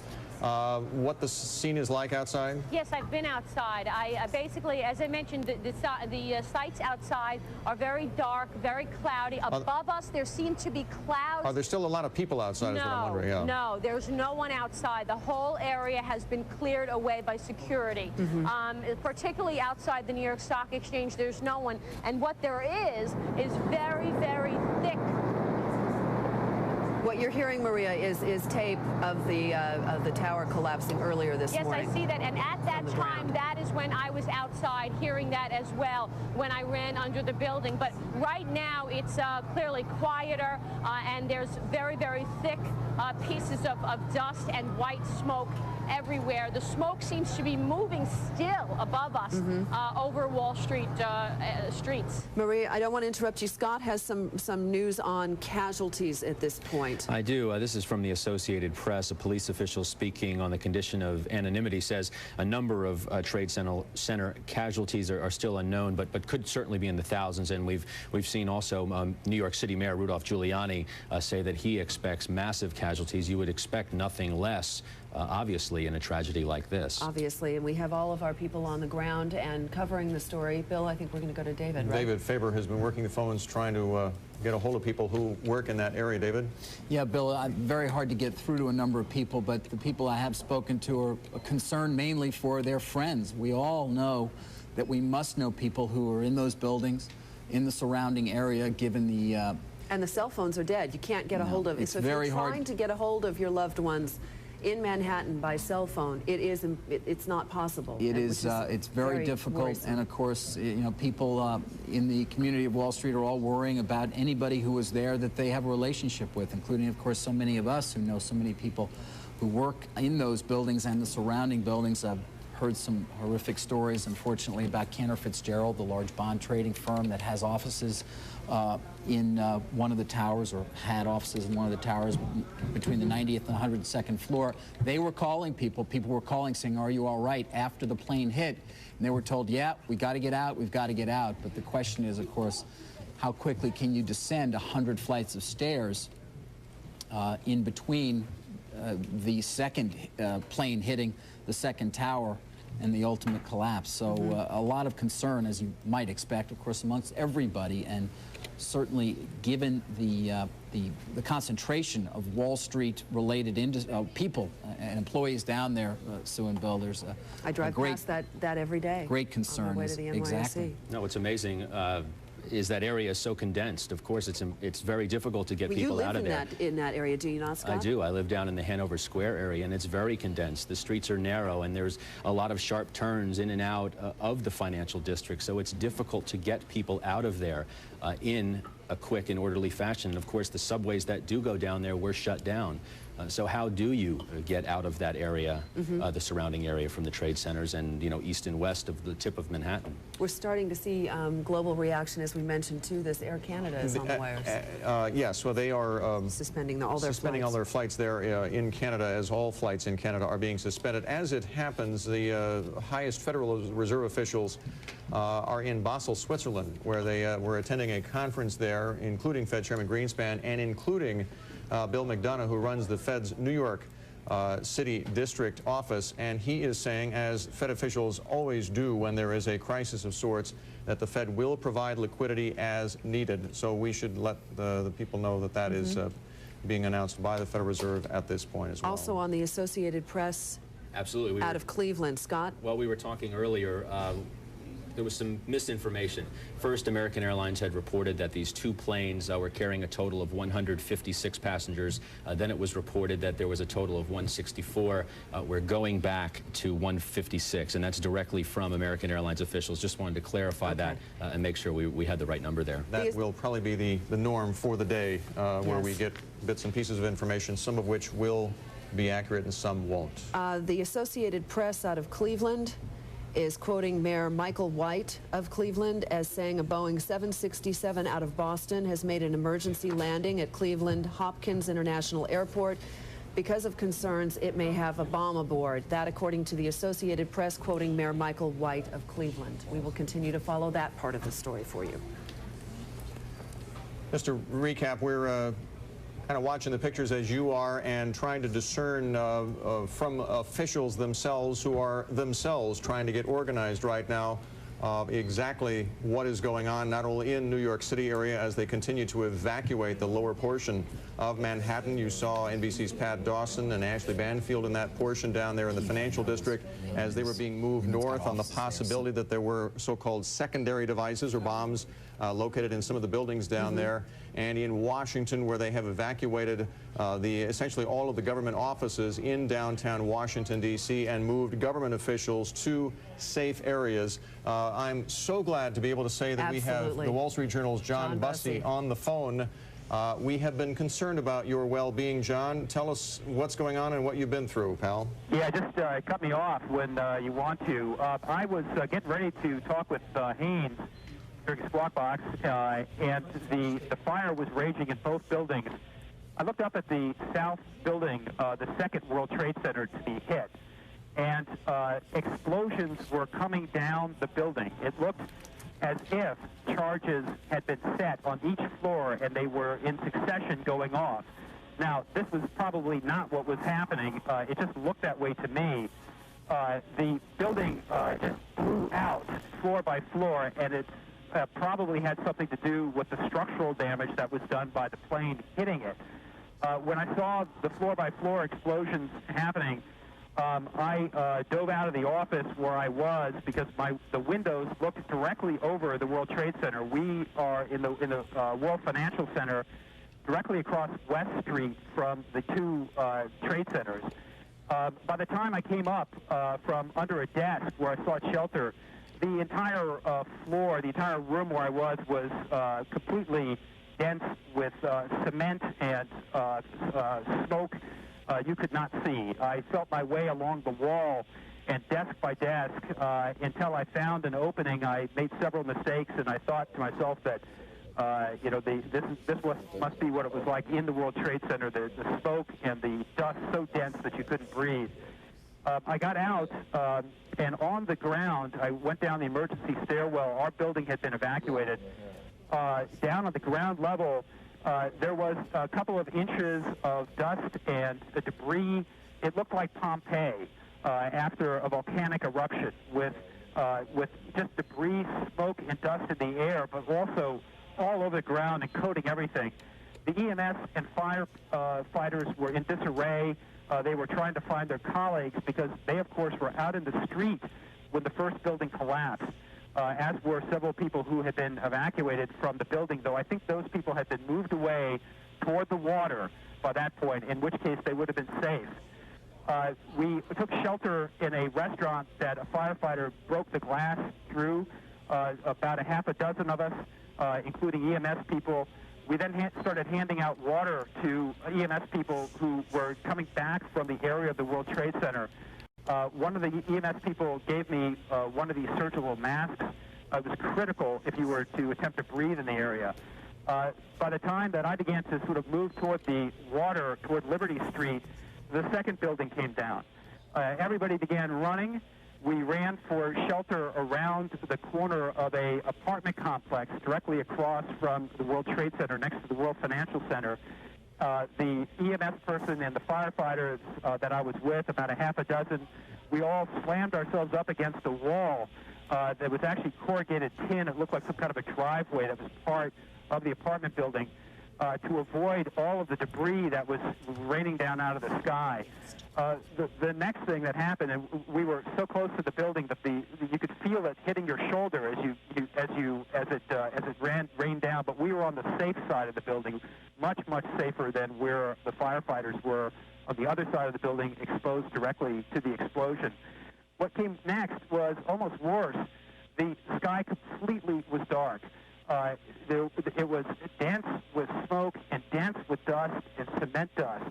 And we were just stuck. We crouched there next to the building with our hands on each other's shoulders. One of the firefighters took charge, yelled out if everybody was okay. We sounded off, saying we were. He was telling us how to breathe through our masks, telling us to put cloth over our face. This was probably what was going on all around the World Trade Center building, where there were many firefighters out in the open when this thing came down. As time went on, enough of the smoke cleared that one of the firefighters was up with a flashlight, radioing to our group. He made his way over to us and led us, because you couldn't open your eyes. It was stinging with smoke and dust. You could barely breathe. He led us single file. We were blinded with our hands on each other's shoulders into a building where we waited until the dust settled. I then went outside and made my way down south near the water in Manhattan to where boats have begun to pull up in a small marina next to some restaurants between Battery Park and the World Trade Center. These are now beginning to ferry people from Manhattan across to New Jersey, where I am now. I am at Harborside, directly across on the island. But there were precious few people waiting there in line to be ferried away. They may have been evacuated north. They may have been evacuated in the other direction from the World Trade Center. But by the time I got down to the tip of the island, or actually not quite to the tip, it's short of that, there were not that many people being waiting to be evacuated, and I hopped on a private boat, came over here to the past train station on the New Jersey side.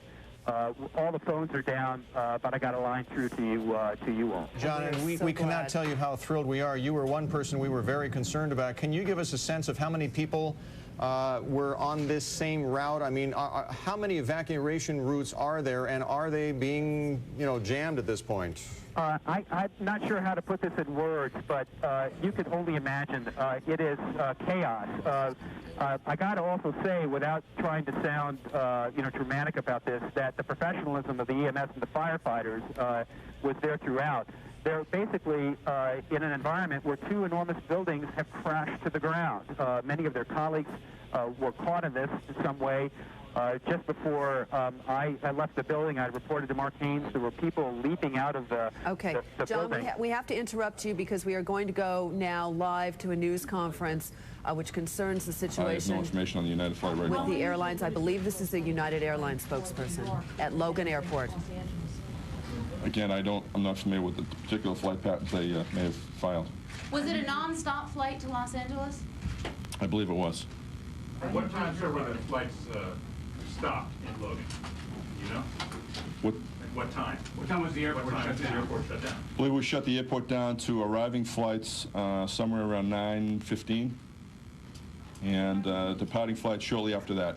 What happened to the flights that were in the air? Where are they? They were diverted to other airports. How long will the airport be shut? How long will it? Again, we're going to assess all the measures that we've taken. We want to, obviously, the safety and security of anyone who works here at the airport, any of our passengers, is a top priority. Do you have a lot of baggage that hasn't been claimed, or are you allowing people to claim their baggage at this point? That's an airline decision, yes. Do you know where that plane came from, sir? Do you know where the plane came from? I do not. Joe, can you explain what's going to be going in the terminal, in American Airlines terminal, for checking those passengers? Well, security. Is at the American Airlines? Security. It's a collaborative effort. We work with airlines. We work with the FAA and Massport. We all collaborate on different aspects of the security. Who's going to be at the Hilton? For passengers who are coming to the airport, passengers who may have questions about... We're going to ask all passengers coming to the airport to stop, get to a phone, call the airline, and get the information from the airline on their flight schedules. Joe, can you tell us who's going to be at the Hilton? Who is going to be at the Hilton greeting the families? What do you have set up there for them? Massport has developed a family assistance center that will hopefully meet the emotional needs of the family members until the airline can step forward and provide those services. We have an interim plan that we've put together to make sure the family's needs are met in this time. Specifically, what services are you offering? When will that be open? Family Center is open right now. We are receiving families into that center. And what is there? How many families have arrived? What? We have counselors, we have specially trained people to assist those families. An official there at Logan Airport in Boston, where at least one of the jets involved in the attack on the World Trade Center buildings earlier this morning was hijacked from Boston. It was en route to Los Angeles. And some insight on that, one of our reporters, Jane Wells in Los Angeles, points out that the jets so far involved today, there have been 4 that we know of, are either Boeing 757s or 767s. They essentially have the same control system, so anyone who might commandeer those jets would only need to learn the same control system in order to fly those jets. And again, we've heard of only 4 at this point, but we're waiting for more word. Scott, you have some more news. I do. I just wanted to make clear earlier when we were giving the information about the 4 airplanes involved in this. One was United Airlines flight number 175. We had no information at the time, of course. We understand that was a 767 from Boston to Los Angeles, set to arrive at 12:33 local time in Los Angeles. I think what you take from this is we're looking at 4 large airlines, all headed from the eastern coast of the United States out west, perhaps in the minds of terrorists to take big planes with as many people as possible heading on long flights involved in this. Well, we don't want to speculate about anything, of course. We should also note that in Florida, they have decided to close Disney World and all the other 4 theme parks, which of course attract an awful lot of people on a daily basis. All of those are closed. We will have no trading here in the United States. The SEC has closed trading, and as a matter of fact, we didn't even get trading open in New York, obviously because of the disaster there. We should note that they have been trading in the United Kingdom, and UK stocks have suffered their biggest one-day point fall since October of 1987. The dollar is dropping against the yen. It is well below the 119 level against the yen, and it is now down almost 2%. The bond market was trading earlier, and we did see a flight to quality into the bond market a bit earlier. It was trading sharply higher, as you might imagine, as a kind of a flight to quality there. Hampton Pearson back in from Washington now with some more details. Hampton? Bill, a couple updates on basically the air traffic situation here in the nation's capital. The Washington Airport Authority announcing a short while ago that both Dulles and Reagan National Airports are now closed and will be closed for at least the next 24 hours. These are the 2 major airports, of course, serving the nation's capital that on an annualized basis have in the neighborhood of about 2.5 million passengers per year.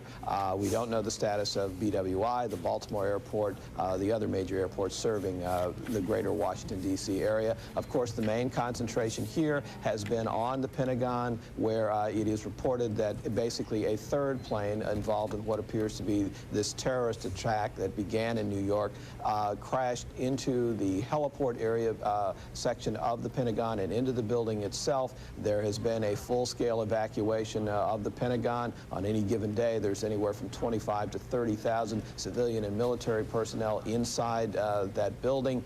We have very scattered reports of at least 24 injured victims being treated at various Virginia hospitals. Obviously, very preliminary information very early on as far as what's going on across the Potomac River at the Pentagon itself. As you've been reporting, basically all federal buildings here in the Washington, D.C. area have been shut down. The White House, the Capitol, the Treasury, the State Department, all being evacuated. Also, we are told that as people prepare to leave the nation's capital, some of the traffic patterns have been changed where certain major arteries to D.C. are now one way out of the nation's capital. We are, of course, awaiting the return of President Bush from Florida and an update from the White House on its view of all of this.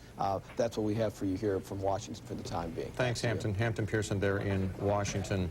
On the phone is Harold Brooks, who represents the Red Cross. He happens to be based in San Francisco, but we'd like to get a little insight, Mr. Brooks, into what the Red Cross may be doing and, in fact, what the Red Cross may need at this point in the areas around New York City and in Washington right now. Well, Well, the American Red Cross is responding to the incident in Washington, D.C. and New York City, and our chapters and volunteers are working with the emergency management teams to ensure that help is being provided. Mm-hmm. You know, people who will be experiencing tremendous stress from the lack of warning and the unfamiliarity of this kind of an event. It's just such a gruesome sort of a thing. The shock is going to cause people to want to do something. The fact that it was done by human hands makes it all the worse. The best thing for folks to do, and we would encourage you to get out the word, that people who are in the affected areas contact their family members from outside of the area, because it's difficult to call in. Now, Red Cross has a 48-hour moratorium on what we call disaster welfare inquiries, so it's going to be important for people who are in those areas to contact folks, because everybody wants to know if they're okay. Red Cross has mental health workers who will be working very carefully and sensitively with members of the affected families and others who are impacted by this. Would it make sense, Mr. Brooks, for quite a while? Would it make sense for people in the outlying areas, if provisions are needed, to contact their local Red Cross offices to see if they can help? That would be absolutely correct. Mr. Brooks, thank you. Harold Brooks, who represents the American Red Cross based in San Francisco there. We're gonna go back now to the Wall Street Journal's John Bussey. And John, I know, first of all, I want to say I'm very glad you're safe, because I was very worried about you. It was great to hear your voice on the phone. Tell us what's going on now, what you see, and where you are.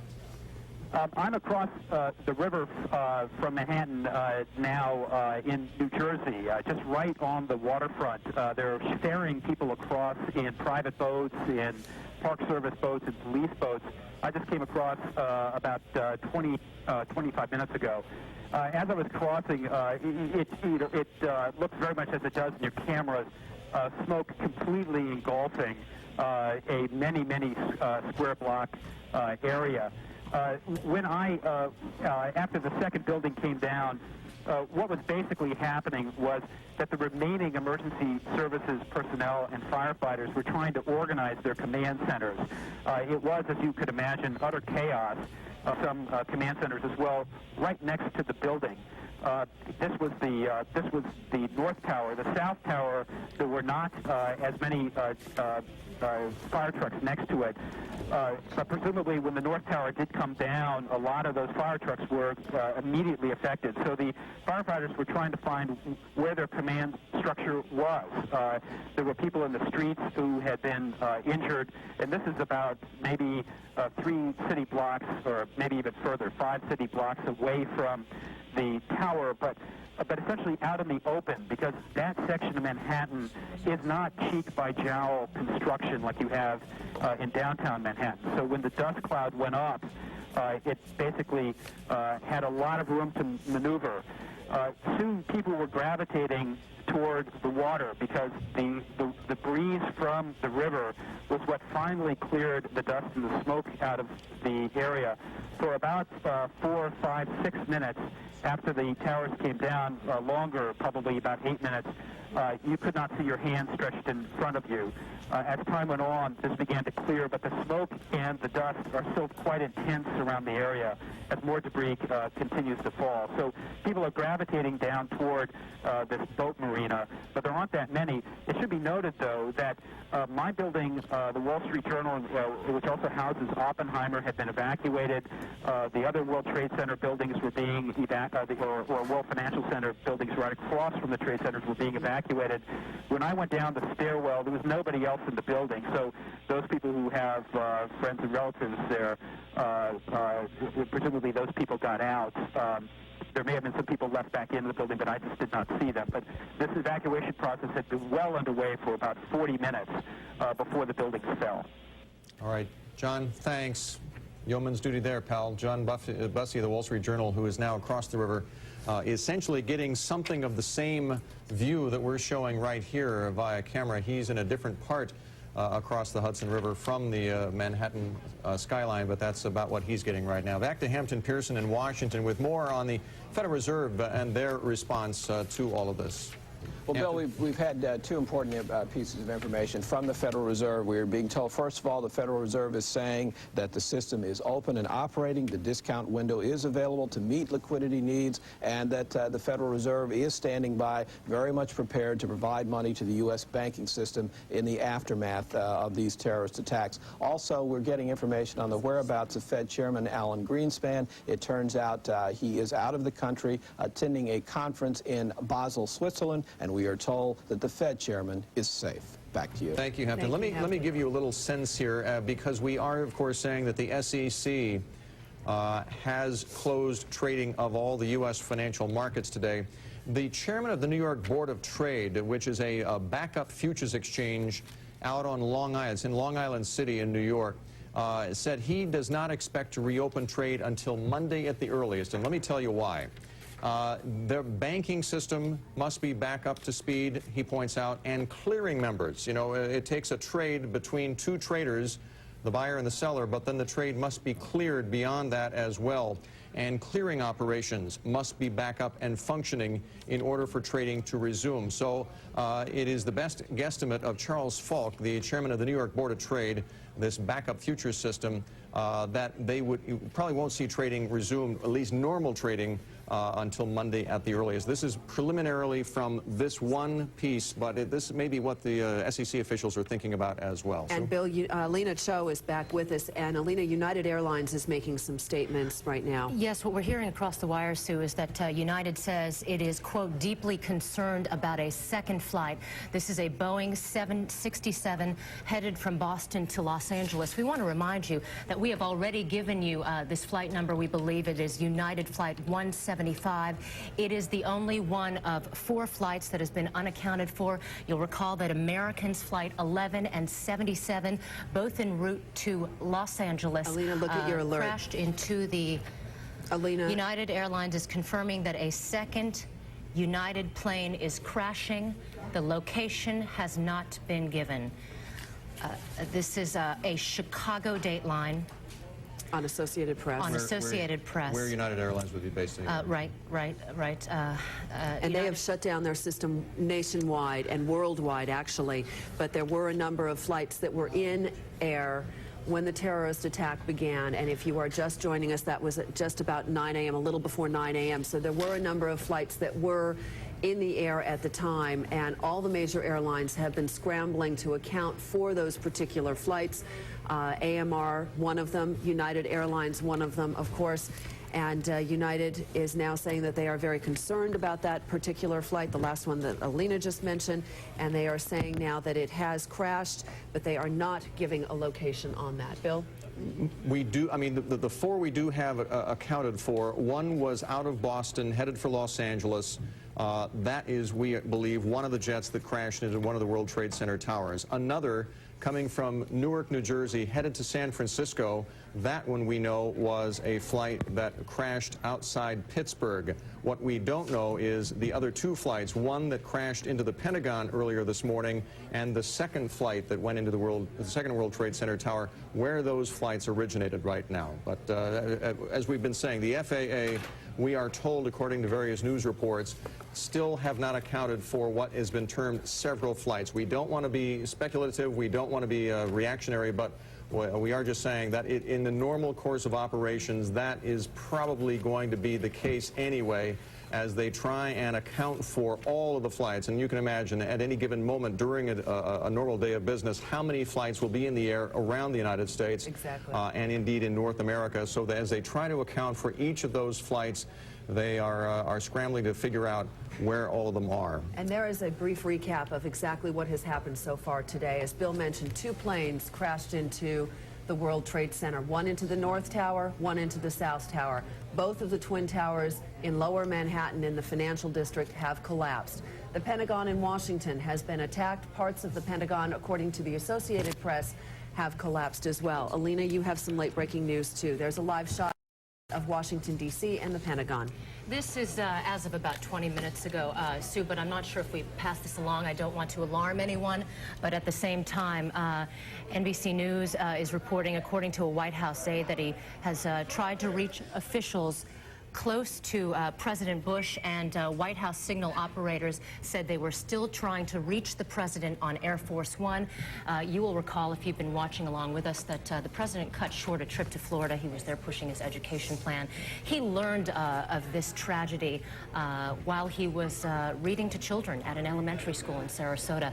He promptly left that venue and shortly thereafter made a statement condemning the attacks, of course. And all the federal buildings in Washington have been evacuated as well. Right, and Sue, just to put this in perspective, just to compare, the worst terrorist attack ever before today was the Air India 747 bombing over the Irish Sea in 1985, which killed 329 people. We are not getting clear numbers and may not for some time. For a while on these tragedies in Washington and New York. Just so you know, on any given day, according to a local city official in New York, the World Trade Center on a workday, both buildings might hold around 10,000 people. The capacity is about 50,000. You can only imagine the type of news we're going to be hearing in the coming days. It is going to be very difficult, obviously. On the telephone, we have Neil Livingstone, who's the chairman and CEO of a group called Global Options, which is a crisis management organization that goes into action at times like this. Mr. Livingstone, thank you for joining us. Thank you.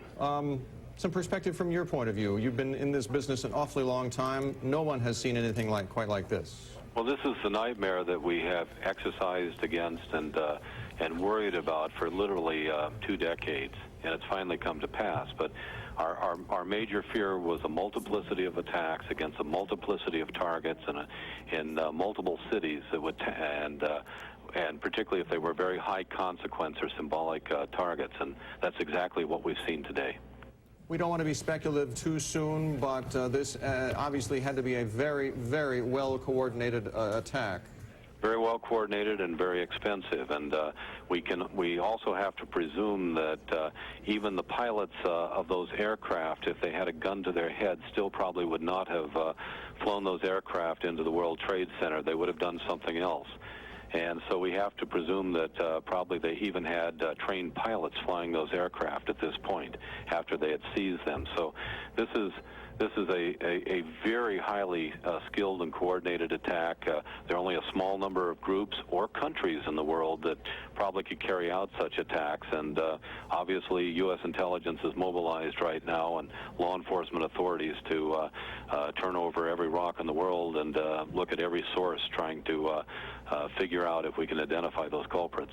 Intelligence groups here in the U.S. that must feel very, very upset and devastated by this and not having seen it coming. Well, we've had so many threats in recent years. We had one last week against our embassy and our military posts in Japan and Korea, and nothing, of course, happened. We have so many warnings these days that they've blended into the background noise. Our problem is, and we've always believed this for many years, is that you cannot stop these attacks at the water's edge.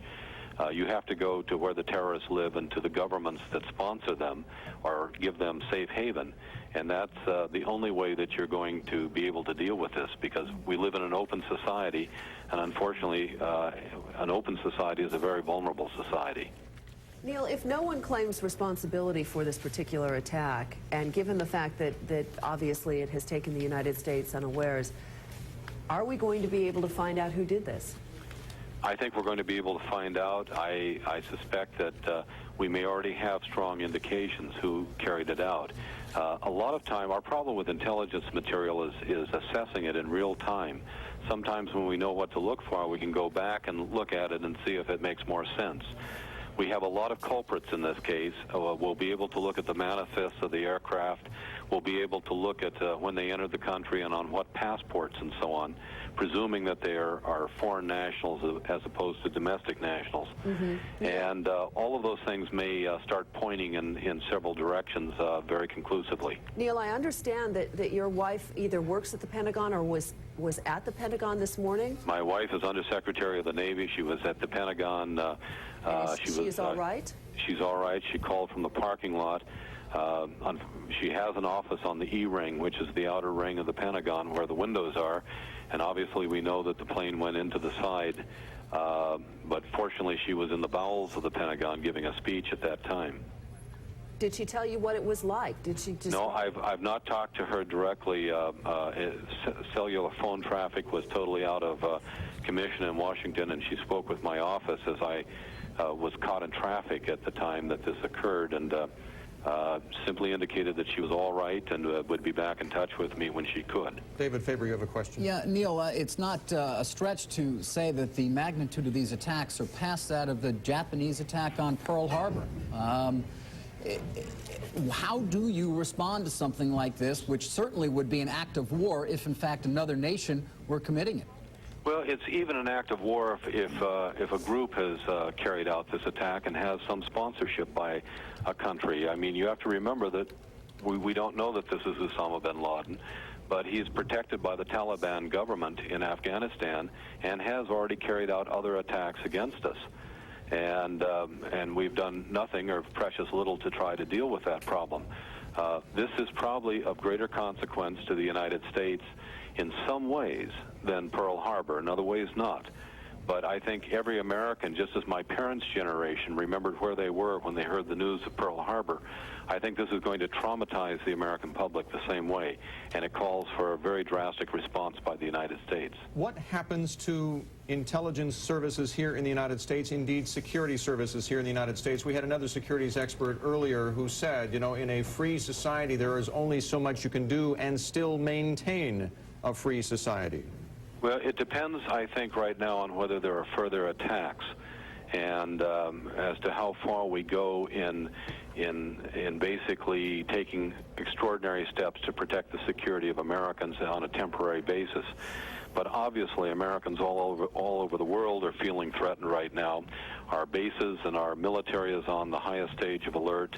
After all, the very heart of our military, the Pentagon, has been attacked. And so as a consequence, we're on a wartime footing now already.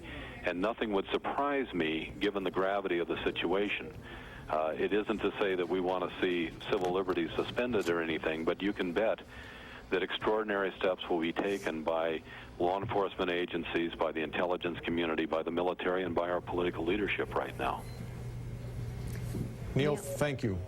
Neil Livingstone, the CEO of Global Options, a terrorist crisis management group. They're based in Washington.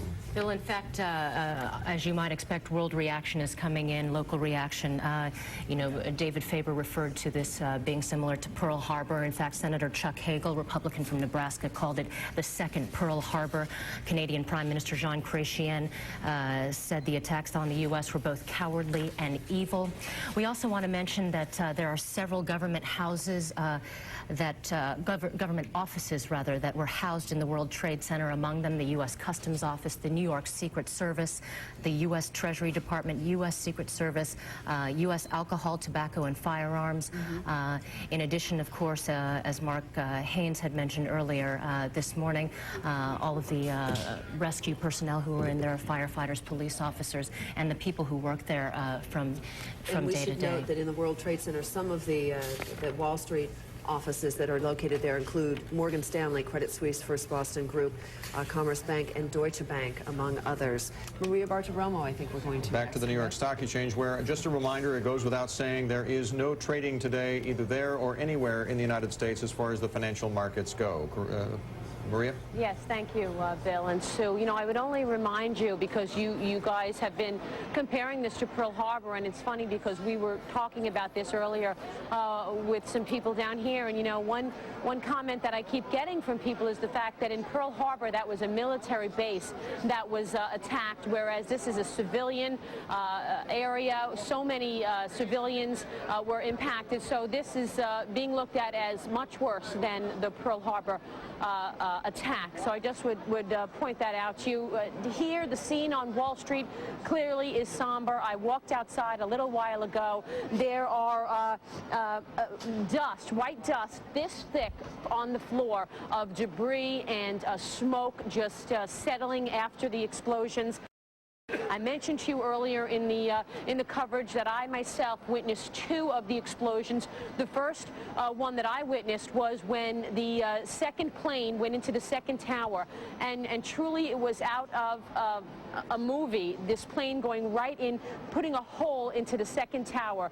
The second thing that I myself witnessed was the further collapse of one of the towers, and there was a huge bang down on Wall Street. Everyone ran for their lives. Outside, the scene right now is quiet. There is no one around. People have looked for places for security, places to hide away from this. The mood down here, we're waiting to find out any fatalities. Clearly, so many people who work in the downtown area have friends and family in the 2 towers. I'm told that there were 13,000 people in each tower. We're still waiting on the actual count. So again, I'm here on Wall Street, and people are mulling about. No trading today, obviously. We're waiting to find out more news, and as we wait, people are just sort of outside mulling about, but there's not a lot of people outside. It's dark. The clouds continue to move above us. Thank you very much, Maria. We'll continue to get back to you throughout the day. Maria Bartiromo with the NYSE. Bill? Michelle Cruza-Cabrera has been spending time trying to put all this in perspective and to kind of pull it all together to give us an assessment of what's happened today so far. Michelle? Yeah, this is just basically a recap here, Bill. A series of terrorist attacks allegedly took down the Twin Towers and forced the evacuation of dozens of buildings from New York to Washington and across the United States. You can see the video here. The attacks happened around 9 a.m. when an American Airlines plane reportedly hijacked from Boston crashed into the North Tower of the World Trade Center in New York. About 18 minutes later, a second plane collided into the South Tower. Moments later, the South Tower collapsed, followed by the North Tower. It was a scene of terror as people were seen falling and jumping from the tower, according to reports from people that we have on the ground there. American Airlines has confirmed 2 of their flights were hijacked and crashed in today's attacks. 164 passengers and crew members were killed. And United Airlines confirms a Boeing 757 from Newark to San Francisco has crashed in western Pennsylvania. 90 people were on board that flight. No word if this was related to a terrorist attack officially. Explosions also rocked the Pentagon and State Department. The White House has been evacuated, the Capitol has also been evacuated, and the congressional leadership has been taken to a secure location. Federal government offices in Washington are closed. All U.S. embassies and consulates have been notified to take adequate precautions. And meanwhile, all securities markets in the U.S. are closed today following the attacks. Evacuations were ordered at the United Nations, the Sears Tower in Chicago, the Space Needle in Seattle, skyscrapers in Boston, Cleveland, and Minneapolis. All flights in the U.S. have been canceled, and all international flights have been diverted to Canada. In Manhattan, all bridges and tunnels into the city are shut down. Several subway lines have also been suspended. And then there was crossing the wires earlier, Sue and Bill. Federal Reserve Chairman Alan Greenspan is in Switzerland. He was there for a previously scheduled meeting of the Bank for International Settlements in Switzerland, and his travel plans are being kept highly secret at the moment. And we should note that Israeli airspace has now been closed to all foreign aircraft as well.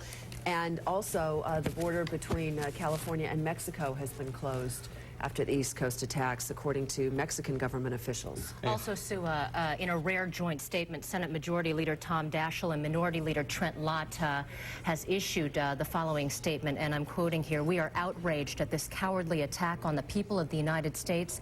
Our heartfelt prayers are with the victims and their families, and we stand strongly united behind the President as our Commander-in-Chief. We will work with him to ensure that the full resources of the United States government are brought to bear to protect the American people and punish the perpetrators of these unconscionable acts. May God bless America." Some other things, Michelle had mentioned some closures.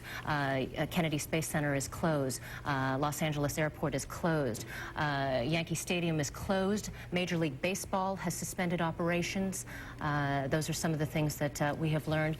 Also, White House, U.S. officials have been moved into protected facilities, according to NBC News. The Secret Service has set up in various buildings what what they are calling so-called hard rooms with their own communications and their own ventilation system to protect individuals. There are several in the White House complex. President Bush, we want to remind you, cut short his trip to Florida and is en route back to Washington. Thank you, Alina Cho. You and I are going to step aside here. That's right, but we're going to go down to Hampton. Tyler Matheson and I guess Martha McCallum will be here in just a few moments. But let's get back to Washington. Hampton Pearson with more details there as well. Hampton? Well, Bill and Sue, in addition to what Alina was just talking about as far as the, number one, the statements from the top congressional leadership, as well as beginning scattered reports on the whereabouts of top Bush administration officials, we also do have a statement from SEC Chairman Harvey Pitt, basically saying that the commission has been and is in constant communication with each of the organized securities markets exchanges as a safety precaution while the tragic events of today are being sorted out. The securities markets have decided not to open for trading today. SEC Chairman Harvey Pitt saying, we strongly support that decision. It's the responsible course of action to take in light of today's tragedies. And investors, by the way, Mr. Pitt is saying, should be assured that the disruption to normal trading patterns is a temporary phenomenon. Trading will resume as soon as it is possible and practicable to do so. Now, also, there is beginning to be a scenario, if you will, to more or less account for the 4 hijacked airliners involved in this terrorist attack. First, of course, there was the American Airlines Flight 11 from Boston to LAX. That is the one that is believed to have struck the South Tower of the World Trade Center. It had 81 passengers and a crew of 11. Then there was American Flight 77, Washington Dulles, LAX. That is more or less the one at this time that is a unconfirmed hit at the Pentagon, causing the chaos there. Then, of course, we had United Flight 93, Newark to San Francisco. That also a 757. That is believed to be the plane that has crashed in western Pennsylvania with 38 passengers on board, 2 pilots and 5 flight attendants. Now, there is also United Flight 175, another Boeing 767, Boston to LAX bound. This, it is believed, is possibly the plane that crashed into the World Trade Center North Tower. Again, unconfirmed, but the most likely scenario at this point, accounting for the 4 planes that we do know were at least hijacked, triggering the whole chain of events that have led to this massive apparent terrorist attack here in New York City. Excuse me, in New York City, and of course, with a ripple effect here as well in the nation's capital and, frankly, throughout the world. Back to you. All right, thank you very much. Hampton Pearson, just seeing additional news that the Canada-U.S. border is to be closed. That, according to a news source, the U.S. border with Mexico has also been closed by the United States. And welcome to our continuing coverage here at 24 minutes past noon in the East. I'm Tyler Matheson, joined by Martha McCallum. As we see there, the continuing aftermath of this day that the United States was attacked. As a reference point, some 2,403 Americans perished at Pearl Harbor. No guesstimate yet, no idea yet about how many Americans were lost today, but certainly that number will be high. Tyler, there's something, this is Alina Cho here, there's something coming in that Hampton Pearson may not have seen as he was giving his report from Washington. This is some congressional reaction coming in to NBC News. There are F-16s flying over the Washington, D.C. area right now. The congressional leadership is being secured. Only House Speaker Dennis Hastert has been taken to a secured, secret location. All of the other members of Congress have been instructed to go to their homes in D.C. At this time, there are no plans for any members to evacuate the Washington area. So we wanted to pass that along to you as well. I'm Martha McCallum. Just to remind everyone, these 2 buildings, of course, are the gateway to Lower Manhattan and to the financial district, where so many of the friends and family of people who live in the New York area make their living, and they are all, you know, very on edge at this moment. Many of them have been able to make some contact with their family members, but many have not, and many are waiting. We should mention that Morgan Stanley has established an emergency contact number, which we can also put up on the screen when we can do that. 888-883-4391 is Morgan Stanley's emergency contact number. I'll say that again for you, 1-888-883-4391. There it is on our screen. That is the number that Morgan Stanley is giving out. As I said, you know, there were ferries that did manage to leave the city. Some of the people that I spoke to who are traders on Wall Street this morning were able to get on ferries. The ferries then shut down for a time being, but now we know that John Bussey did take one of these ferries over to Jersey City. Lots of people have been finding places to stay, apartments of friends that they are in right now, and so everyone is sort of trying to get some sort of stability in the city and try to begin to assess the situation, which is still very much ongoing. Tyler? Well, that is exactly right. Of course, at the World Trade Center, among the offices there, those at least some installations of Morgan Stanley, Cantor Fitzgerald, Credit Suisse Group, Commerce Bank, and Deutsche Bank, as well as numerous state and federal offices, including those of the Customs Service, among others, and certainly some of the trading in the commodities trading areas there. We've heard that Chairman Greenspan of the Federal Reserve is not at the Federal Reserve Building in Washington. We do not know exactly where he is or whether he is among the federal officials who have been taken to secure sites either in the Washington, D.C. area or elsewhere. We do know, as Alina Cho just said, that Speaker Hastert, who is in line in the line of succession to the presidency, has been taken to a secure location. Third in line to the White House, of course, the president and the vice president. And President Bush was in Florida this morning, is evidently either on his way back or we do not know exactly where he is. The White House will not say, but they do say that the president is safe. Major League Baseball, as you may well have heard, canceling all of its games for tonight, and certainly there will be other such cancellations on this day that the world changed forever. Tyler, Martha had mentioned a contact number for, was it Morgan Stanley? I want to pass along a phone number, and maybe the control room can listen along as I give that number. American Airlines has set up a hotline for family members. You'll recall that 2 American Airlines flights crashed into the World Trade Center buildings this morning. That number is 1-800-245-0999. Again, that number is 1-800-245-0999. Just to give you an idea of the sheer horror, one of the planes that went down, the United Airlines plane, one of them, the one that went down outside Pittsburgh, WPXI is reporting, and this was passed along to NBC News, that the 911 center received a phone call from the cell phone from that plane saying the plane was hijacked. The man talked about an explosion and a cloud of white smoke. Then the line went dead. That, of course, according, as I mentioned, to WPXI, a live report there. Another thing that we're just getting across the wires right now, and I may be stating the obvious, but according to the Associated Press, high-ranking city police official says the number of people killed or injured could be in the thousands. I had mentioned the World Trade Centers can hold about 50,000 people on any given workday.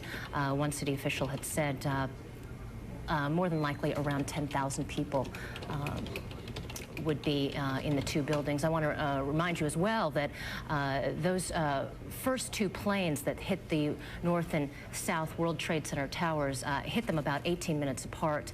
I believe the North Tower was hit first, and so it is possible that many people in the South Tower were able to be evacuated, though of course at this early hour it's unclear how many. Okay, we want to mention that we are joined on the phone right now by a gentleman named Brian Taylor, who is a market historian who has some expertise in the area of assessing what kind of effect these kind of tragedies, and clearly we may never have witnessed a tragedy of this magnitude in this country, and so it's difficult to make comparisons, but certainly during World War I and World War II, there were periods that were devastating for the markets as well. Brian, are you there? Yes, I am. Give me your reaction to all of this morning. Well, it's just horrible. All you can do is feel sorry for the people and the families who are involved in this and hope that we can prevent something like this from ever happening again. In prior times, how have financial markets responded? What have they done? Obviously, there's not been an attack at the heart of the financial center in New York ever before. No, there hasn't. But in similar crises such as World War I and World War II, initially the market would decline and then bounce back very quickly after people had taken into consideration what had happened. Now, during World War I, the markets were actually closed from August until December of 1914, although some trading did occur off the exchanges, and that led to them reopening it.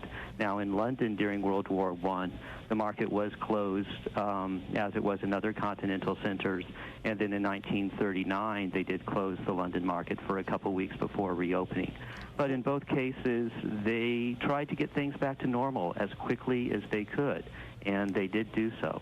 You know, this morning the New York Stock Exchange sort of initially, before it was determined what the explosion was, it looked like they were thinking about delaying the opening. And of course, it would be the wish of, in the light of a terrorist attack, to try to maintain some order, to try to make it appear that these markets would not be closed so easily, that it would take quite a blow to impact the U.S. financial markets, which is the global center of the financial markets. But clearly, the devastation and the sheer magnitude and the growing national nature of these attacks was more than anyone could expect to continue to trade during. Oh, I think that's definitely true. I really don't think they had a choice in that matter. The only question is how quickly they can get the markets back open. I'm sure they'll try to do that as soon as they can.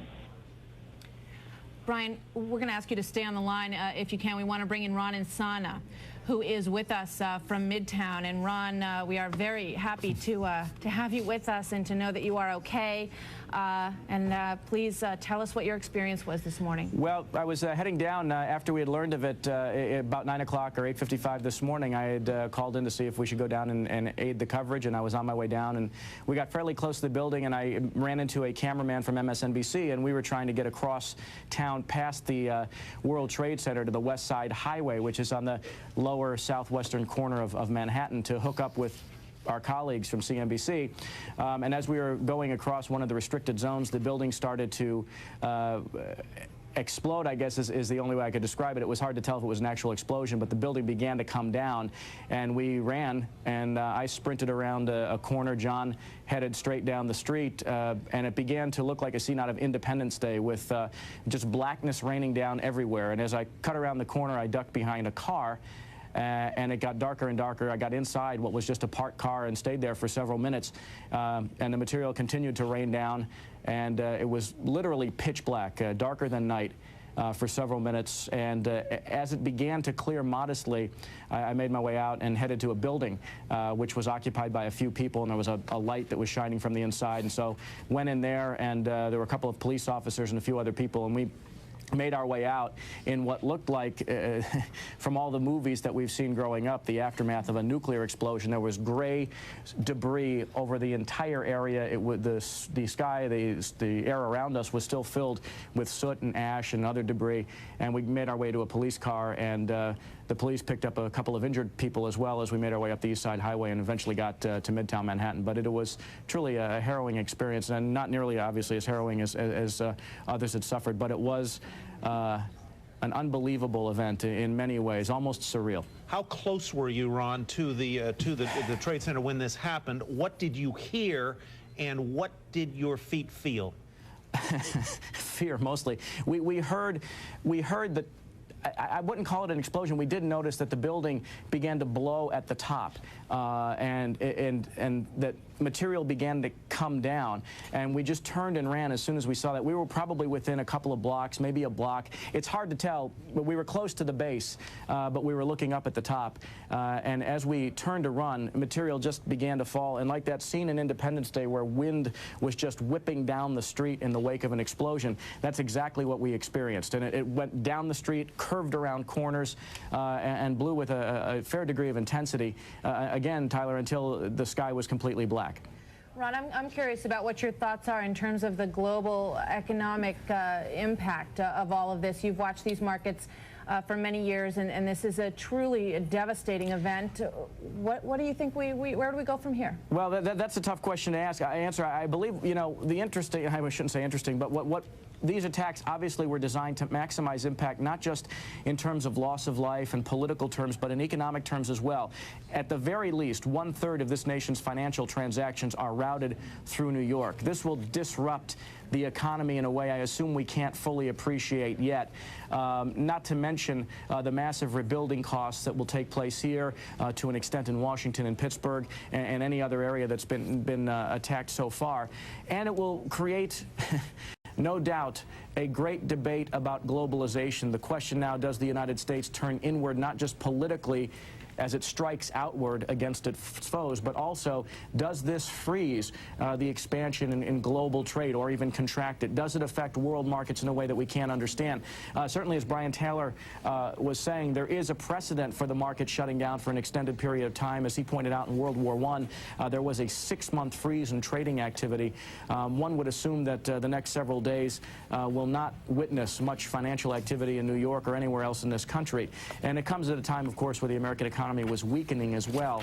So again, the attacks will have a maximum impact, not just on loss of life, not just politically, but economically as well. Ron, let's let you catch a breath there and talk to our producers while we go back to Brian Taylor, market historian in Los Angeles, by phone. Mr. Taylor, you just heard what Ron Insana said. Would you like to elaborate on that? What might be the long-term effects of this, both on global economies and on the American and the world's financial system's ability to function in the next weeks? Well, I think that clearly with the questions about globalization, which have been raised in the recent past at the meetings of the G8 and others, that certainly has become an issue.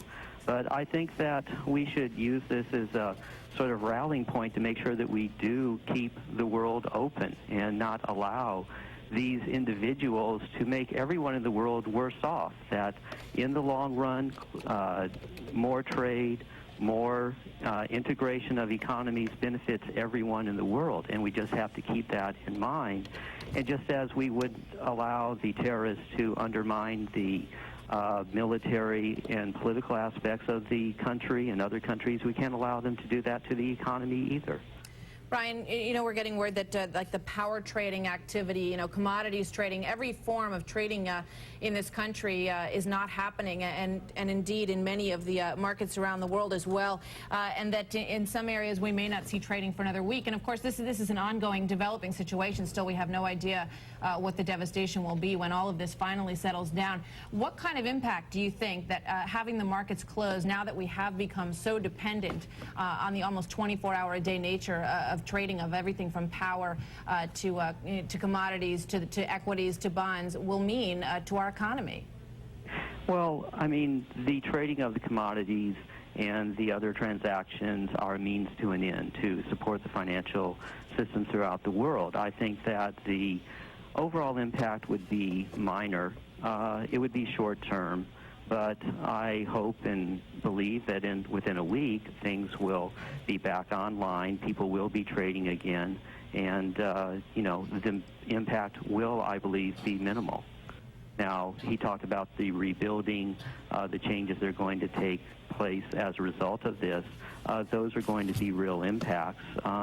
This, you know, could affect the financial and economic conditions within the United States, obviously, but I would think that the impact would be minimal. You still have the rest of the world producing goods, generating goods, carrying out transactions, and I think that will continue.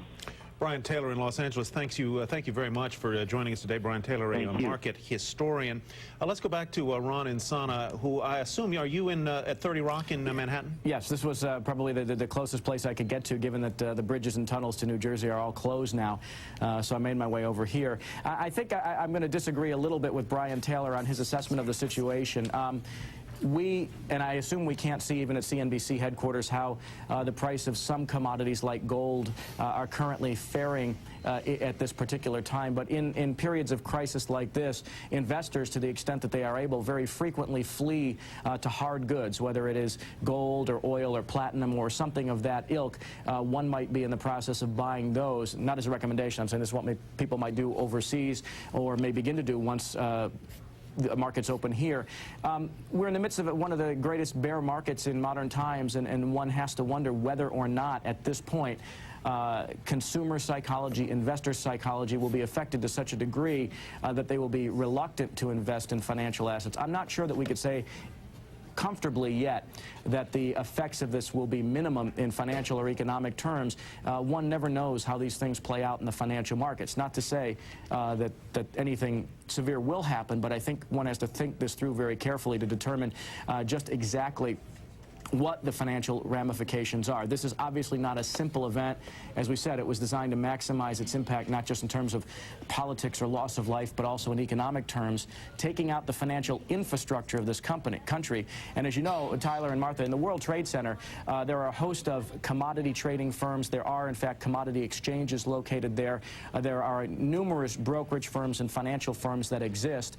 And you know, it is difficult at this point in time to easily calculate what the effects will be. I think we're going to have to step back several days, if not weeks, before we can make that determination. Ron, we thank you very much for joining us. It's great to see you. We're happy to see that you're safe there at 30 Rock, and we'll join you again in a little bit. Thank you, thanks, Ron. Martha. Martha, there were a couple of things that I wanted to pass along to our viewers. President Bush is at Barksdale Air Force Base in Shreveport, Louisiana. He is to make a statement momentarily. We, of course, are watching that for you as well. Washington, D.C. Mayor Anthony Williams is due to make a statement at 1 p.m. Eastern Time. That is less than 20 minutes from now. Something else that we're learning from the FAA, from NBC News, that 22 international flights are currently in the air and will land in the United States. No problems reported with any of these planes. They were originally diverted to Canada, but the latest update is that the 22 international flights will be allowed to land in the U.S. No points of origin or destination are given just yet, but a couple of pieces of information that we wanted to watch, the most important of which, arguably, is that the president is safe in Shreveport, Louisiana at Barksdale Air Force Base. He will be making a statement shortly, as you see there on your screen. And we also hear, Alina, that according to the FAA, only 50 aircraft are still up in U.S. airspace, and there are no problems reported with those aircraft at this hour.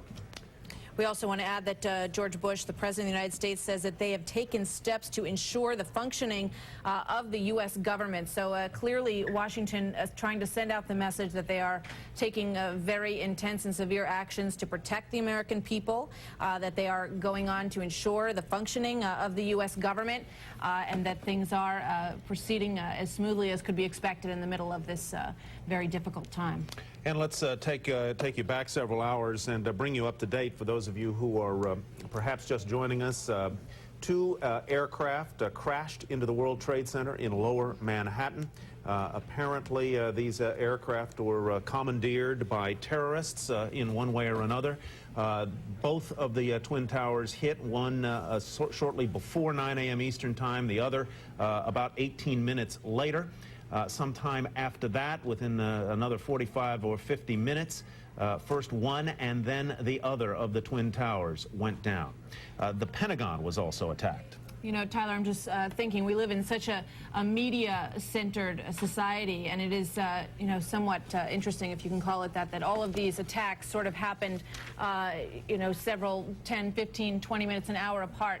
And we were, the country, able to witness these events on national television, and the impact of that is not to be underestimated. Our Robert Hager of NBC News reported earlier, and I believe it has been confirmed by American Airlines, that the flights involved were American Airlines number 11 from Boston to Los Angeles. It is believed that that is one of the aircraft that hit the World Trade Center. American Airlines number 77 from Washington to Los Angeles with 64 on board. It is believed, according to Robert Hager, that that was the aircraft that hit the Pentagon. United Airlines 93, Newark to San Francisco. This plane went down apparently also in some part of this concerted and coordinated terrorist attack somewhere south of Pittsburgh. And United Airlines Boston to Los Angeles flight number 175 also confirmed down. And Hager of NBC News reported earlier that that was the second flight that hit, the second aircraft that hit the World Trade Center. We want to give you that number, that Morgan Stanley number once again, because they are making an effort to make sure that families have a number to call to get some information. They do, as we told you, have offices in those World Trade Center towers.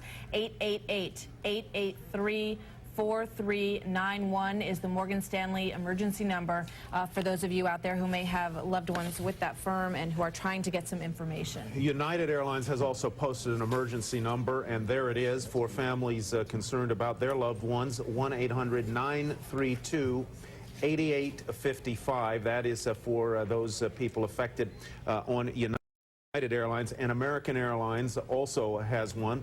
1-800-245-0999. The Red Cross is also putting out requests for blood, and for those who want to donate, whether in the New York area, the Washington area, the Pittsburgh area, or elsewhere, the Red Cross is obviously in need of blood donations. And, of course, Americans respond to those kinds of requests as well. In fact, Tyler, at just one New York hospital, St. Vincent's, we're getting some numbers here. Lines of people are showing up to donate blood, as you might expect. Here are some of the first numbers that we are getting in from this one hospital, St. Vincent's. 184 patients total, 10 of them critical. Patient information line for St. Vincent's is 212-604-7285.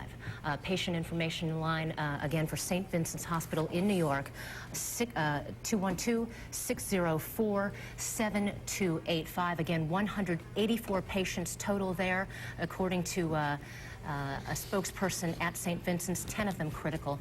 If you are at all concerned about loved ones, you should, and think that they might be at St. Vincent's, you might want to try that number there. Okay, Lena, thank you very much. Let's head over to Leslie LaRoche, who is standing by with the latest on what is happening in Europe. Leslie. Thank you very much, Martha. We did have, in response to those attacks in the United States, we did have some security measures here taken here in Europe. Some of those were to evacuate Canary Wharf here in London.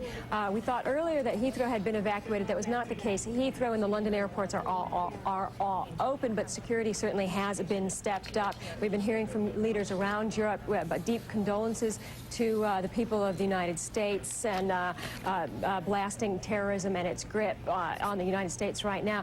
In the markets, we did call around and talk to some traders and to some of the floor brokers, asking them for their reaction. Many of them said that they could not talk right now, many of these folks here in London, because they had not yet heard if their colleagues who work at the World Trade Center, whether they were alive or what the condition was of their colleagues. So we couldn't get a lot of comment, except we got a lot of sadness. In the markets, now they stayed open through the day. The FTSE closed down 5.7% lower after the attacks over in Paris. The CAC dropped 7%. The DAX is still trading. It is still open for business for another hour or so. It's down 8% right now. It was down 11%, technically in a crash territory, but up off of those lows right now. We do know that the London and the German markets will be open for regular trade tomorrow when they do reopen for business. Let's see. Take a look at some of the other reaction in the markets. They've been most profound in the oil markets. The front month futures had been up $3. That's 10%. We are off of those highs right now, and we are hearing from the OPEC secretary, saying that OPEC will not withhold oil in light of these attacks. We're also hearing from the OPEC secretary saying that OPEC is committed to meeting world demand. We do have trading in the front month up just $1.55 on the oil contract. These attacks are also playing out in the foreign exchange markets, where we are seeing the dollar tumble to 7-month lows against sterling, against the Swiss franc. It is down 2% against the euro, and it is below 119 against the yen to last trade at 118. We have also seen quite substantial selling in the insurance sector here in Europe, and also in the airlines. The likes of British Airways down 21%, Air France down 16%, but there has been offset slightly with some buying in the oil sector. The likes of British Petroleum closed almost 5% higher. We will keep you up to date with what we know from Europe. Back to you, Martha and Tyler. Okay, thank you very much, Leslie LaRoche in London. We reported earlier that several borders had been secured in the United States, the Canadian-U.S. border. Now the U.S. Embassy in Ottawa is saying that the U.S. border is in fact open between Canada and the United States, and obviously a heightened security would be in place there as well. More cancellations are beginning to come in, athletic events, community events, including the start of the PGA Tour event on Thursday, for what that is worth. Fed Chairman Greenspan is in Europe and is safe, apparently, on a trip. The Treasury Secretary, Paul O'Neill, has canceled a visit planned for Tokyo. The Secretary of State has cut short a visit in Latin America and has gone to a military airport in Lima on his way now back to the United States. That was a meeting of Latin American secretaries of state, foreign ministers, and the like. And as Leslie Roche just said, OPEC has said that OPEC will not withhold oil and will ensure the free flow of that commodity worldwide. Tyler, United Airlines, this is a flash just coming in. According to Reuters, United Airlines, which confirmed that, earlier that 2 of its flights did in fact crash, now has a total number of people aboard, 110 people aboard those 2 United flights. 2 American flights crashed. Those 2 crashed into the World Trade Center buildings, as you're looking at. I believe now this is the 2nd flight that went into the South Tower of the World Trade Center. There were 164 passengers and crew aboard those 2 flights. So if you do the quick math there, that is what, 274 people aboard those 4 flights, 2 United, 2 American. Okay, we want to go down to the floor of the New York Stock Exchange, where Maria Bartiromo is standing by, and it seems everyone has cleared out. Maria. Yes, Martha, indeed. Earlier today, there were a lot of people here standing around. It was a secure area. There have been an increasing number of people who have now walked again outside. I was outside a little while ago. It almost looks like there's snow on the ground. There are piles and really just a thick sheet of dust, white dust from the explosion. The shot that you're looking at right now, of course, is from afar, but when you're in the thick of it on Wall Street, which we all are, and you really do feel it. It's basically almost dark out. I mean, it's very cloudy. It's very, very gloomy out there. Now, earlier today, I was on Wall Street on Broadway, and I was watching the 2nd tower and the 2nd plane go into that tower. At that point, there was a huge explosion noise. Everyone on Broadway, frankly, ran for their lives, including myself. We ran away from the building. I actually found a hiding spot across the street from the New York Stock Exchange underneath a building. There was a little stairwell that myself and about 20 people just gathered around. We couldn't open our eyes because there was such debris and dust all around us. I was basically full of soot, and it's still on my shoes and my pants. I walked outside a little while ago, and there remains a very, very dark cloud that seems to be continuing to move above us and keeping this very, very dim seen going outside. Now, there are more people who went outside, but most people are wearing white masks because they don't want to breathe in this terrible smoke that is surrounding the area. All of the offices on Wall Street, or certainly all of the offices around the Twin Towers, have now been evacuated. I mean, the large major brokerage firms like the Merrill Lynch's, as well as Lehman Brothers, the Goldman Sachs's, have all been evacuated. People are trying to get home. I will tell you that the city is basically standstill. I mean, there's nowhere to go as trains have been suspended, and as you've been talking about, the flights have been suspended. There was an opportunity earlier to get home on a ferry if you needed to. That has also been suspended at this point. And earlier, if you could believe this, there was people falling out of the building. We're not sure if they were jumping out of the building, if they were falling out of the building, but there were witnesses that I spoke with earlier on Broadway that told me that they were watching buildings fall out of the Twin Towers. I mentioned earlier that I saw the plane go into the second tower. Then about 15 minutes later, I went back outside thinking that it was safe again, and lo and behold, I witnessed the third explosion, which of course was the sound of the tower collapsing. And at that time, when I heard the tower collapsing, again, it was a huge thump and explosion noise. You're looking at the scene right now, and that's what we were all watching. The building collapsed. We all ran for our lives.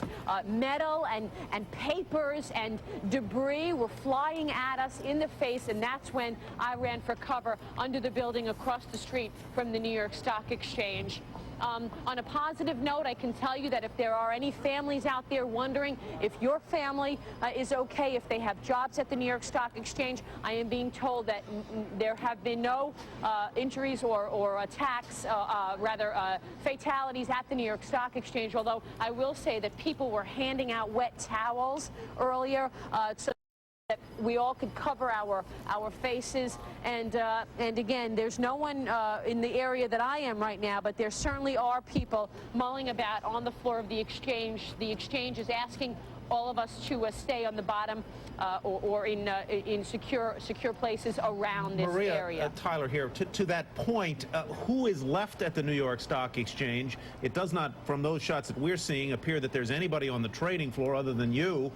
Who's left, and where did the people go, and how quickly did they get out? Well, there are people. It has been very organized here. Earlier, Dick Grasso got up on the podium, the chairman of the exchange, and he basically directed people, look, if you want to go home, leave, don't walk west. Of course, west of here are the Twin Towers. He was recommending people walk east. The only option is to walk if you want to go anywhere. And then he got back on the podium and said it's best to just stay put. So there are people here. They're just not in the shot right here, and they're mulling about. But anyone who was here. We have word from the city that ferries to Staten Island are running now. Here we go.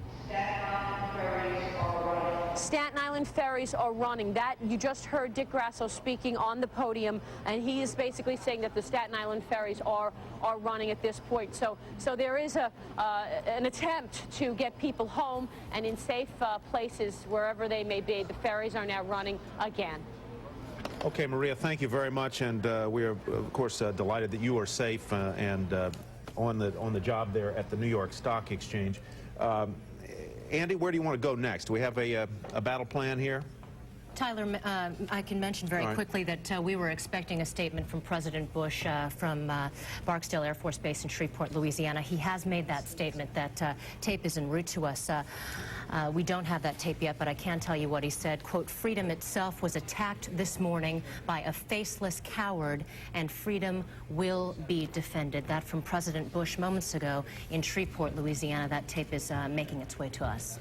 All righty. There are also reports that some of the U.S. naval battle groups have been moved into safer positions in the area of Norfolk, Washington, D.C., and New York.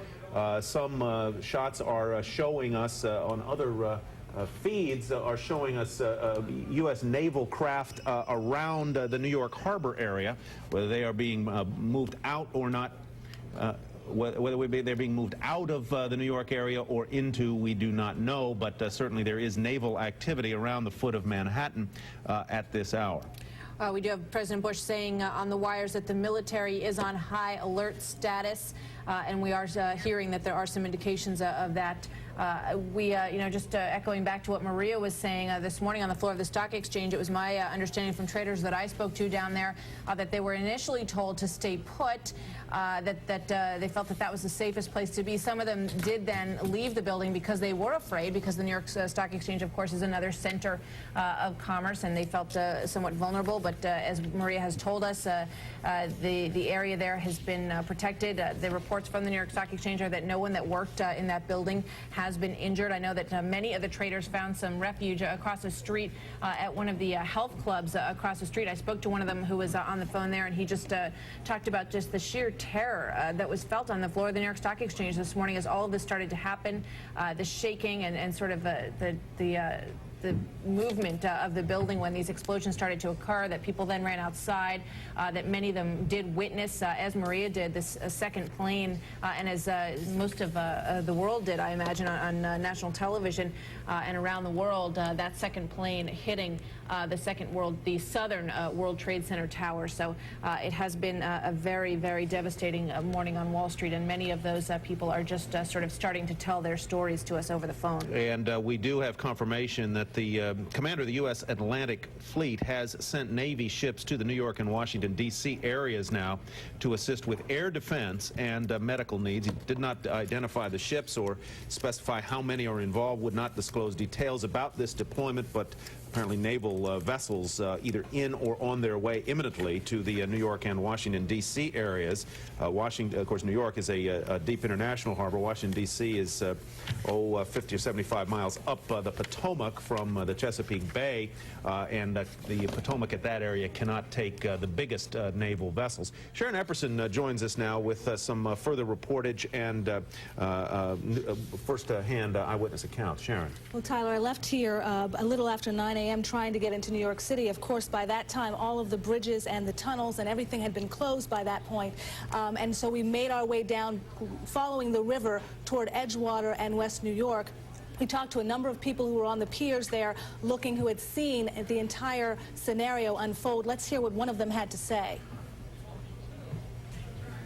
I heard on the news that a plane had hit one of the towers, so we came down here to see what was going on. Standing here, and we witnessed another plane hit this, looked like the second tower, about halfway up, maybe a little bit more than halfway up, and we just saw a great big ball of flames.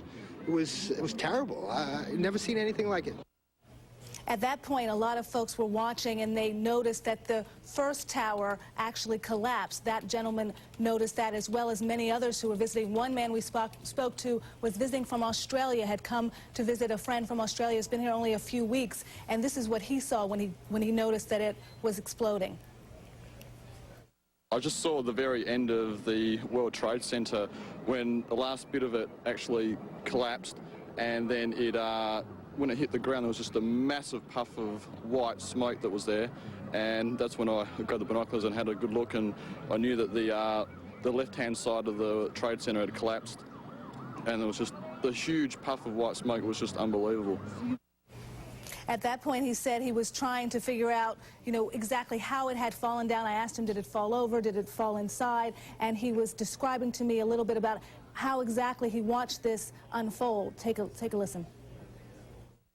Just to the left of the tower, of the one that's still standing, the left of that, and when it hit the ground, you could not see, there's a couple of smaller buildings underneath that, and you could not see those buildings after it hit the ground. It was just, the white puff of smoke was just that huge. We tried to make our way down, further down toward Jersey City, trying to take a ferry across, at least to try to get to Lower Manhattan. Again, the ferries were taking people from Lower Manhattan into New Jersey, but were not going the other way. We stopped there at West New York. As we were making our way down River Road, we actually heard on the radio that the second tower had collapsed. We did not get to see that, but when we got to West New York, many people were there. This is in Edgewater before it had collapsed. Many people then coming down to see what had happened in West New York, looking at the second tower that had exploded, that had imploded actually. And take a listen to what one of the gentlemen we spoke to said when he saw that happen.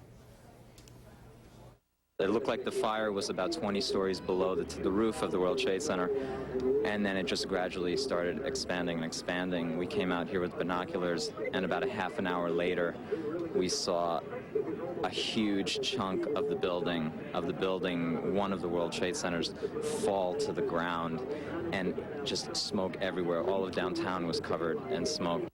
Now, you've heard people talking about how Lower Manhattan is at a standstill and that you can't get around. You really cannot get around this part of New Jersey very easily either. They have actually stopped traffic into Fort Lee, New Jersey for the most part, which is where CNBC is headquartered.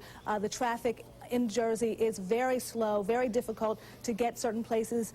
Again, they're advising everyone who is at home to stay home because they're having a difficult time maneuvering all of the traffic. A lot of people trying to get to vantage points where they can see what's happening, but causing a lot of congestion there, Tyler. Sharon Epperson, thank you very much. The enormity of this tragedy just sort of beginning to be calculated and felt here. I must say that about 10 in the morning I walked out on the streets of Fort Lee, and one could actually smell in the air the smoke, the unmistakable aroma of airline fuel and of this inferno that had traveled some 10 to 15 miles up the Hudson as the winds carried this wind of war back across this side of the river. It's just truly unbelievable to look at these pictures where there is no longer two World Trade Center towers. I mean, any of us who, you know, spend a lot of time in this area, this is, or around the world, I mean, this is the view of Manhattan, which has now been altered forever. It was, of course, the home of 1,200 businesses there in the World Trade Center. 50,000 people work there. An estimated 90,000 visitors scale it every day to see the commanding views there from Lower Manhattan. Of course, in February of 1993, the World Trade Center was also attacked from within by terrorists who moved a bomb-filled truck into one of the garages below there. It dates from, or dated, we should say, tragically, from 1970 when it opened. It was owned until recently by the Port Authority of New York and New Jersey. And of course, in all of this, there is another explosion, a horrific explosion. Another airplane apparently crashed into the heart of the nation's military establishment at the Pentagon in Arlington, Virginia. Apparently, it hit on the south or Virginia side of that building. Of course, the whole building is in Arlington on the southern shore of the Potomac River. That aircraft hit there, and apparently 5 floors of the Pentagon have at least been partially collapsed. The Pentagon, which for many years claimed the title as the world's largest office building, and I can only imagine that today 3 of the world's largest office buildings have been decimated. And Tyler, as you look at that live picture, the billowing smoke there, and might be able to make out that there are no longer 2 World Trade Center towers, I'd like to mention that just shortly after this happened, after the first tower collapsed, it took us, I was sitting right here on the set, it took us several minutes to actually put our arms around the fact that this building had collapsed. You know, we knew that that's what we were seeing, but at the same time, our minds were telling us that could not be possible. And yet, shortly thereafter, the second tower collapsed, and it just was mind-boggling to accept that. And that was what, shortly before 9 a.m. we're looking at 4 hours ago. So we want to, in fact, recap everything that has happened today. Michelle Crusoe-Cabrera joins us with a look. Michelle. Thank you very much, Martha. Here's just a basic rundown of what's happened if you're just joining us now. Terrorist attacks have taken down the World Trade Center and forced the evacuation of dozens of buildings. It could by now be perhaps hundreds of buildings across the country. The attacks happened around 9 a.m. when an American Airlines plane, reportedly hijacked from Boston, crashed into the North Tower of the World Trade Center in New York. About 18 minutes later, that's what you're seeing there, a second plane collided into the South Tower. Moments later, the South Tower collapsed, and that was later followed by the North Tower. It was a scene of horror, as accounts from witnesses on the ground say people were seen falling and jumping from the towers to escape the smoke and the fire. American Airlines has confirmed that 2 of their flights were hijacked and crashed in today's attacks. 164 passengers and crew members were killed, and United Airlines confirms 2 of their planes crashed. One of them was a Boeing 757 carrying 90 people from Newark to San Francisco. It crashed in western Pennsylvania. The airline has not released the location of the second crash. No word if both of these are absolutely related or officially related to this wave of terrorist attacks. The White House has been evacuated. President Bush is at a safe location in Louisiana. We are waiting for a statement from him, but he gave a statement earlier on in the morning in Florida. We have President Bush on tape. Let's listen. Today, we've had a national tragedy. 2 airplanes have crashed into the World Trade Center in an apparent terrorist attack on our country.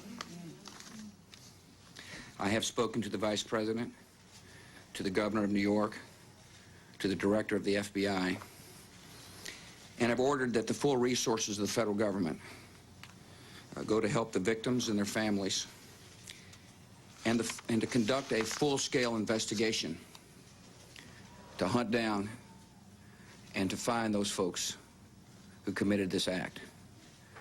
Terrorism against our American people, that the full resources of the federal government are working to assist local authorities to save lives and to help the victims of these attacks. Make no mistake, the United States will hunt down and punish those responsible for these cowardly acts. I've been in regular contact with the Vice President, Secretary of Defense, the National Security Team, and my cabinet. We have taken all appropriate security precautions to protect the American people. Our military at home and around the world is on high alert status, and we have taken the necessary security precautions to continue the functions of your government.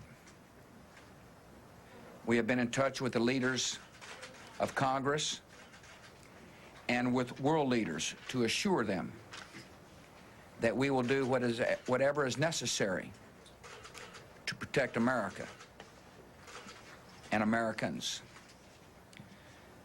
I ask the American people to join me in saying a thanks for all the folks who have been fighting hard to rescue our fellow citizens, and to join me in saying a prayer for the victims and their families. The resolve of our great nation is being tested, but make no mistake, we will show the world that we will pass this test. God bless. You have been watching some tape of President Bush from Shreveport, Louisiana, which was his second address of the day to the American people. This one happened just moments ago. He said that the United States will hunt down and punish those responsible for these attacks. He also said that freedom will be protected. He said that he had been in touch with members of Congress and leaders around the world. He also thanked the many folks out there who have risked their own lives in their efforts to rescue those who have been attacked on this very unbelievable day for most of us. And he also said that he asked that the nation join him in prayer for the families of those who have been injured and killed in these attacks, as well as for those who have spent the better part of this day trying to save them. And he mentioned, he said that everyone should have great resolve, that those who have been responsible will be found. And Martha, just so there is no confusion about this, President Bush did not get into this detail, but make no mistake, the U.S. military has been placed on full wartime state of alert. That is just crossing the Dow Jones news wires. President Bush saying that the U.S. military is placed on full wartime state of alert. We were also getting a report that employees at the headquarters of Ford Motor Company and General Motors in Detroit, or the Detroit environs, have been sent home for safety reasons. And, of course, this is true of many businesses. The entire federal government in Washington, the federal buildings in the federal city have been shut down. As you look there at a shot of the side of the Pentagon that was hit this morning by apparently a terrorist commandeered airliner. That is, earlier reports were that that was American Airlines flight number 77, a Washington to Los Angeles flight with 64 aboard. Our Robert Hager of NBC News, one of the top aviation reporters going, had reported earlier that it was that aircraft, American 77, that went into the Pentagon this morning in the worst attack ever on the heart of the U.S. Military establishment. There have, of course, been other bombs that have gone off. I shouldn't say of course. There have been other bombs that have gone off at the Pentagon, just as tragically there were other bombs that went off at the U.S. At the World Trade Center in New York, that in 1993. Tyler, joining us on the phone right now is Don Hamilton, who is in Oklahoma City. He is with the National Prevention of Terrorism group that is responsible for the Oklahoma City National Memorial. Don, can you hear me? Yes, I can. Your reactions to this horrible event that we're all witnessing today? Well, there's an awful sadness and in a sense sameness about it. For those of us who've watched terrorism for a long time, there is this sense that all of this has happened before, but it's never happened on such a scale and in such a coordinated manner. It's as you alluded to earlier, there have been previous attacks on the Pentagon. There was a previous bombing of the World Trade Center. Airliners have been hijacked before, but we've never seen anything on this scale before. You know, I think so many Americans have been under the impression that that there has been such a national effort within the government to prevent something like this from happening, and you work with the Prevention of Terrorism group. Does this event boggle your mind in terms of what they were able to pull off here? It is. I can't say that I find it mind-boggling. It is an impressive degree of coordination among for a terrorist group, assuming that it was not the work of a national government, but that such a thing could be done has always sort of been the nightmare scenario for people who look at and study terrorism. Very hard, all but impossible to predict, but not impossible to imagine. Well, while we are trying to imagine how this was able to be pulled off, what are your thoughts, having studied terrorism, on where this might have come from? What kind of group? And I just want to preface this by saying we have no desire to speculate here, but we just want to sort of get our minds around what kind of concerted effort this would take. The nature of it leads us to believe that it is a violent, well-organized group with a profound hatred of the United States, its national symbols, and the national power of the United States. It is someone who has, in his or her mind, or in the group's mind, declared war on the United States. This is a common terrorist. Commonly think of themselves not as terrorists, but as soldiers of some sort. It's sort of a silly idea, but nevertheless, that's what they believe. They obviously are dedicated to what they're doing. I wouldn't think they're crazy, but they're dedicated, they're organized, they've been patient, they've worked at this for a long time. You know, the day of the Oklahoma City bombing, there was so much speculation out there that it was some kind of international terrorist group, and it turned out to be something that generated, of course, right within the confines of our own United States of America. You know, what about, you know, that sort of militia kind of effort, these planes generated in the United States? I am not aware, and I have to tell you that while I was once in government, I no longer have access to classified information. But I try to look for, there's quite a bit of information available publicly. I'm not aware of any group in the United States, a domestic homegrown group, with anything that would resemble this kind of a capacity. So that leads me to believe that there is an international origin to this. Beyond that, it's very It's very hard to say. I mean, there are people in the government who have to be wondering, is this the beginning of something? And they're doing their jobs. They are speculating about who might have done it and what they might do next. The rest of us can afford to sit back and wait to learn who did it, and to study what should be done about it. In what capacity were you involved in the government? You say you're no longer privy to classified information. I'm just curious what your background is. I was a diplomatic officer, a career diplomat for the United States for about 30 years, and did a lot of work on terrorism. I lived in countries with terrorism problems and worked in the counterterrorism office at the State Department on 2 separate occasions. So I've been watching these things for a long time, both as a sort of a policy analyst and an occasion in Peru and in Israel, sometimes worrying about my own well-being. But the thing is, we don't need to panic here. This may be we will likely end up today, I think, with more dead than we suffered at Pearl Harbor.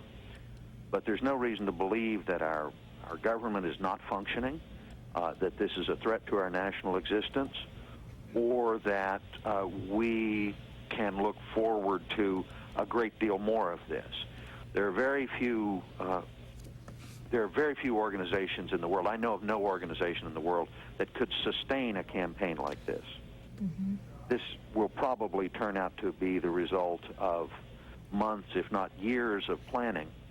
But the capacity to then communicate and do what's necessary to do this again and again and again probably doesn't exist. I don't think there's any reason at all for panic. You say that you're not surprised in some ways that an attack like this was able to take place, and indeed it has been something that has, sort of been the subject of movies and sort of Armageddon kinds of tales that we've been told. But nonetheless, I go back to the fact that I think that the American people have been under the impression that there's been contacts, that the surveillance is very intense, that these kind of groups are watched quite closely by the U.S. government. How does something like this happen? Well, the United States has long been very aggressive in collecting intelligence internationally, and in using electronic means to interdict conversations and whatnot.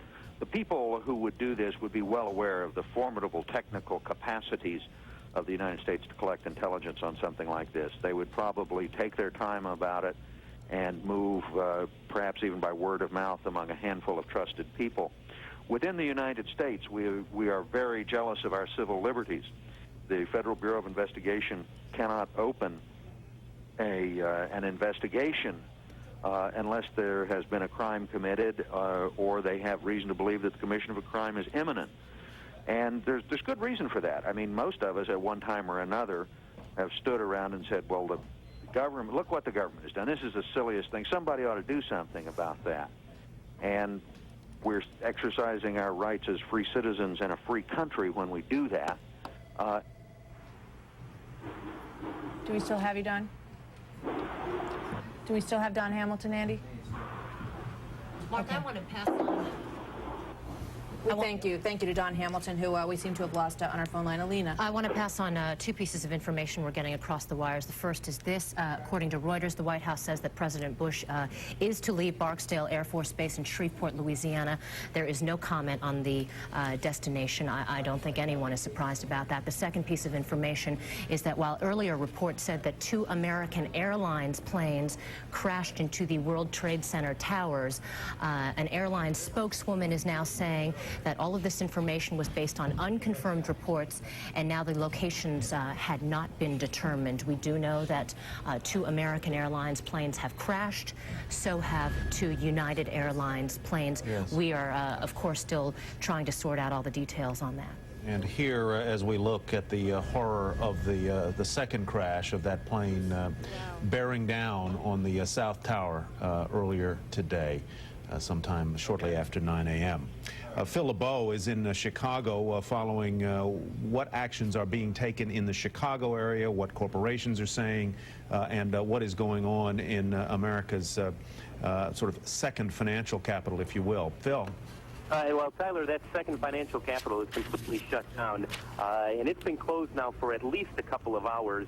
About 9:30 this morning is when both the CBOT, the Merck, all of the Chicago markets, that's when they closed down. We had a chance to talk with some of the traders as they were leaving, and at first a number of them said, you know, we were watching what was going on in New York, and there was still a little bit of trading, and it was after the second explosion at the second World Tower, or World Trade Center, that everyone said, this is far more serious than we initially believed, and that's when a number of firms said, shut things down.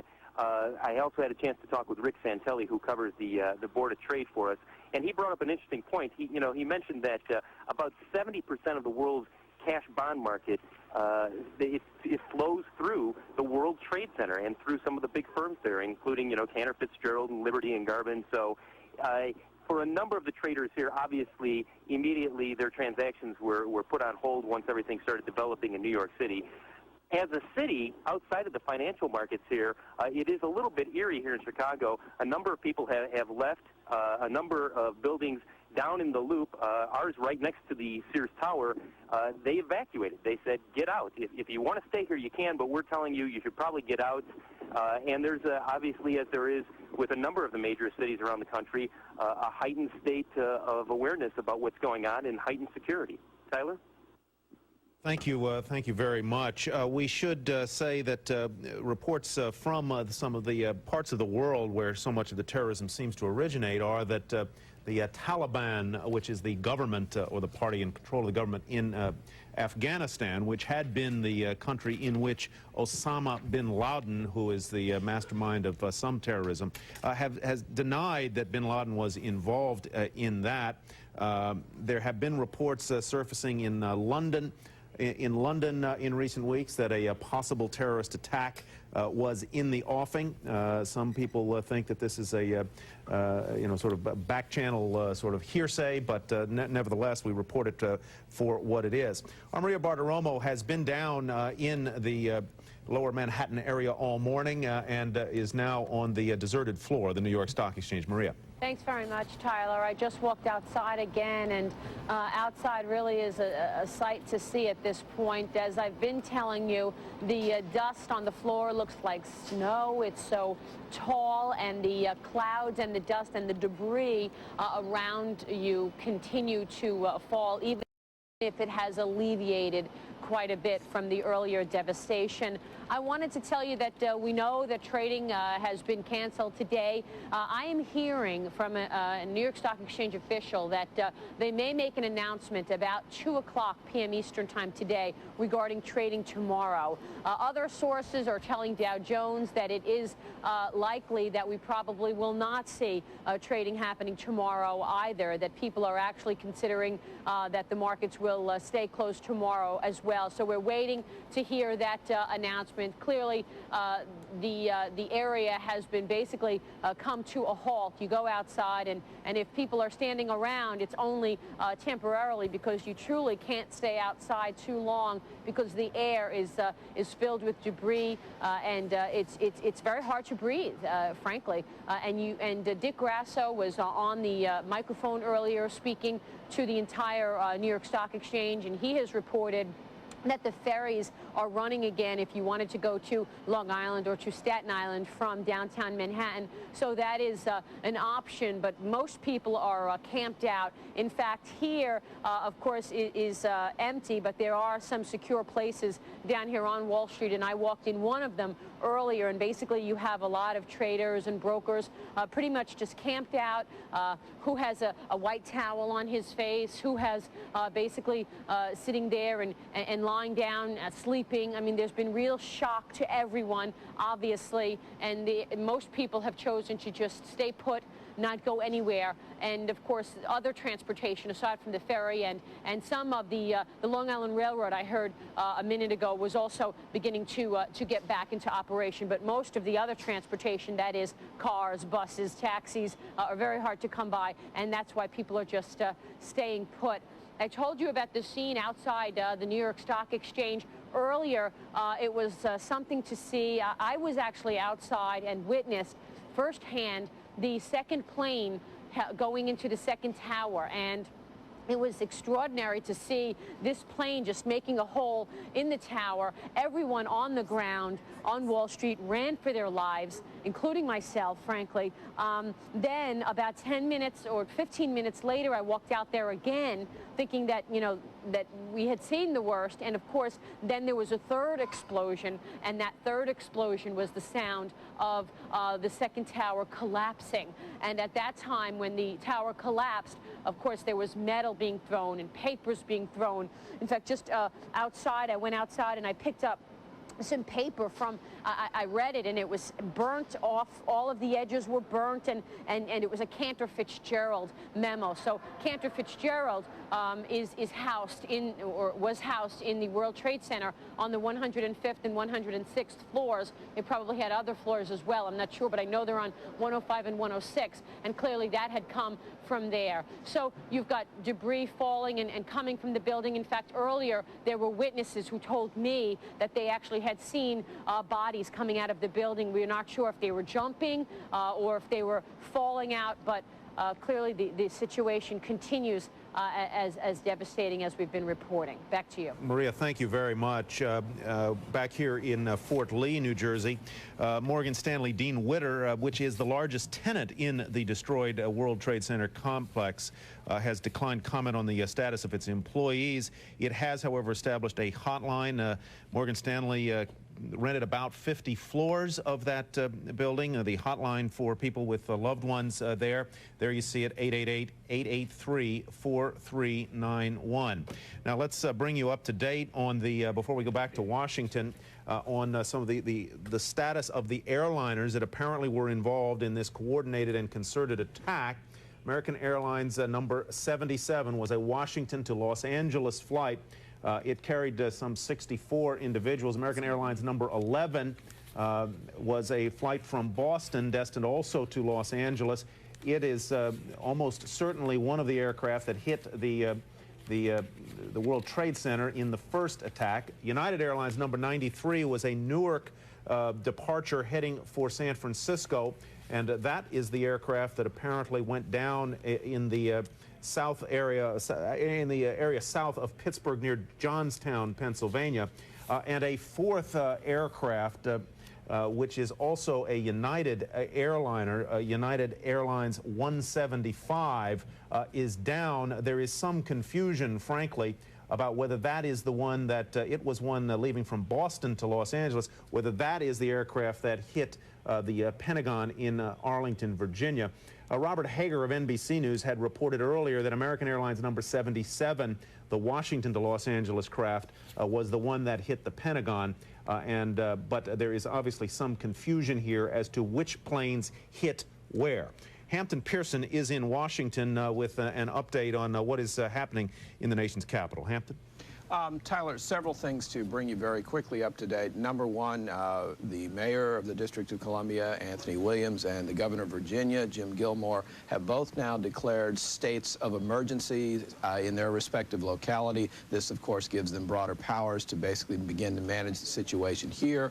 We had a briefing a short time ago from Admiral Quigley at the Pentagon, updating the situation there. He confirming, in fact, that yes, it was a plane that struck a portion of the Pentagon this morning. They, of course, now are heavily involved in fighting the fire and getting injured to the hospital. We're also being told that Defense Secretary Donald Rumsfeld basically has been in a very secure location, the National Command Center, one of the more secure locations deep inside the Pentagon, basically since the outbreak of this apparent terrorist attack very early on this morning. Also, President Bush has now left Barksdale Air Force Base in Shreveport, Louisiana, for obvious security reasons.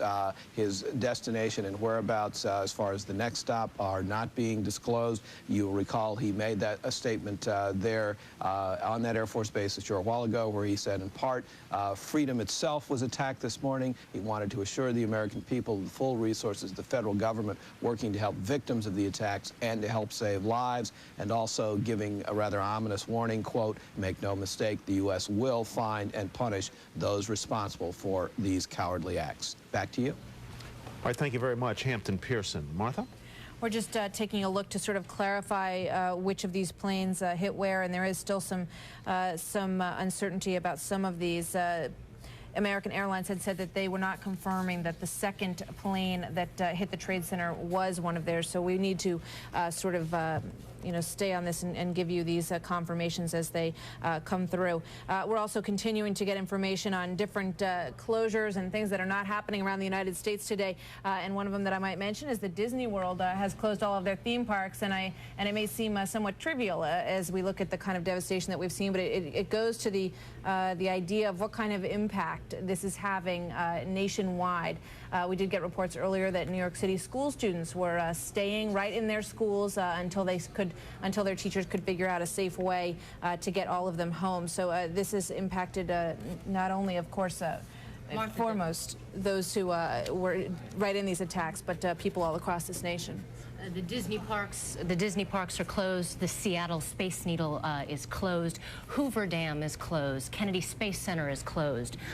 Major League Baseball has canceled its entire schedule for today. We're also just learning this from one of our NBC News producers. Right now, top FBI officials are huddled in command centers in Washington and New York. They are talking to other FBI agents in the Bureau's 56 field offices. They will be, of course, coordinating with the Pentagon, CIA, and NSA. We're going to, Elena, pick up now some footage from our sister network, MSNBC, with some live, or I guess that's earlier, taped footage of the events at the Pentagon. We also are going to listen in to a live interview. And we started running down the steps, and you've not been able to call your brother's cell phone, your mother as well? My mother's over there right now. All right, 877 Red Cross. Good luck to you. And I wish it's Jimmy, right? Your brother's Jimmy. Yeah, his brother's name's Jimmy. Right? Good luck to you.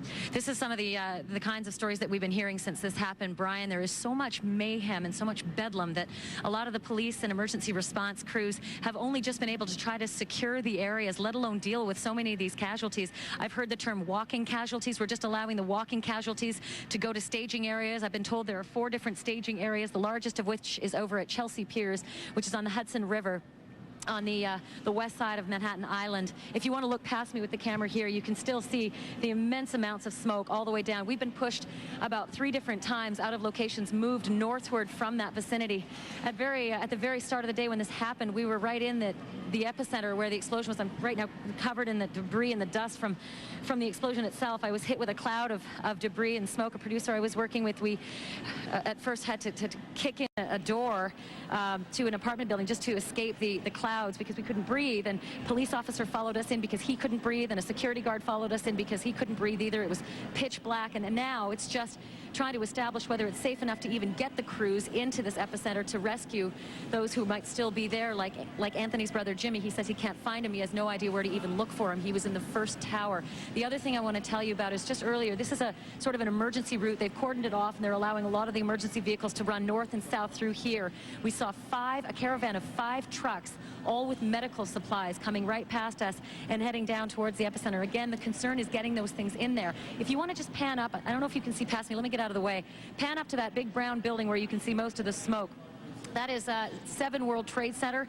Apparently on the south side, that's the side that's not facing us, it's about halfway up. It's still burning pretty badly because it was rocked with a lot of the explosion from the force of the twin World Trade Centers when they came down. A large concern is what's going to happen with that brown building now, which is why we keep getting moved further and further north.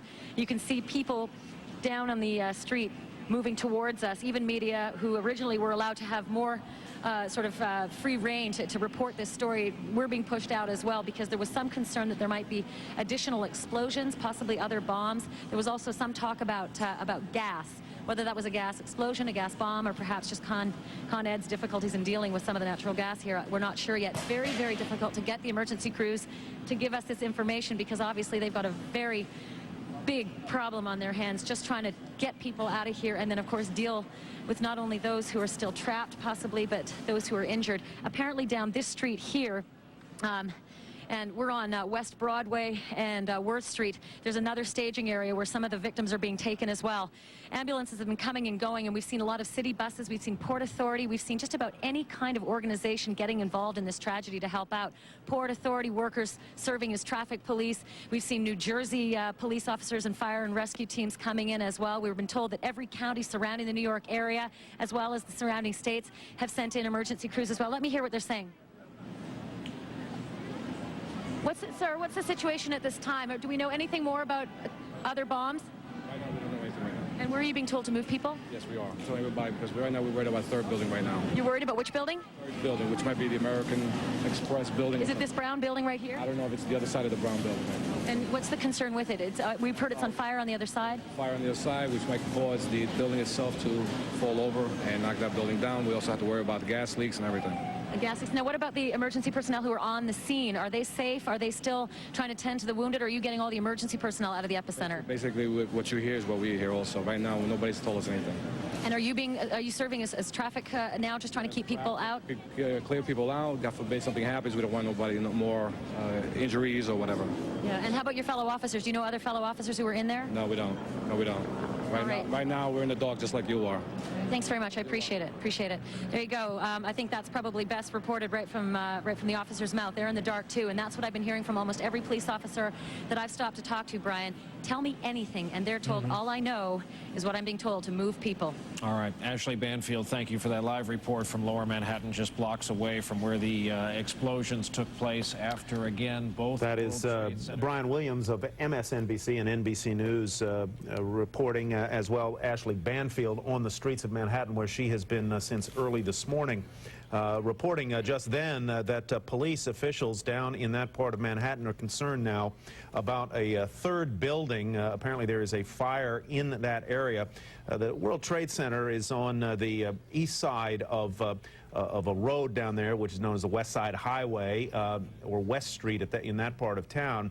And there are several other buildings that house major financial brokerage houses like American Express, Merrill Lynch, Lehman Brothers, as well as Dow Jones, that are hard by that World Trade Center, and apparently they're concerned about the integrity, as well they might be, of those buildings as well down there at this hour. We understand that those buildings have been evacuated, but we do know that there are still people in the downtown area. Maria Bartiromo has been reporting to us from the New York Stock Exchange. So these reports coming in from MSNBC telling us that there is still some vulnerability down there. They are still concerned about gas leaks and the like. So it would cause one to wonder whether or not it makes sense for people to stay put in that area. And we do know that there are ferries now running to Staten Island and to Long Island, and possibly, I believe the ferries are now running to Jersey City as well, because I know John Bussey from the Wall Street Journal was on one of those ferries as well. So perhaps a good idea to continue to get out of Lower Manhattan. Martha, we are getting some information, more information about a cell phone call from a passenger aboard that flight that crashed in Pittsburgh, outside Pittsburgh. This is from the Associated Press. An official says an emergency dispatcher. Let me move to it again. I'm sorry, I just lost it. An emergency dispatcher in Western Pennsylvania received a cell phone call at 9:58 this morning from a man who said he was a passenger locked in the bathroom of United Flight 93. The dispatch supervisor says the man repeatedly told officials the call was not a hoax. Apparently this man trying to let emergency officials know what was going on. Meanwhile, in the coming days and weeks, we will begin to learn the names of so many of these victims, and we're getting some word of the first name. This according to the Associated Press. The pilot of the American Airlines plane that was hijacked and crashed into the World Trade Center this morning has been identified as John Oganowski from suburban Boston. The 52-year-old was an Air Force veteran who was at the controls of Flight 11 when it took off from Boston this morning. He leaves behind a wife and 3 daughters. His brother Jim told the radio station WBZ-AM, which is in Boston, it was a shocking loss and that the family is grieving. Of course, we will be hearing many, many more stories, similar stories in the coming days and weeks, but I wanted to pass that one along to you. Okay, we are taking a look at the skyline from the New Jersey side of the river, and you can see that the skyline has changed dramatically today. And we want to go to Scott Cohn, who is right now in Midtown Manhattan in our bureau, who's gotten some firsthand accounts of some of today's devastation. Scott? And Martha, just starting to gauge some of the reaction here as we all learn to grapple and deal with the enormity of what has happened here. Times Square, you know, is one of the most vibrant places in the world in normal times. Today, people are walking around Times Square in a daze. It's become sort of a de facto gathering place, as it has been so often in times of national import. People looking at the news accounts scrolling by on the various screens and tickers in Times Square. And amazingly, the square is got a number of people who have walked all the way uptown. Now, bear in mind, Times Square is 42nd Street in Midtown Manhattan, so about 64 blocks to the south is the World Trade Center. People that were involved in the devastation were there, maybe coming to their jobs in the morning, no place else to go, so they began walking and walking up to Times Square, then standing there and beginning to let it sink in. I saw flames and a huge fire, so I got off the bus, and I watched people jump. There was like 10 people. I saw 10 people that jumped out of the building, and also I heard this huge explosion. And as I'm looking at the people jumping, the second plane crashed into the next building, and then I started running, and the guy in front of me got hit with a huge piece of debris, so he was on the floor bleeding and all that stuff. We were looking at the first building, and it was in flames, and they were calling everybody out. And then we were just looking up there, and I was standing down there, and this plane came, the second one, and it was terrible. So you saw it? Yeah, I saw it. I saw the plane come in. It went right into the second tower. I just saw it and ran from there. I was in the Trade Center. I was in the lobby getting stuff, and everyone just started running. And by the time I came out, there was just stuff flying, and then we went to the corner, and all these people were just falling out of that building. There's a lot of course, dazed people and some sadness and some anger sinking in. I can tell you my personal observation, I was trying to get into Manhattan as this all happened in my car, and could smell the smoke, as everybody could, and I was pretty far to the north still, could smell the smoke, and then suddenly the odor changed, and moments later I heard on the radio that the first tower had collapsed. About a half an hour after that, that odor changed again, and sure enough, the second tower had collapsed. Truly an amazing situation, and the enormity is just beginning to set in. Scott Cohn, thank you very much. Scott Cohn reporting from Midtown Manhattan on this day that the face of New York was forever scarred and the world has been changed. President Bush, his jetliner Air Force One has left Barksdale Air Force Base, destination unknown.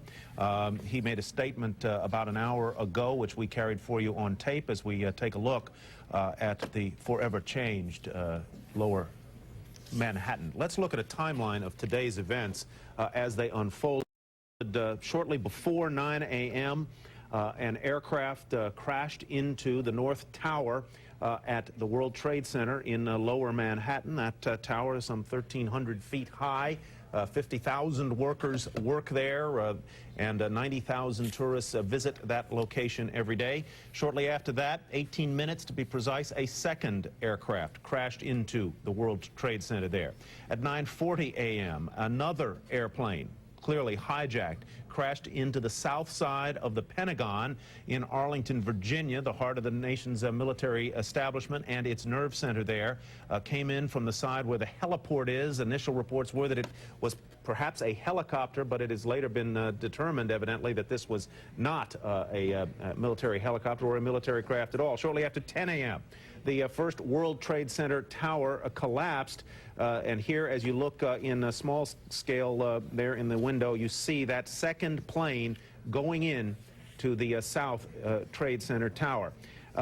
Shortly after 10 a.m. as well, a United Airlines aircraft went down outside Pennsylvania. We say it was in Pennsylvania, outside of Pittsburgh, about 70 miles southeast of Pittsburgh in the Shanksville area of Pennsylvania. At 10:28 a.m., the second World Trade Center building collapsed, and there you see the horrific sight. The humanity lost today in Manhattan. American Airlines Flight 11 was one of the aircraft that went down. We're not certain. We're trying to find out where and whether that was one of the planes that hit the Trade Center. It was a Boeing 767 en route from Boston to Los Angeles. Carried 81 passengers and 11 crew members. Other airliners that went down, American Airlines number 77 was a 757 flying from Washington's Dulles Airport to Los Angeles, carrying 58 passengers and 6 crew. United Airlines number 93 was apparently the third craft involved, and that is the aircraft that evidently went down in the region southeast of Pittsburgh.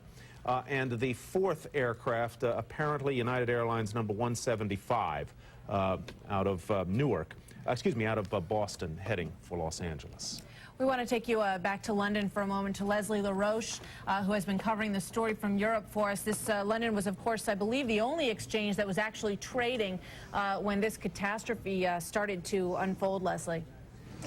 Martha, let me bring you up to date on what we know is that we have just gotten word that in the last half an hour or so there has been a bomb threat at the Deutsche Börse. And what we know is that they have suspended trade. That was about half an hour ago. Suspended trade over there. The DAX was down 8.5%. They've evacuated the building, evacuated the Deutsche Börse. We do not know if this is related to the American attacks, but certainly that it can't go without there being some assumptions there. We're watching that. We also know that Euronext is meeting tonight, and that is a combination, of course, the Amsterdam, the Paris, and the Brussels exchanges. They are meeting to decide whether to open for business tomorrow.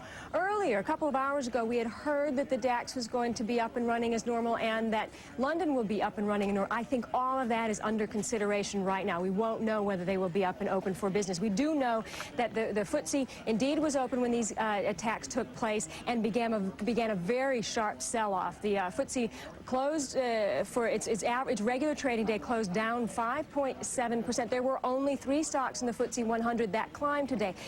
Two of them were in the oil sector. BP and Shell climbed, and so did BAE. That is defense systems, defense contractor. The CAC in Paris closed a very sharp 7.4% lower. I want to bring you up to date on what we know on some key personnel related to the financial markets. We know that Alan Greenspan was in Europe.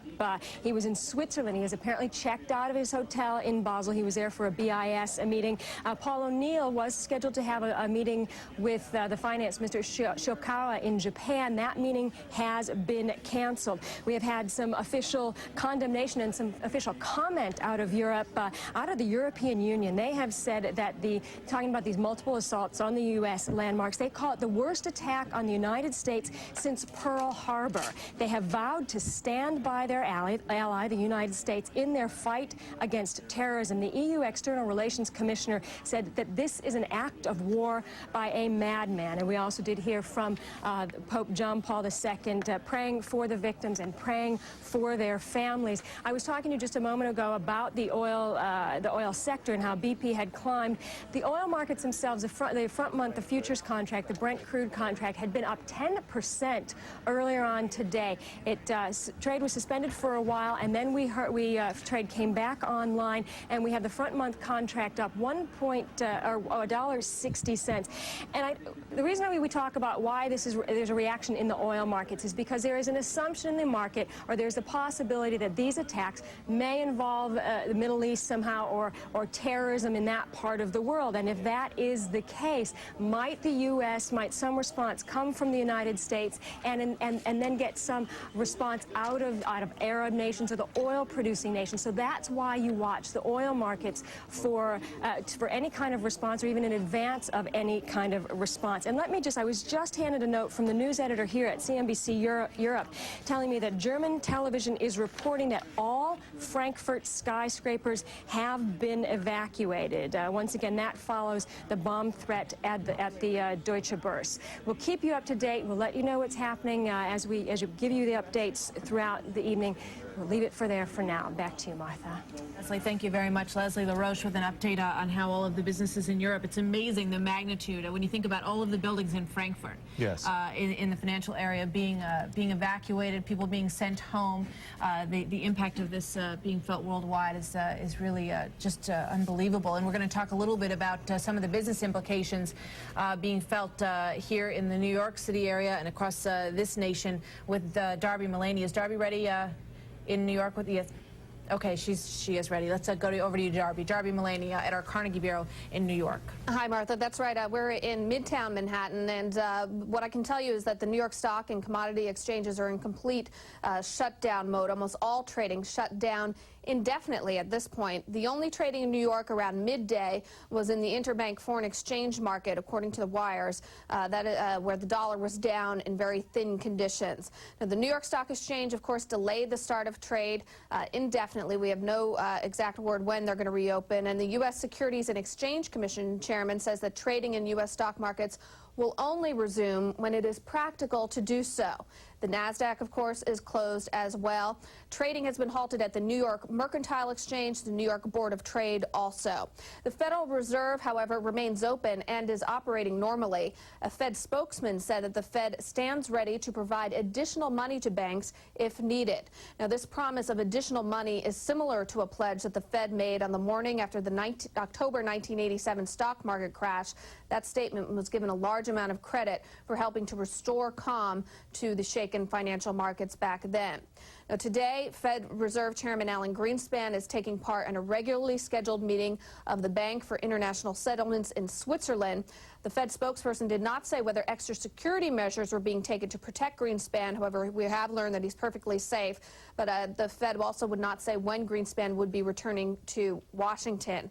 Federal Reserve Vice Chairman Robert Ferguson, the #2 man at the Fed, is monitoring banking and financial market developments along with other top officials. And finally, at the Treasury Department, officials say that the regular weekly auction of the 4-week bill that was scheduled for today, that's going to be delayed until tomorrow. The Treasury Department, which is next to the White House, was evacuated after a report that a plane had crashed into the Pentagon. And Martha, I can just add that from our vantage point here in Midtown, that of course it's not just the markets that are being affected. It seems like business in New York is very slow today. The traffic is lighter than normal, and a lot of people are just kind of stuck out on the streets, listening over car radios to what's going on and keeping updated. But a lot of people, of course, not working today, and a lot of businesses shut down.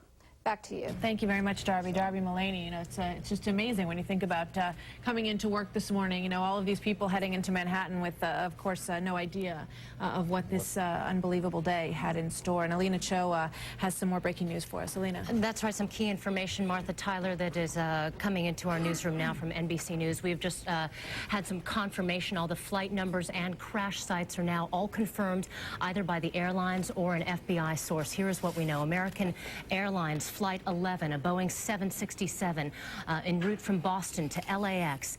It hit the South Tower of the World Trade Center. There, I believe you're looking at a live picture of the Pentagon. Let me see here. That is American Flight 77, a Boeing 757, en route from Washington Dulles to Los Angeles International Airport. That was the plane that hit the Pentagon there. That is confirmed by an FBI source. Let's move on now to the United flights. United Flight 93 en route from Newark to San Francisco, a 757. That is the plane that crashed in western Pennsylvania outside Pittsburgh. 38 passengers on board, 2 pilots, 5 flight attendants. The last flight, United 175, en route from Boston to Los Angeles, crashed into the World Trade Center North Tower. This is confirmed by an FBI source to NBC News, but not yet by the airline. Now, this is significant, this last flight, United 175, which crashed into the North Tower, because it is the... No, I'm sorry. just want to get back and recap for you. American Flight 11 hit the South Tower of the World Trade Center. United Flight 175 hit the North Tower of the World Trade Center. American Flight 77 en route from Washington Dulles to Los Angeles hit the Pentagon, and the last flight, United Flight 93 en route from Newark to San Francisco, a 757 crashed in western Pennsylvania outside Pittsburgh. So this is the first confirmation that we're getting, the details of all of the flights, Tyler and Martha, and exactly where they crashed. So of course we will be monitoring this and get you more details as they come in. All right, Alina, thank you very much. Thank you very much, Alina. All righty, there are also closings around the country as a result of this, including in Las Vegas, where the Mirage Casino, the Bellagio, and some of the other casinos out there have decided to evacuate, basically close them in a security move so that they would move people out and not be an inviting target here. We've been covering some of the financial news, the dollar plunging, oil moving higher. London stocks down 5.7%, $98 billion worth of capital lost there. That was the only of the major markets trading at the time this horrible tragedy, this catastrophe took place. That's the biggest loss in London since October 19 of 1987. We do not know when trading will be resumed in the United States for any of the major markets. We await word on that, and as soon as we know, we will certainly tell you. As you see, all U.S. Financial markets are closed, and in a day that I think we will all remember, our ticker is running blood donation lines and lines for United Airlines and American Airlines information, as well as Morgan Stanley, which was the largest single tenant down in the World Trade Center. All right, we want to go out to Los Angeles and get some reaction from buyers aghast at the tragedy that you're witnessing there firsthand. Obviously, reverberations from today's attacks are being felt across the country, and especially here on the West Coast, home to lots of military installations and defense firms. We have a lot of buildings, federal facilities, schools, and California landmarks shutting down today. Of course, like the rest of the nation's airports, Los Angeles International is closed, with 3 of the 4 flights apparently involved in today's attacks bound for Los Angeles. LAX has become a focal point here. My colleague Jane Wells will update us later on the situation there. Meanwhile, up north in the Bay Area and Silicon Valley, companies are canceling meetings, sending workers home. Main bridges in the city of San Francisco and the surrounding areas are being investigated. They're under heightened security. San Francisco Mayor Willie Brown has canceled a trip back east. He's reportedly walking the streets and urging calm. Governor Gray Davis has ordered all state buildings closed until further notice. We also know that military-related facilities like NASA's Jet Propulsion Laboratory have also closed and sent workers home. Meanwhile, in downtown L.A., tall buildings, including the huge library tower, the landmark here on the West Coast, have been closing down, and police, both here and in San Francisco, have been put on tactical alert. However, the authorities here are saying they have received no immediate threats or any reports of threats. In short, the West Coast, like much of the country today, is stunned by today's attacks. Our thoughts and prayers are with all of you on the East. Tyler and Martha, back to you. Jerry Cobb, thank you for that report from Los Angeles. We're going to go back down to the foot of Manhattan, where Maria Bartiromo is standing by with some fresh information as we get ready to hand it over to Bill Griffith and Sue Herrera, who will return. Maria. Thanks very much. I just went outside. There are people beginning to walk outside, but I have to tell you, it's very, very hard to breathe out there. The air is extremely thick, and there's debris all over the place. So I came right back in, and I've been telling you about the dust on the floor that is so thick. We're waiting to hear any official announcement from Dick Grasso, the chairman of the New York Stock Exchange, regarding trading tomorrow. Most people are expecting that we will not see trading tomorrow either. Of course, we've already seen the impact of certain securities around the world plunging, including the dollar. So it would be unlikely that markets would be opening in such panic. I think that the theory is that people want things to settle down. We need to get more information regarding fatalities, regarding the source of this, and then probably open. But we are going to go right now to a Pentagon briefing. I'm going to send it right back to you. Maria, thank you very much. Let's indeed go to the Pentagon where they are briefing reporters at the moment, as I understand it. Bill Griffith here along with Sue Herrera. I guess this is a videotape. Yes, it's a of tape the briefing that occurred earlier. Just a short while ago from the Pentagon. Let's listen in. No, we're not going to it. All right. All right, we're not going to it. But let us bring you up to date on the events of the day. Michelle Caruso-Cabrera has put it all together for us, a little perspective on the situation. Michelle? All right, thank you, Bill. We've got an update on the events and also on the markets as well. The nation is on high security alert today after terrorist acts brought down the World Trade Center in New York. It happened around 9 a.m. this morning when a plane crashed into the North Tower of the World Trade Center in downtown Manhattan. About 18 minutes later, a second plane collided into the South Tower. Moments later, the South Tower collapsed, and that was followed by the collapse of the North Tower. Eyewitness accounts from the ground say people were falling and jumping from the towers.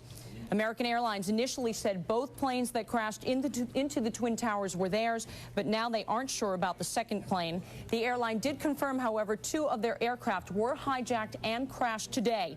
One was American Airlines Flight 11 from Boston to Los Angeles, and the other was American Airlines Flight 77 from Dulles Airport to Los Angeles.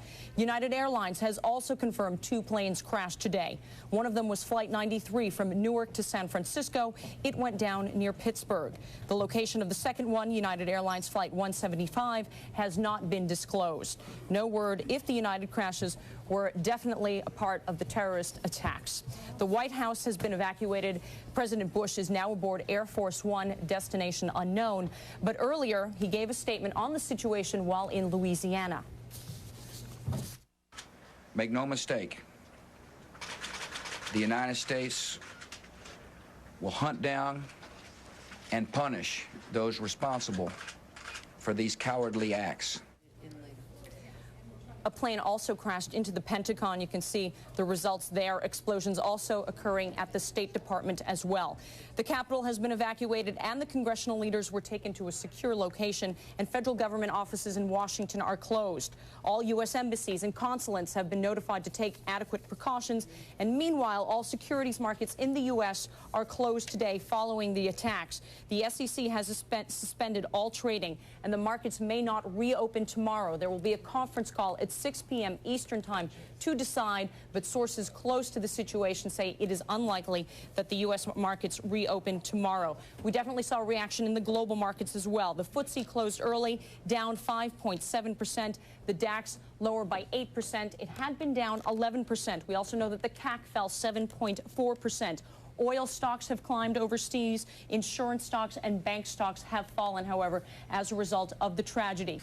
London, Germany, Tokyo, for now, say they are going to reopen tomorrow, but all of this remains a fluid situation. Mexico and Argentina have suspended trading, and the Brazilian real fell to a new all-time low today as a result. In the treasuries, commodities, and currency markets, we have seen Treasury surge and a search for safety. Gold is up $19. This is spot gold to $290 an ounce. Last I spoke with a trader in Midtown who said he was referring all business to Europe.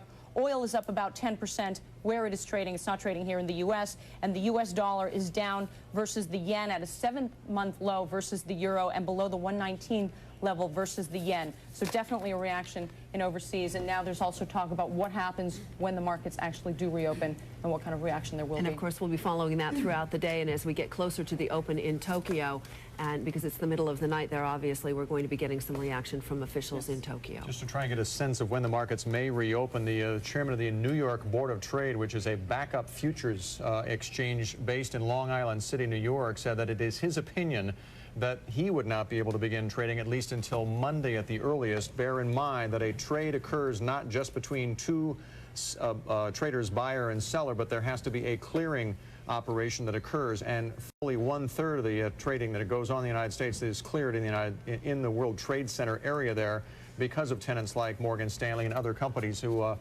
do some of that in their back office. And as a result of this lack of infrastructure, or the uncertainty of it right now, and trying to assess exactly what shape that infrastructure is in, it's possible, at least according to the chairman of the New York Board of Trade, that we don't see trading until Monday. It's early at this point to know, but at least we know today no trading, probably no trading tomorrow, and we take it one day at a time from there. Yeah, we're going to now turn to the other aspect of our coverage today. Marcy joins us now with some perspective on some of the other markets that are moving and some of the people that you've been talking to today, Marcy. Well, as we said sort of earlier in the coverage, it's sort of a little bit difficult to talk about economic events when the building that I worked in 2 weeks ago doesn't exist anymore. I was in World Trade Center too. But nevertheless, currency markets have been moving, and of course there's been a flight out of the dollar. I've been talking to people and sort of getting a feel for what tends to happen in currency markets after that, and we've even got a professor on the line for an interview to talk a little bit about what goes on in currency markets after terrorist attacks. We have Professor David LeBlanc with the University of Colorado on the line with us to do an interview and talk a little bit about what his work that he's done as a political scientist suggests about currency markets. David, are you with us? I am. Hi there, David. Thanks for joining us today. Oh, my pleasure. I know you've done a little bit of work on the effects of terrorism in markets like Israel, Egypt, things like that. Can you tell us what your work has shown?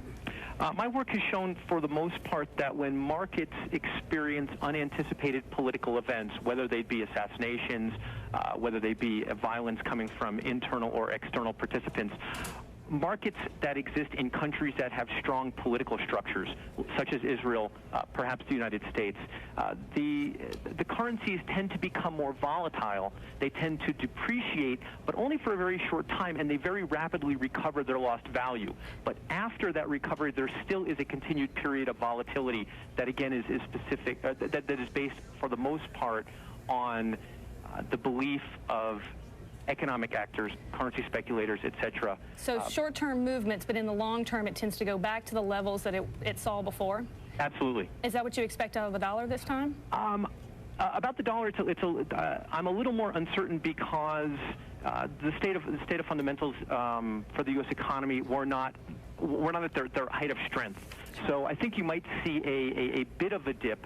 But the question is, if we're talking about the dollar, where are people going to go? Are they going to go into the yen? Are they going to go into the euro? And I don't think that that's necessarily going to be the case. So I fully expect the dollar to rebound after a short depreciation. But again, I think we'll see a lot more volatility. What about in stock markets? Moving away from currency markets, do we have any experience, any kind of similar situation in financial markets, any kind of political situation in the U.S. that's been similar to this, that's had an effect on the stock market?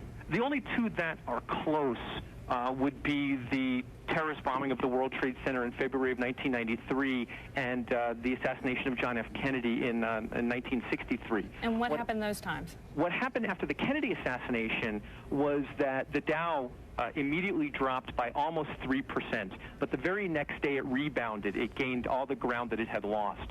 After the terrorist attack on, or the explosion, the attack on the World Trade Center in 1993, again, the Dow lost some. It only lost about 1/3%, but the next day it rebounded and recaptured all of its lost ground. Wonderful, wonderful. David, thank you so much for joining us today. No, my pleasure. Bye-bye. Marcy, we should welcome you as well as our new chief economist here. My question is, you know, all of this comes at a time when the economy here in the United States was on weak ground to begin with. We were looking at the possibility of a recession, and now essentially the United States is shut for business today. And I wonder what impact we're looking at. Obviously, we're all trying to assess this. We're looking at the human damage to begin with. But when we stand back and look at the economic impact of this, I wonder what impact you think we might see on the economy.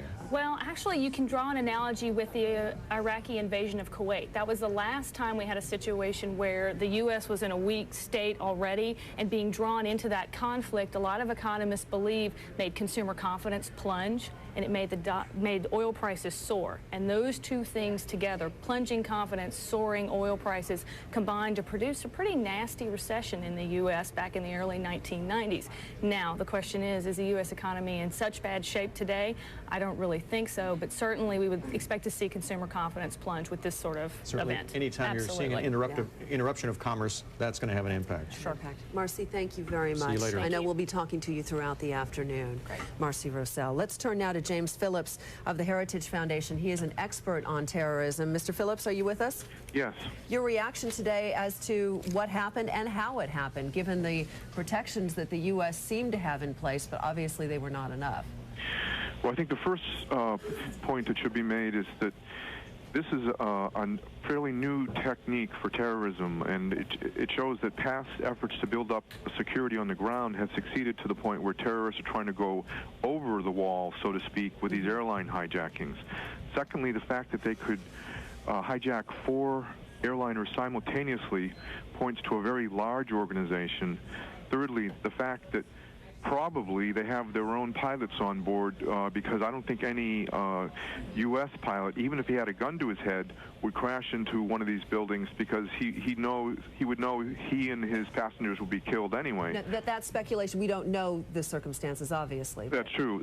But just to speculate, that suggests to me that whoever did this had several people on board each plane, and perhaps one of them was knowledgeable about the plane so that they could fly them into these buildings, because it would be fairly hard to, if you weren't a pilot, to steer them into these buildings. Does it strike you as interesting or peculiar, or I'm not really sure what the word is, that the planes, all the planes involved were either 757s or 767s? Is there any similarity? Is there any?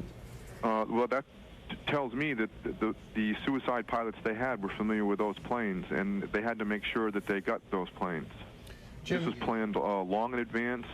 They had to coordinate which flights they were taking from what airports so that they'd all arise around the same time, because they would know that most airports would be closed down, as in fact they were, so they had to make sure that the ones they had in the air were ready to go.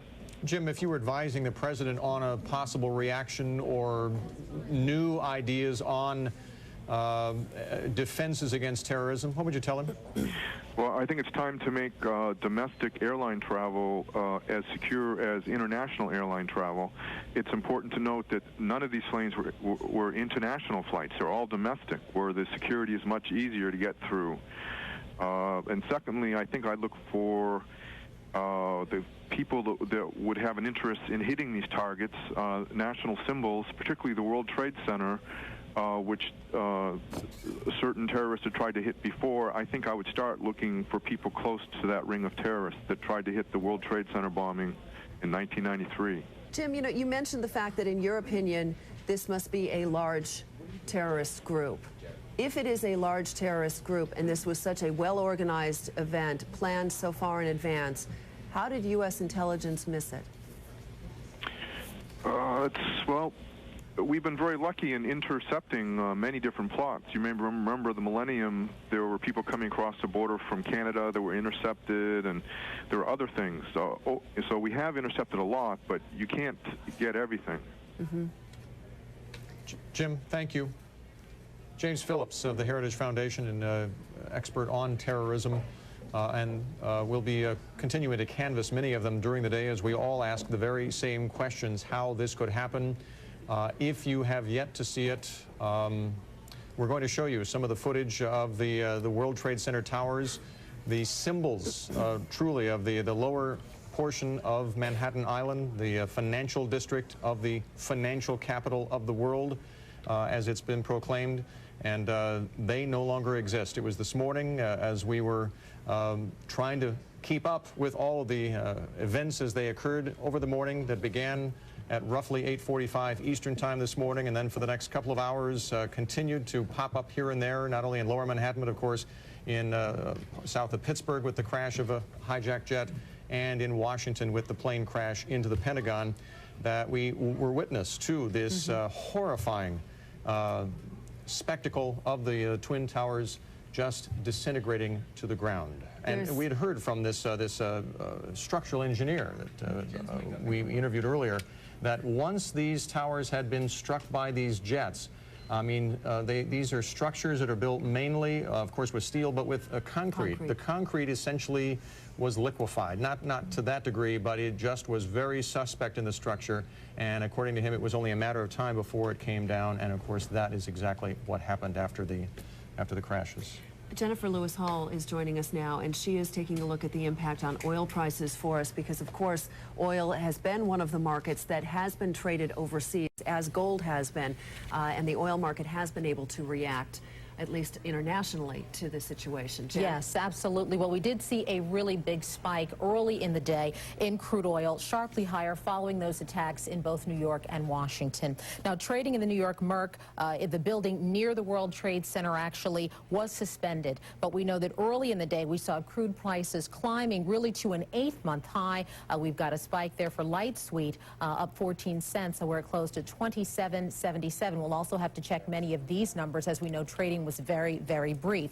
Now, analysts say the spike comes on a couple of concerns, but the main concern about production actually being disrupted in the Middle East. And some say that if an armed conflict were to take place on land here, that could actually look at sites on the Middle East and oil production and actual installations, and that being a main concern, that would disrupt production there. Now, how big and how great is production in the Middle East? It is very large. Analysts telling me just this morning, production in Saudi Arabia, 8 to 9 million barrels. Kuwait, over 2 million barrels. Iraq, over 2.5 million. Iran, about 3 million barrels. So they're telling me, particularly Stephen Smith over at Dane Rauscher on the phone just now, saying that if there were to be a disruption in the Middle East, it would affect the world's supply. Now, Smith actually thinks that prices would steady, however, once production may resume onto normal levels and once trading begins again on the Merc when we come back. Now, he's telling me that as long as oil production facilities are not affected, prices should begin to moderate and return to normal levels. That is what they're thinking. Smith is telling me that people are reacting to panic at this point in time, that they're spiking the prices up, but that they see production being steady and therefore prices dropping back down to more normal levels, possibly beginning next week. So that's a good thing, because economists are concerned, as well as oil traders, that if this spike remains high, this is certainly not good for the world economy, the soft economy in the U.S. or abroad. But they do see a softening in prices once people hear about the devastating damage, but they're saying it's to installations pretty much not being affected. Right. I mean, that's where we stand now. All right. We also, along these lines with oil prices, the NYMEX is saying that it delays the start of its after-hours access trade today. It has not canceled it yet, however. We are waiting further statements from them. As you can imagine, all of the exchanges today have been scrambling to try and really come up with their game plan. No U.S. stock trading today. The NYMEX, though, is going to give us a statement a little bit later about whether they will start their after-hours trading. It's not canceled yet, but it is delayed. Let's get an update now and kind of a recap of where things stand with Bonnie Barron, now our news editor. Bonnie? Hi, Sue and Bill. We do have some information coming in. We're hearing now that 2 U.S. warships and the National Guard has been dispatched to the New York Harbor. Also, military fighter jets, as you know, have been in the air over Manhattan. Manhattan has been shut down. A lot of roads in New Jersey, of course, have been shut down, where a lot of patients have been ferried to some of the hospitals in New Jersey. And all of the planes that were in the air that weren't involved in the attacks have now landed safely. By the way, also, senior U.S. intelligence officials are telling NBC News that they would not steer us away from thinking that the United Airlines plane that crashed outside of Pittsburgh was targeting either Camp David or the nearby alternate National Military Command Center in Waynesboro, Pennsylvania. The ANMCC, also known as Raven Rock, is the underground Pentagon, where in case of an attack on the Pentagon, military planners would take over command of the U.S. military.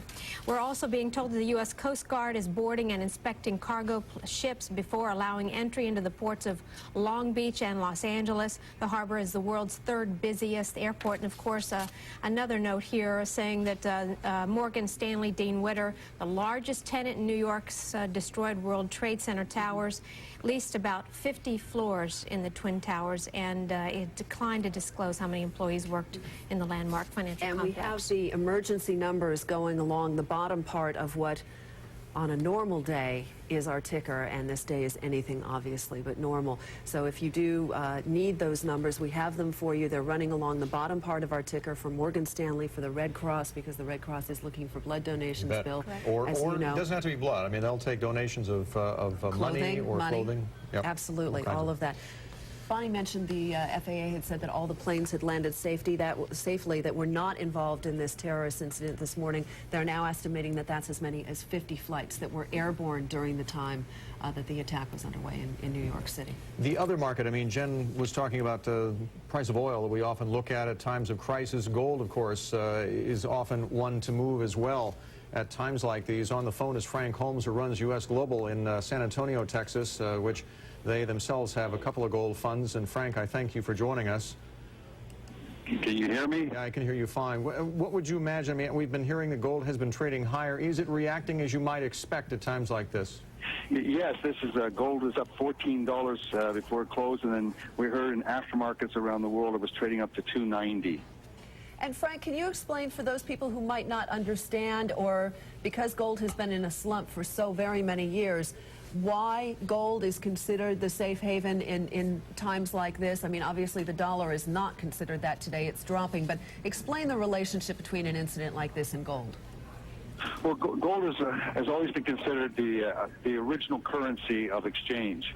And when we go to crisis, we see that the physical value of gold takes on, besides the beautiful look for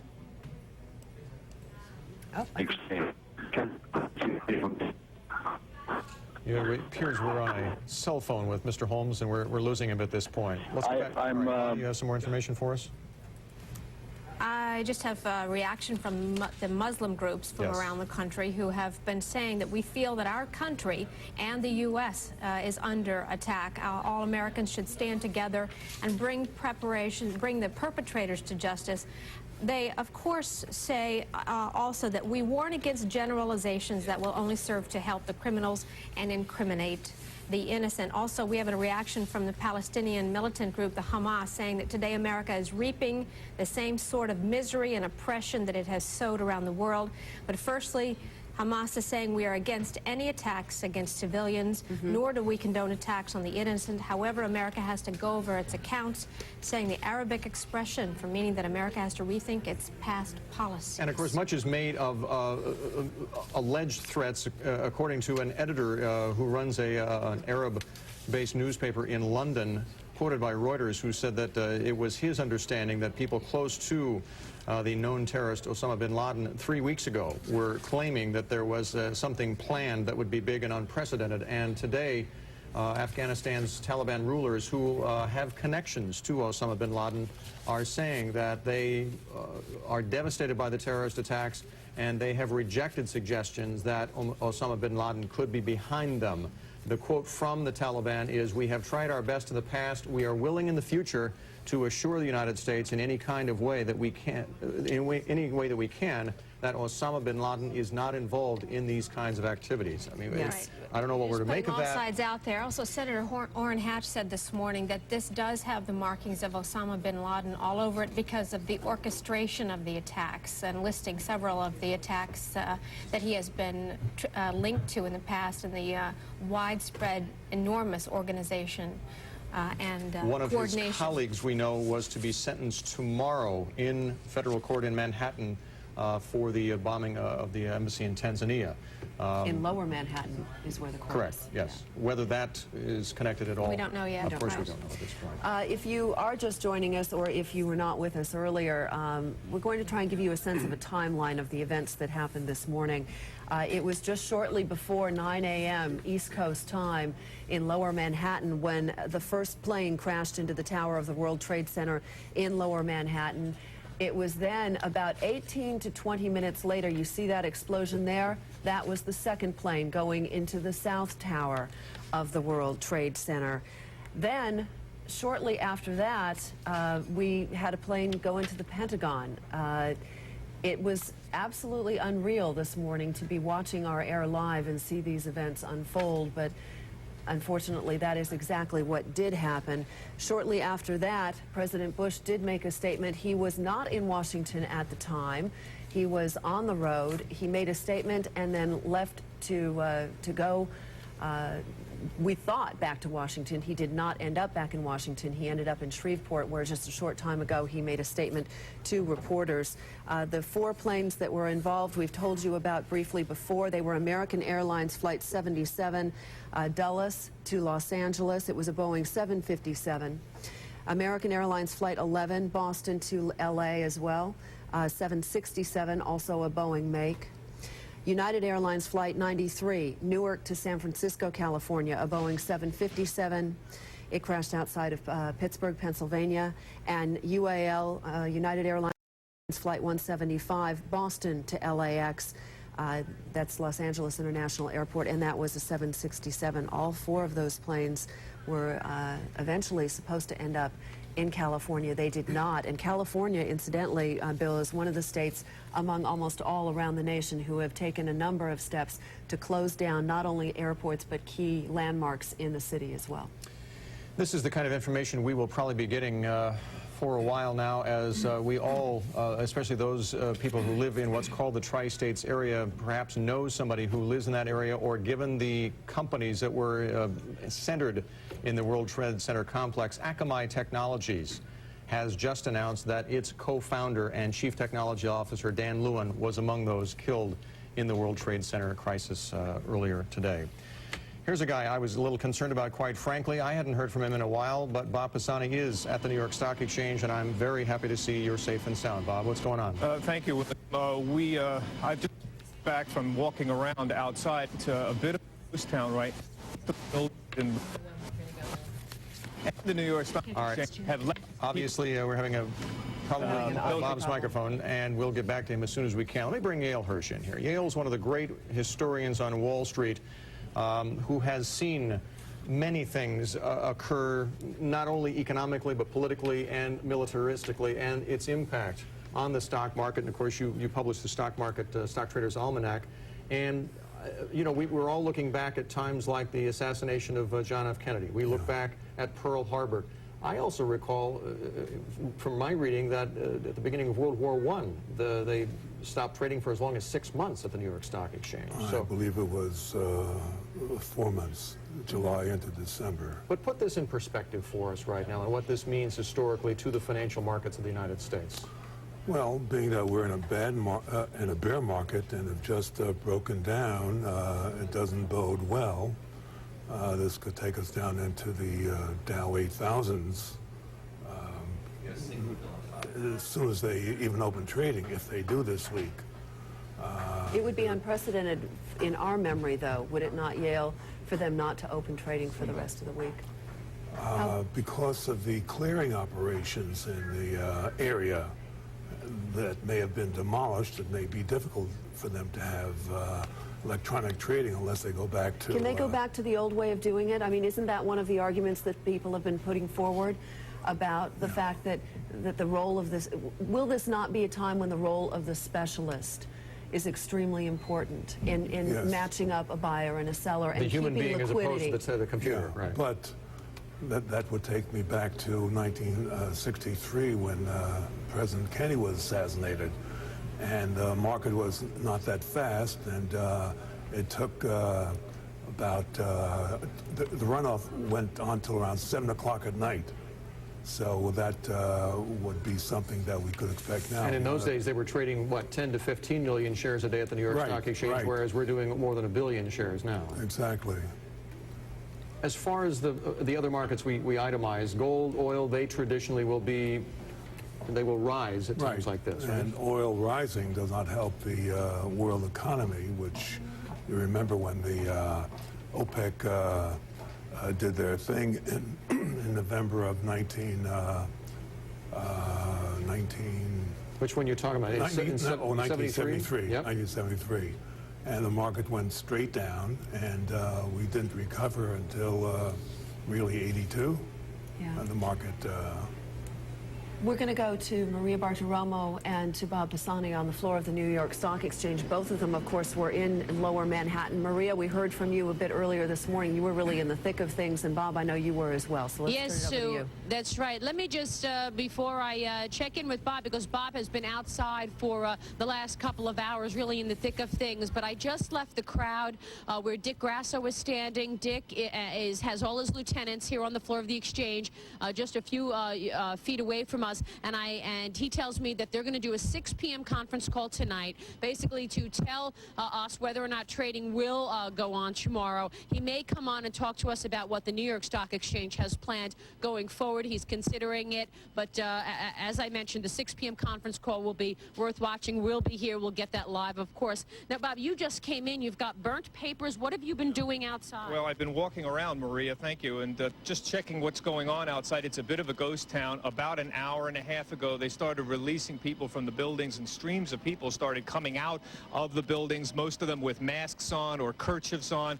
I talked to a few dozen of them. Obviously, a bit of a shell shock on the part of many of them. Many of them had family members that were in the World Trade Center, so obviously a very grim and unhappy situation out front. People have been quietly streaming back, and at this point, the sun came out about 45 minutes ago, Maria, and rather eerie situation because clouds of black smoke would occasionally billow down throughout the front of the stock exchange here on Broad Street, and occasionally the sky would literally go dark in front of the stock exchange. One of the really eerie things that is going on, Maria, and I know you've seen this as well, but folks, burnt papers.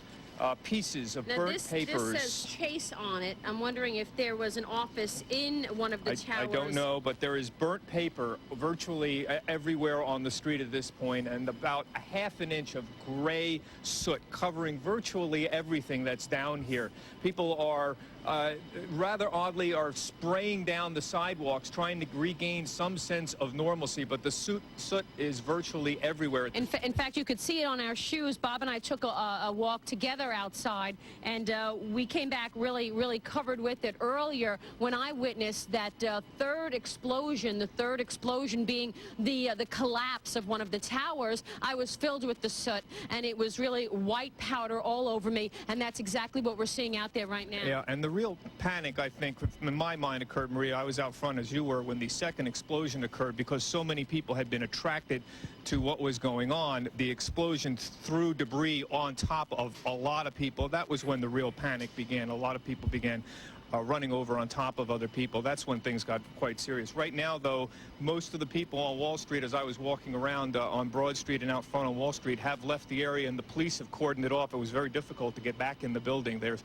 almost a state of martial law out front, almost. They're stopping everybody on the street and just letting people walk in one direction. We should say that there's no one on this particular floor that we are on right now, but there are people in the other room of the New York Stock Exchange. In fact, the new technologically advanced room is where most of the people are, anyone who's even left here, and there are medical carts going around and there are lunches going around. So the New York Stock Exchange has obviously been incredibly helpful to employees who are trying to get out and have been unable to do so. And indeed, they have been handing out food, and people out front have been handing out food, although, as I mentioned, a lot of people have basically left the area. There is still odd scenes where papers are still flying around up in the canyons high above from here, and so there's a still sort of otherworldly feeling down here with the soot and occasionally giant clouds of black smoke coming down the alleyways, almost like a mini tornado that's in the neighborhood. So we're still in a very strange environment, a surreal environment down here. It really is. I mean, there are dark clouds really just continuing to move above us. So we're going to be walking outside and checking out things in here. We will report back as we know it. And Bill, Sue, back to you. All right, Bob, Maria, thank you very much. Of course, anecdotally, we hear stories on the wires about the hospitals of New York City and in Northern Virginia around Washington, not only being inundated, of course, with the injured, but with people who are attempting to give blood to those centers. And we are being told by the Red Cross to ask people not to go to those crisis areas, but rather to go to the outlying areas if you do plan to give blood, or at least if you had an appointment to give blood, to meet that appointment, but in the outlying areas, away from the crisis areas, because as you can imagine, the medical personnel in those areas of New York City and around Washington are already being inundated trying to care for the injured. And we have another wire report that some of the injured involved have been flown to Canada as part of all this. We don't have numbers on that. But before we go to Sharon Epperson, which we're going to do in a minute, Cantor Fitzgerald has asked us to pass along their emergency number to you if you are trying to find someone or have a question about someone who is with Cantor Fitzgerald. Their number is 212-704-8188. Once again, that's 212-704-8188 if you have someone with Cantor Fitzgerald. Sharon Epperson is with us now, and you have a Federal Reserve official, right? That's right. We do have a Federal Reserve official. I've been trying to call all of the Federal Reserve banks across the country because, of course, it's difficult to get a phone line into New York City. I was able to get through to the St. Louis Fed, and I believe Charles Henderson is on the phone. He is the public information officer there at the St. Louis Federal Reserve. Charles, are you on the phone? Yes, I am. Tell me a little bit about how you're managing operations today. Well, we've got two concerns. Obviously, one is the safety of our employees, and then, of course, the integrity of the payment system, and we're working very hard to ensure those. We're obviously on a state of heightened security, and we've taken some additional security measures and added some extra protection staff on duty today. Now, you cover a 7-state area there. Tell me a little bit about the impact that you are anticipating there on the banks in your region. Well, we're hopeful that if we do our job well, that the impact will be minimal. We want to make sure that all of our depository institutions that we deal with in the 7-state area continue to have uninterrupted services for cash or check or wire transfer and those kinds of things. And so far, we're continuing to operate as scheduled. Yeah. Need to break in and interrupt because Mayor Rudolph Giuliani of New York is making a statement. What will be done in the face of this barbaric act to make the city secure, and we will strive now very hard to save as many people as possible and to send a message that the city of New York and the United States of America is much stronger than any group of barbaric terrorists, that our democracy, that our rule of law, that our strength and our willingness to defend ourselves will ultimately prevail. And I'd ask the people of New York City to do everything that they can to cooperate, not to be frightened, to go about their lives as normal. Everything is safe right now in the city, and the people who are doing the relief effort need all the help they can get. And then, Governor, thank you very much for your assistance and your help and your support. Thank you. Thank you, Mayor, for your leadership through this crisis. This is a vicious attack upon New York. It's an attack upon America. It's an attack upon the whole concept of freedom and our way of life. And we cannot let these attacks succeed. The first step has to be to make sure we do everything in our power to protect the people and to save the lives of those whose lives are still at risk and to help those who have been injured. And I want to commend the mayor, and I want to thank my colleagues from Connecticut, New Jersey, Pennsylvania, and the federal government have all offered and made ready support to help us deal with this ongoing crisis. The people of New York are not only the freest and most diverse people in the world, we're also, I believe, the most capable of rising to meet the challenges of this type of attack. And right now, we want New Yorkers to remain calm, to go about their business, to appreciate the fact that everything to provide for their safety is being done, to appreciate that everything that can be done to provide for the health and the needs of the people who are still at risk is being done, and that we will continue to work to make sure that we get through this as strongly and quickly as possible. I want to thank the federal administration. Secretary Thompson has been on the phone with me a number of times, as well as the president, for what they are offering and prepared to do. And we're just confident that, well, this is a horrible attack and one that is despicable and really unthinkable in its magnitude.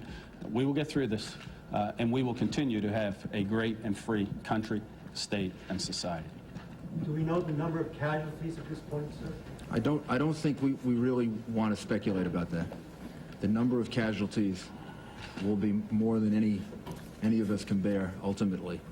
And I don't think we want to speculate on the number of casualties. The effort now has to be to save as many people as possible. And I don't think we will know the answer to that until sometime tomorrow or the next day. Were there large numbers of firefighters? There are a large number of firefighters and police officers who are in harm's way, and we don't know how many we've lost. But there's no doubt we've lost some firefighters and police officers. Do you know anything about the cause of the explosions that brought the two buildings down yet? Was it caused by the planes or by something else?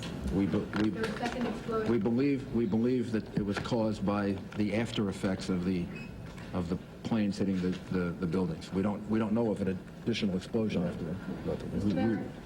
Could you tell us, do you expect any further attacks on New York? Is there anything to indicate that there could be more bombs, more planes out there? I know originally there was a report that 8 planes had been hijacked, 4 have only been accounted for. What about the remaining 4? And is there any possibility that there could be bombs on the ground planted by some? We have no specific information to that effect. Obviously, the city is now closed. The airspace around the city is closed, and we are on heightened alert.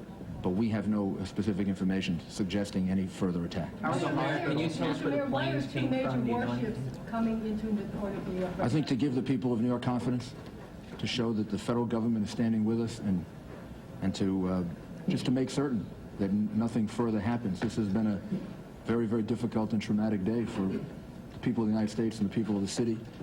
And I think that it's an act that shows that the federal government is going to do everything they can to support us and help us. Can you give us an idea of the extent of the rescue effort that's going on right now in Lower Manhattan? The scope of this operation? There are over 1,000 rescue workers, probably about 2,000 that are deployed, trying to get into the buildings, trying to find people, trying to search for people. The governor and I spoke a couple of hours ago, and the governor has deployed the National Guard to relieve them because our people are going to need reinforcements pretty soon. But right now they don't want to leave because they're searching for innocent citizens, and they're searching for some of their brothers and sisters. Are you finding survivors? Yes, we have some numbers that we can give you. We have 1,500 people at Liberty State Park who were evacuated, described as walking wounded. They were evacuated by ferry and other means. There are about 600 as of about 15 minutes ago in local hospitals that we account for, 600 people that are being treated in local hospitals. And there are 150 in particular that were critical, that were moved by EMS. New York City has 170 hospitals. So we have a lot of hospitals, and we're utilizing all of them. Probably the one that was the hardest hit was St. Vincent's Hospital. And I would like to just single them out and commend them, because as I was rushing down there, after the first plane hit, before the second, they were already deploying people on the street. I could see the doctors and nurses outside getting ready to receive people. And that was before the second plane actually hit the World Trade Center. What was your experience down there? Also, blood donations. We have several sites for blood donations. 153 East 53rd Street, 66th in Amsterdam, which is the Red Cross, and 310 East 67th Street. If people want to do something and they can donate blood, that's going to help not just today, but tomorrow and the next day. This relief effort is going to take some time. Mr. Mayor, you were one of the first people down there. Can you describe the scene in your own words, what you saw down there? I don't know that I'm really able to describe it. It was the most horrific scene I've ever seen in my whole life. We saw the World Trade Center in flames, a big gaping hole all the way on the top of it. We could see people jumping from the top of the building. And then we went into Barclay Street, 75 Barclay Street, I think it was, and we were there when the building collapsed, and it collapsed in part on 75 Barclay Street. So we were trapped in the building for maybe 10 or 15 minutes, trying to get out different exits. And we finally went through a basement and came out 100 Park Place. Did you ever fear for your own safety, sir? Sure, yeah. What went through your mind? I don't think anything went through my mind other than making sure that we all remained calm and found an exit and just tried to figure out the most intelligent thing to do. Probably the same thing that went through the minds of 10,000 other New Yorkers who I could see on the streets, and I really have to commend them. If you really want to know what New Yorkers are all about, you just watch the way in which they handle themselves. They didn't panic. They moved deliberately. They moved swiftly. But they didn't hurt each other. They helped each other. I mean, these are just the most wonderful people in the world. Do you know anything about the composition of that dust that blankets Lower Manhattan? Is there any asbestos or any hazardous material in that dust? I don't know. I don't know the answer to that. Mr. Mayor, there were reports of a gas explosion related to this as well. Are you aware of that? There was a gas leak or possible explosion. We don't believe it. We don't believe that's the case. Mr. Mayor, can you tell us anything about where the planes come from, where the aircraft came from?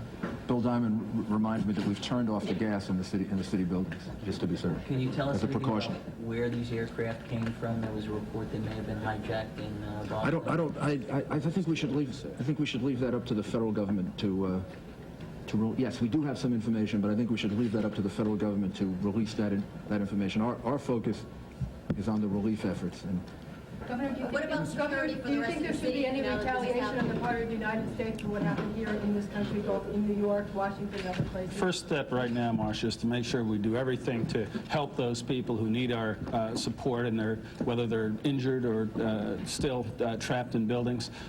The second thing is to make sure at the same time we're providing the maximum security against possible additional incidents. But clearly, this is an attack upon America. It's an attack upon our freedom and our way of life, and we must retaliate and go after those who perpetuated this heinous crime against the people of America. Mayor, this is just a Pearl Harbor. Do you consider this to be an act of war? This has been compared. I'll do both. I'll do This both. has been compared to Pearl Harbor. Do you consider this to be an act of war? This is a vicious, unprovoked, horrible attack on innocent men, women, and children. It's one of the most heinous acts, certainly in world history. And as the governor said, and I said to the president, we fully and completely support him in any action that he has to take in order to make an example out of the people who are responsible for this. Is it an act of war in your mind? I don't know that I want to use those words. I think the president is the one that has to respond, and I think what he has to know is that all of us in New York support him and support him completely in the efforts that he's going to have to make over the next couple of days, week, and to make a point that people can't do this. You can't attack innocent men, women, and children. And ultimately, I'm totally confident that American democracy and the American rule of law will prevail. And the people of New York are going to help to demonstrate that over the next couple of days. How many anybody take responsibility for this? Any group take responsibility at this time? And what is the city doing to safeguard the citizens now that something like this has happened? Well, first of all, I don't know of anyone that's taken responsibility for it at this time. And secondly, the New York City Police Department is fully deployed, not just in the rescue effort, but all throughout the city of New York, offering as much protection and as much security as we're capable of for the citizens of the city. And at this point, I believe that the people in New York City can demonstrate our resolve and our support for all of the people that were viciously attacked today by going about their lives and showing everyone that vicious, cowardly terrorists can't stop us from being a free country and a place that functions. And we'll do everything we can to make that point. Jennifer Steinauer, please. Just a housekeeping thing. Can you tell us what's going to happen to the New York primary? This morning, I issued an order suspending the primary across the state. There will be no primary today, and we'll reschedule it once we get through this. Jennifer, Mayor, can you please. please walk us through the municipal services right now, what's going on with the subways and the schools, the courts? The subway, the schools, the chancellor, I commend the chancellor. He was on the phone a number of times with us. He coordinated very, very carefully what would happen. He thought it out, and he came up with a very good plan, which was essentially to keep the schools open, to keep the children in school, so we didn't have a large number of children in the different boroughs that would be released from school. They're being released, I shouldn't say as normal, but basically on the normal schedule. If parents aren't there to pick up the young children, then the children will be taken to a center, and the parents will be notified to come and pick them up. The children who have Metro cards, who normally travel on the subway, will be able to do that. The subways are functioning in 4 of the 5 boroughs, and can we get an update, Joe, on how the subway is doing in Manhattan? All the lettered lines are working. And in Manhattan? In Manhattan lines, all the lettered lines. All the lettered lines are working, including in Manhattan. And throughout the rest of the city, public transportation is normal. So the children should be able to return from school in the normal fashion.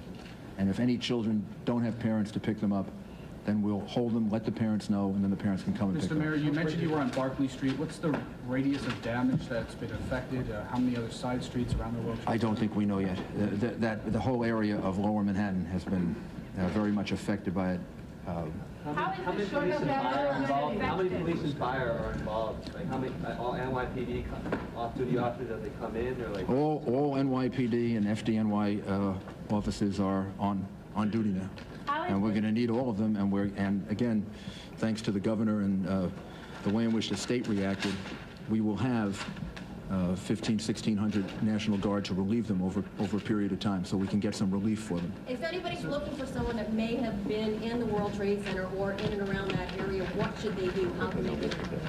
We're going to give you numbers so that we can try to help coordinate that. Individual businesses have already done that, but we will as soon as we can find some time from the relief efforts, give you a number in which people can call, and then we can direct them to the right place. the National Guard looting or anything like that? Any lawlessness? There have been no reports of lawlessness, no reports of looting. As I said, we saw a lot of people that were part of the escape effort, and they seem to be conducting themselves in a very, very sensible way, a very deliberate way. They seem to be helping each other. So I don't think we have any reports like that at all. So the only National Guard we'll see will be in Lower Manhattan, in the bomb site area. They won't be patrolling the rest of Manhattan. No, the purpose of it is to help with the relief effort. We're going to need the help of the state, surrounding areas with heavy-duty equipment. When will they be arriving? National Guard troops, some have arrived already, and we expect to have up to close to 2,000 between the National Guard and the state police by later this evening. Mayor, bridges and tunnels will have to stay closed indefinitely? I think everything is closed for now, and then maybe in about an hour or two we can give you an update on what the plan will be for tomorrow. We saw a lot of lightly injured people walking out of the area because obviously the emergency services were needed for the very seriously injured. People covered with dust, some people had difficulty breathing. Is there any health advice to give to people who were caught in this thing, who are not necessarily at risk of losing their life, but I think, dust? well, obviously, if you feel ill or you feel that you've been affected by it, you should go to a hospital and get checked out. But if it's just discomfort that you feel, then you can do basically what we did, was to wash our faces off and get rid of the clothes and get to an area where you can breathe in fresh air. How many people were in the World Trade Center at the time of this attack? I mean, it was business had already started. It was So what's normal right before 9 o'clock. I don't know. I don't know. Tens of thousands? Yes. Approximately. Someone just gave me a number of approximately 10,000, but that's, that's a guess. How long will the city remain on a heightened state of alert? Until we're told not to. I mean, until the FBI and the police department and the federal government tells us that we shouldn't. Right now, the city is should be on a state of alert. Now, instead of frightening people, that should make people feel more confident that everything is being done to keep things secure. And again, let me emphasize that the reason for the National Guard, because I heard the question before, is to help with the relief effort, not because there's any fear of any other problems in the city right now. How is the Mr. Port Mayor, can Authority you tell us certain about kinds of the other buildings, Mr. public Mayor? buildings, City Hall, One Police Plaza? When will it be safe for you to return? I don't know yet. I don't know yet. Hopefully soon, but I don't know the answer to that. And we heard reports that One Police Plaza was evacuated. Was that true? No, the command center is open. And it was never. We have people in the command center right now. Mr. Mayor, there have also been reports of large loss of life among the police and firemen who were sent there to rescue people. How accurate are those reports?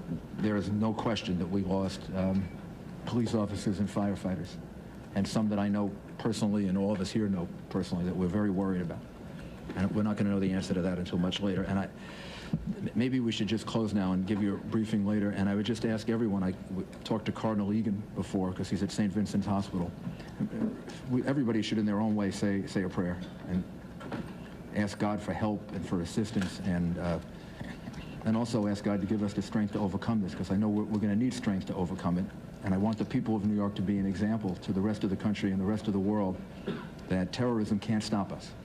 American democracy is much stronger than vicious, cowardly terrorists, and we're going to overcome this. Thank you, sir. Thank you. Thank you. Well done, Mayor. Governor Pataki and Mayor Giuliani, most especially, recounting his own harrowing experience this morning. He was in the financial district this morning when the first jet did hit the World Trade Center tower. The mayor was telling us that a number of the subways and other transportation out of Manhattan is working. Nonetheless, getting to that transportation is difficult, and as a result, a number of New Yorkers have decided that perhaps the easiest, best, safest way to get to where they need to go, which at this point is probably home, is to walk. And this is a bridge in Manhattan. I'm not sure which one it is. It looks like the Brooklyn Bridge, but I'm not sure. It's the Manhattan Bridge. Thank you, Christopher. And they are walking across it. On a day of remarkable images anyway, Yes. yet another remarkable image in New York City. We had some other pictures above the New York City skyline, which has changed dramatically, of course, with the demise of the World Trade Center towers there in Lower Manhattan. Which are no longer there. We will continue to show you those as the day progresses here. Bonnie Barron is back with more of the developments of the day as we get more bits of information here and there to try and put this story together. And more remarkable personal stories about where we all were when this happened. Governor Pataki and Mayor Giuliani, of course, mentioning where they were when it happened, and our own Ron Insanis, we've seen him covered with dust on. Yes, he was in Lower Manhattan this morning. The FAA has suspended all air traffic across the United States, as you may have heard this morning. It is believed to be the first time that has happened happened, and the FAA says no flights will fly until at least noon tomorrow. Also, the San Francisco airport has begun evacuations, and the Mall of America in Minnesota has closed as a precaution. A couple of updates there. And also, on a final note, Mayor Giuliani was asked to compare this to Pearl Harbor, where 2,400 people were killed. Sad to say, of course, that we think these numbers most likely will go much higher. And we won't know probably for several days. Thank you, Bonnie. Consuelo Mack, one of our colleagues here at CNBC, joins us now with some more perspective on the day. Consuelo? Right, Sue. I think we have an expert in political risk standing by, Benjamin Weiner, who is from his firm Probe International out of Stamford, Connecticut. And there he is. Ben, thanks very much for your patience in waiting for us. You and I talked earlier. Can you hear me, Ben? Yes, I can. You know, 30 years, you told me, of covering terrorists. You've never seen an attack like this. You know, what's your analysis? Well, what impressed me was the precision, and I could almost use the term brilliant execution of this horrific act. The fact that they were able to identify and focus on important icons. The World Trade Center is an icon of capitalism. The Pentagon is an icon of America's defensive might. They were able to pick out the kinds of targets they wanted. They were able to coordinate flights so that the explosions would take place in a relatively compact period of time.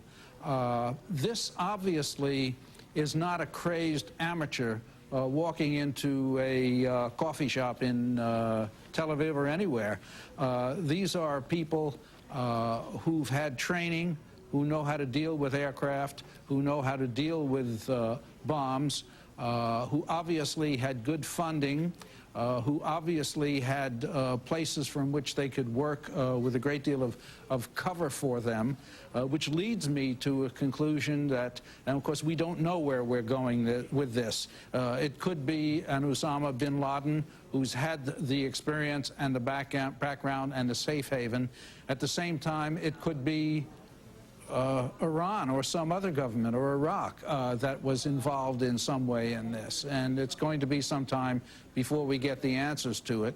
But it is something that is going to be very important in terms of how we handle these issues in the future. Obviously, we haven't done as well as we should. Let me ask you, I know it is speculation. Certainly, whomever did it was well funded, as you said, had a strategy, had a network able to pull this off. And we're going to have some breaking news here, so hold on a sec. I'm going to go back to the anchor desk to Sue and Bill. Consuelo, thank you. Apparently they're holding a news conference at LAX, at Los Angeles International Airport, to update us on the situation there. We know that that airport is closed, but let's listen in. Position in flight. We have also ordered that certain aircraft be, certain airports have strict security measures, including evacuation. We'll be working directly with those management of the airport, with the management of the airport, to ensure that security measures are taken and that operations get back to normal just as soon as possible. That's all I have for you right now. Thank you. With the number of airplanes involved in this incident that were headed towards LAX, are you taking any extra precautions here at this airport? Los Angeles International is one of the airports that we've asked to be evacuated early on and work directly with security here to maintain safety and security. These actions were taken and at many different stages, many different levels at security to provide safety all the way down to basic levels of checking vehicles that may not normally have been suspicious, but in this heightened state of emergency. All right, we're obviously having a feed problem from Los Angeles.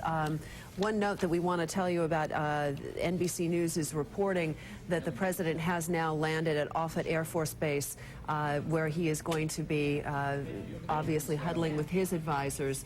And the vice president is in another location, and they will be coordinating throughout the day. We do expect a statement from the Bush administration a little bit later this afternoon. The reason we went to Los Angeles there, that is significant or not, 3 of the 4 flights involved in the crashes today were destined for Los Angeles, 2 out of Boston, 1, I believe, was out of Dulles. So that's why we were trying to hear if they had any new information there at LAX. Consuelo, back to you. Thanks so much. And back to Ben Weiner in Stamford, Connecticut. Ben, are you still there?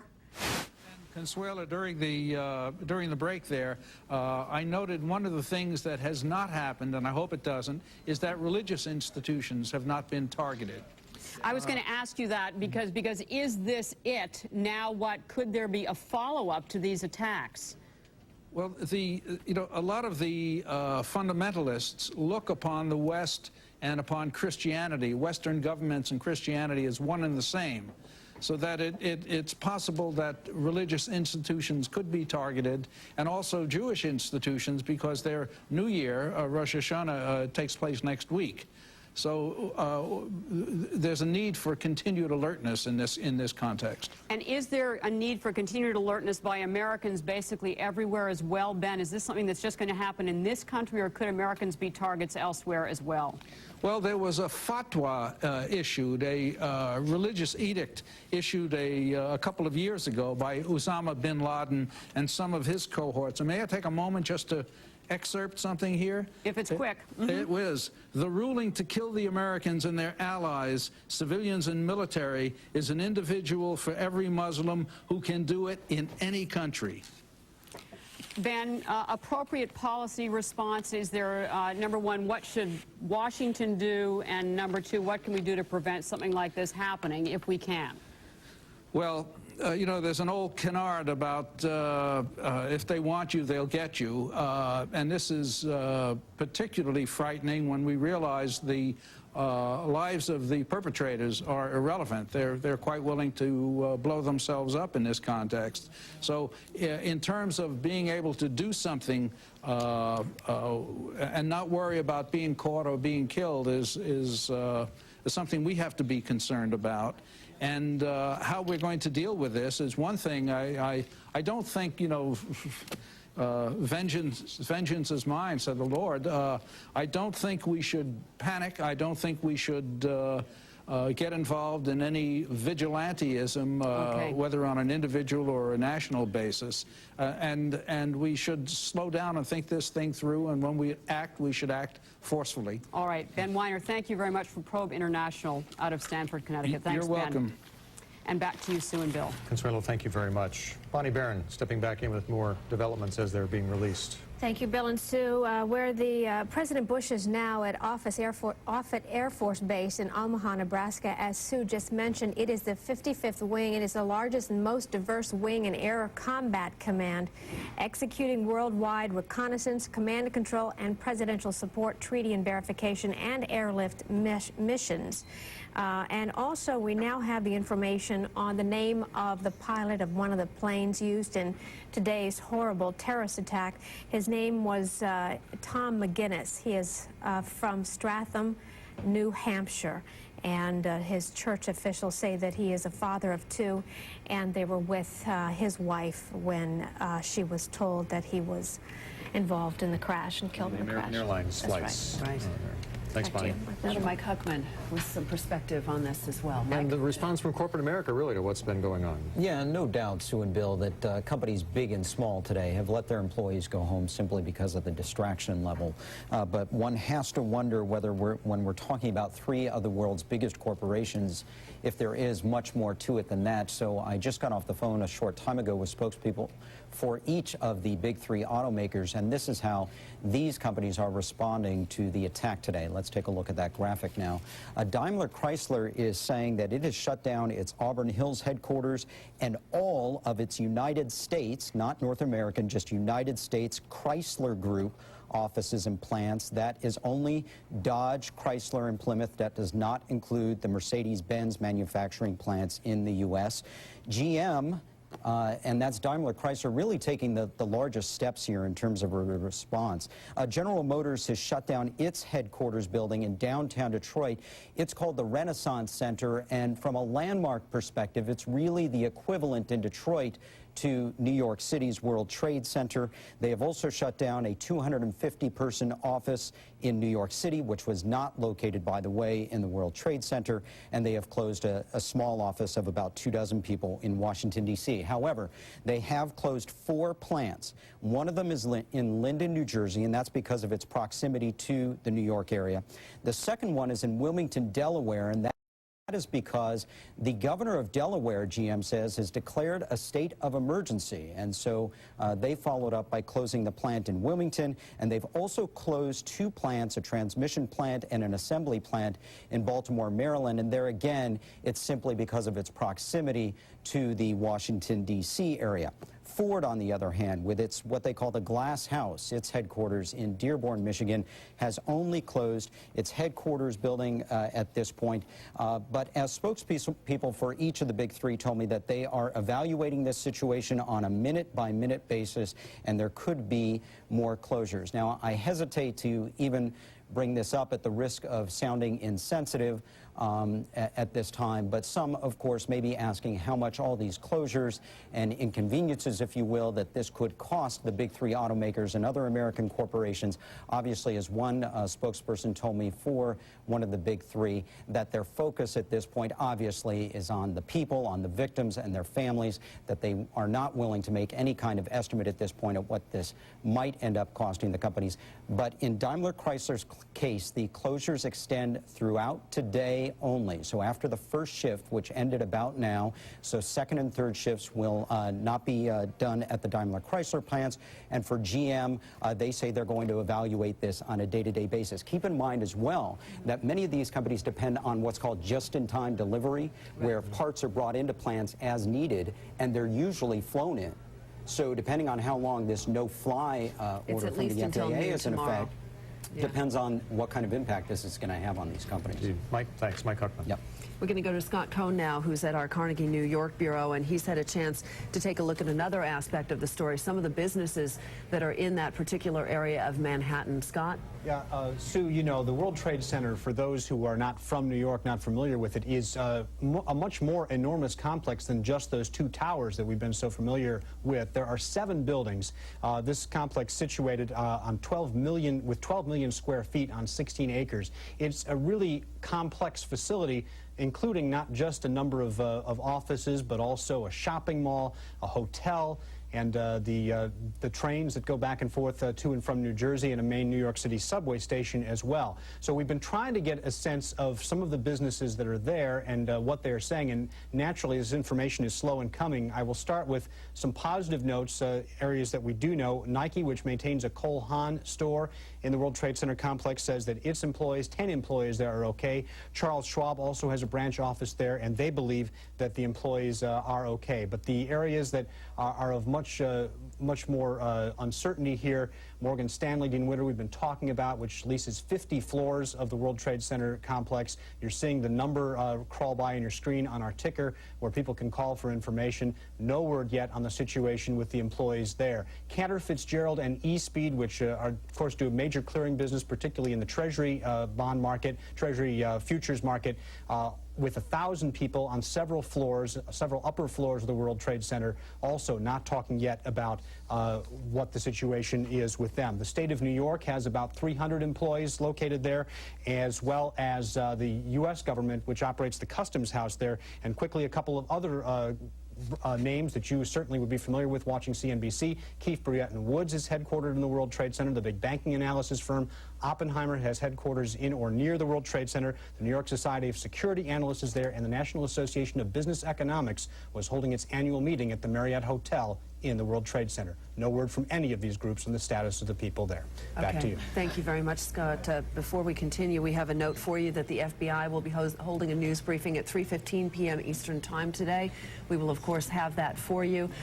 We expect to get some more details on the horrific events of this morning. 3:15 p.m. Eastern Time is when we expect that. Bill? The Federal Reserve has announced that Fed Chairman Greenspan is still in Basel, Switzerland, where he was attending a bankers conference. He actually got on an airplane to come back to the United States when he learned of the terrorist attacks and was turned back because of the FAA regulation, which essentially put U.S. airspace in lockdown status. So the Fed Chairman, we are told, is in that area, but they are not saying exactly where he is for security purposes. Michelle Caruso-Cabrera joins us once again, kind of a quick look at what's been happening so far today. Michelle? Hello, Bill. Military officials are now saying that the U.S. has not been attacked like this since Pearl Harbor, and now the U.S. is on high security alert as a result of the terrorist acts that hit New York and the United States today. It started around 9 a.m. this morning when a plane crashed into the North Tower of the World Trade Center in New York. The FBI says it was a United Airlines plane, Flight 175 from Boston to Los Angeles. About 18 minutes later, the plane you see here, an American Airlines plane, Flight 11, also from Boston to Los Angeles, hit the South Tower. Moments later, the South Tower collapsed, and that was later followed by the North Tower. That is what you are watching there. Eyewitness accounts from the ground say that people were falling and jumping from the towers. And then another United Airlines plane, Flight 93 from Newark to San Francisco, crashed into western Pennsylvania. No official word yet if that crash was part of this terrorist wave as well. The White House has been evacuated, and President Bush is now, we have learned, on the ground in Omaha, Nebraska. Earlier today, he gave a statement on the situation while in Louisiana. Make no mistake, the United States will hunt down and punish those responsible for these cowardly acts. The FBI says another American Airlines Flight 77 from Dulles Airport to Los Angeles crashed into the Pentagon, and explosions also occurred at the State Department. The Capitol has been evacuated, and the congressional leaders have been taken to a secure location. Federal government offices in Washington are closed. All U.S. embassies and consulates have been notified to take adequate precautions. And meanwhile, all U.S. securities markets are closed today as well, following the attack. The SEC suspended all trading today. The market may not reopen tomorrow. A conference call to decide just that will occur at 6 p.m. Eastern Time today. The global markets, in the meantime, definitely reacting to this. The FTSE closing down more than 5%. The DAX down 8%. It had been down 11%, and this is one of the worst one-day drops ever for the Frankfurt DAX. In Paris, the CAC 40 fell 7.4%. Milan, Amsterdam, Stockholm, Prague, Vienna, Zurich, we are all seeing those markets get hit very hard today. For now, London, Germany, and Tokyo say they do plan to reopen tomorrow. That could change. In the Treasuries, commodities, and currency markets, we are seeing Treasuries surge and a flight to quality move. Gold has been surging. It is at $290 an ounce. This is the spot price we are talking about, the December futures contract, not trading here in the United States. Oil up about 10%. Where it is trading, not here in the U.S. The dollar has been falling versus the yen and the euro, a 7-month low versus the euro, in fact. So we are definitely seeing reactions there. All flights in the U.S. have been canceled. All international flights have been diverted to Canada. Exactly what happened to Alan Greenspan when trying to come back from Switzerland. All bridges and tunnels into Manhattan shut down, and Major League Baseball has canceled all games for tonight. And we could go on and on. Numerous cancellations today. Bill, Sue? All right. Michelle, thank you very much. The Pope has made a statement in writing out of Rome. Pope John Paul II has condemned what he called the unspeakable horror of the terrorist attacks in New York and Washington, saying today that he was praying for the victims and for their families. And he implores the survivors to bear up under their suffering and trial. In addition to that, of course, we are waiting momentarily, we believe, or at least in the next few moments, for the FBI to begin its news conference, which we will be taking live for you. It is expected to begin at about 3:15 p.m. Eastern Time. Obviously, they have been scrambling to get together all of the details of this morning's horrific events in New York City.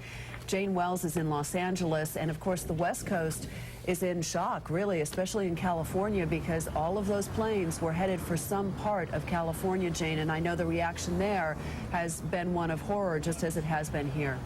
You know, Sue, it's so different from a natural disaster where you feel sympathy for the people at the epicenter or at ground zero, but this attack has made everyone feel vulnerable. And as you said, especially here on the West Coast, where all 4 of these flights were headed either to San Francisco or Los Angeles.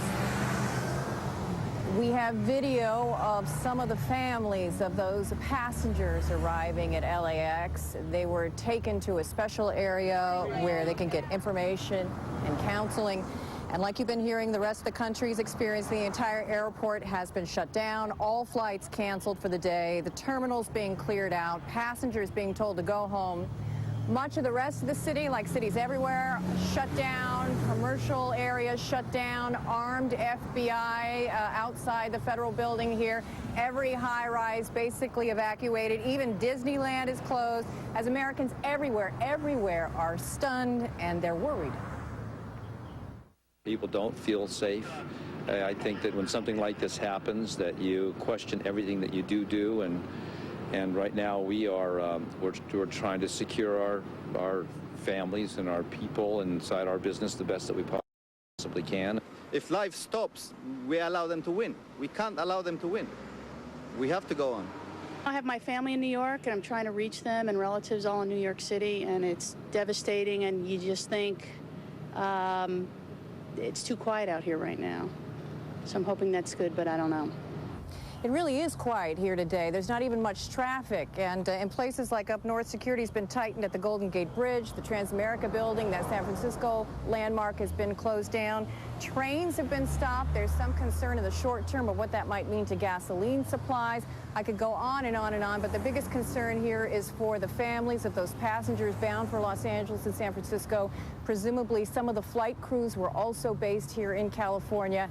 So a lot of worry still here on the West Coast, as in many places. And guys, I'm just trying to figure out how I explain this to my kids tonight. How do you explain this in ways that they can understand without scaring them? I don't know how to do that yet. I don't think anybody does. Thinking that very same thing myself, Jane. I don't think any of us understand it, so how can we explain it? Yeah. I think you have a lot of company in that, Jane. Yeah. Thank you.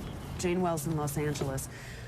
Bonnie Barron, right? Bonnie right now. I think not only are a lot of us still in shock, but I think a lot of us are still processing what we've witnessed, either by sight or by on television reports of what's going on.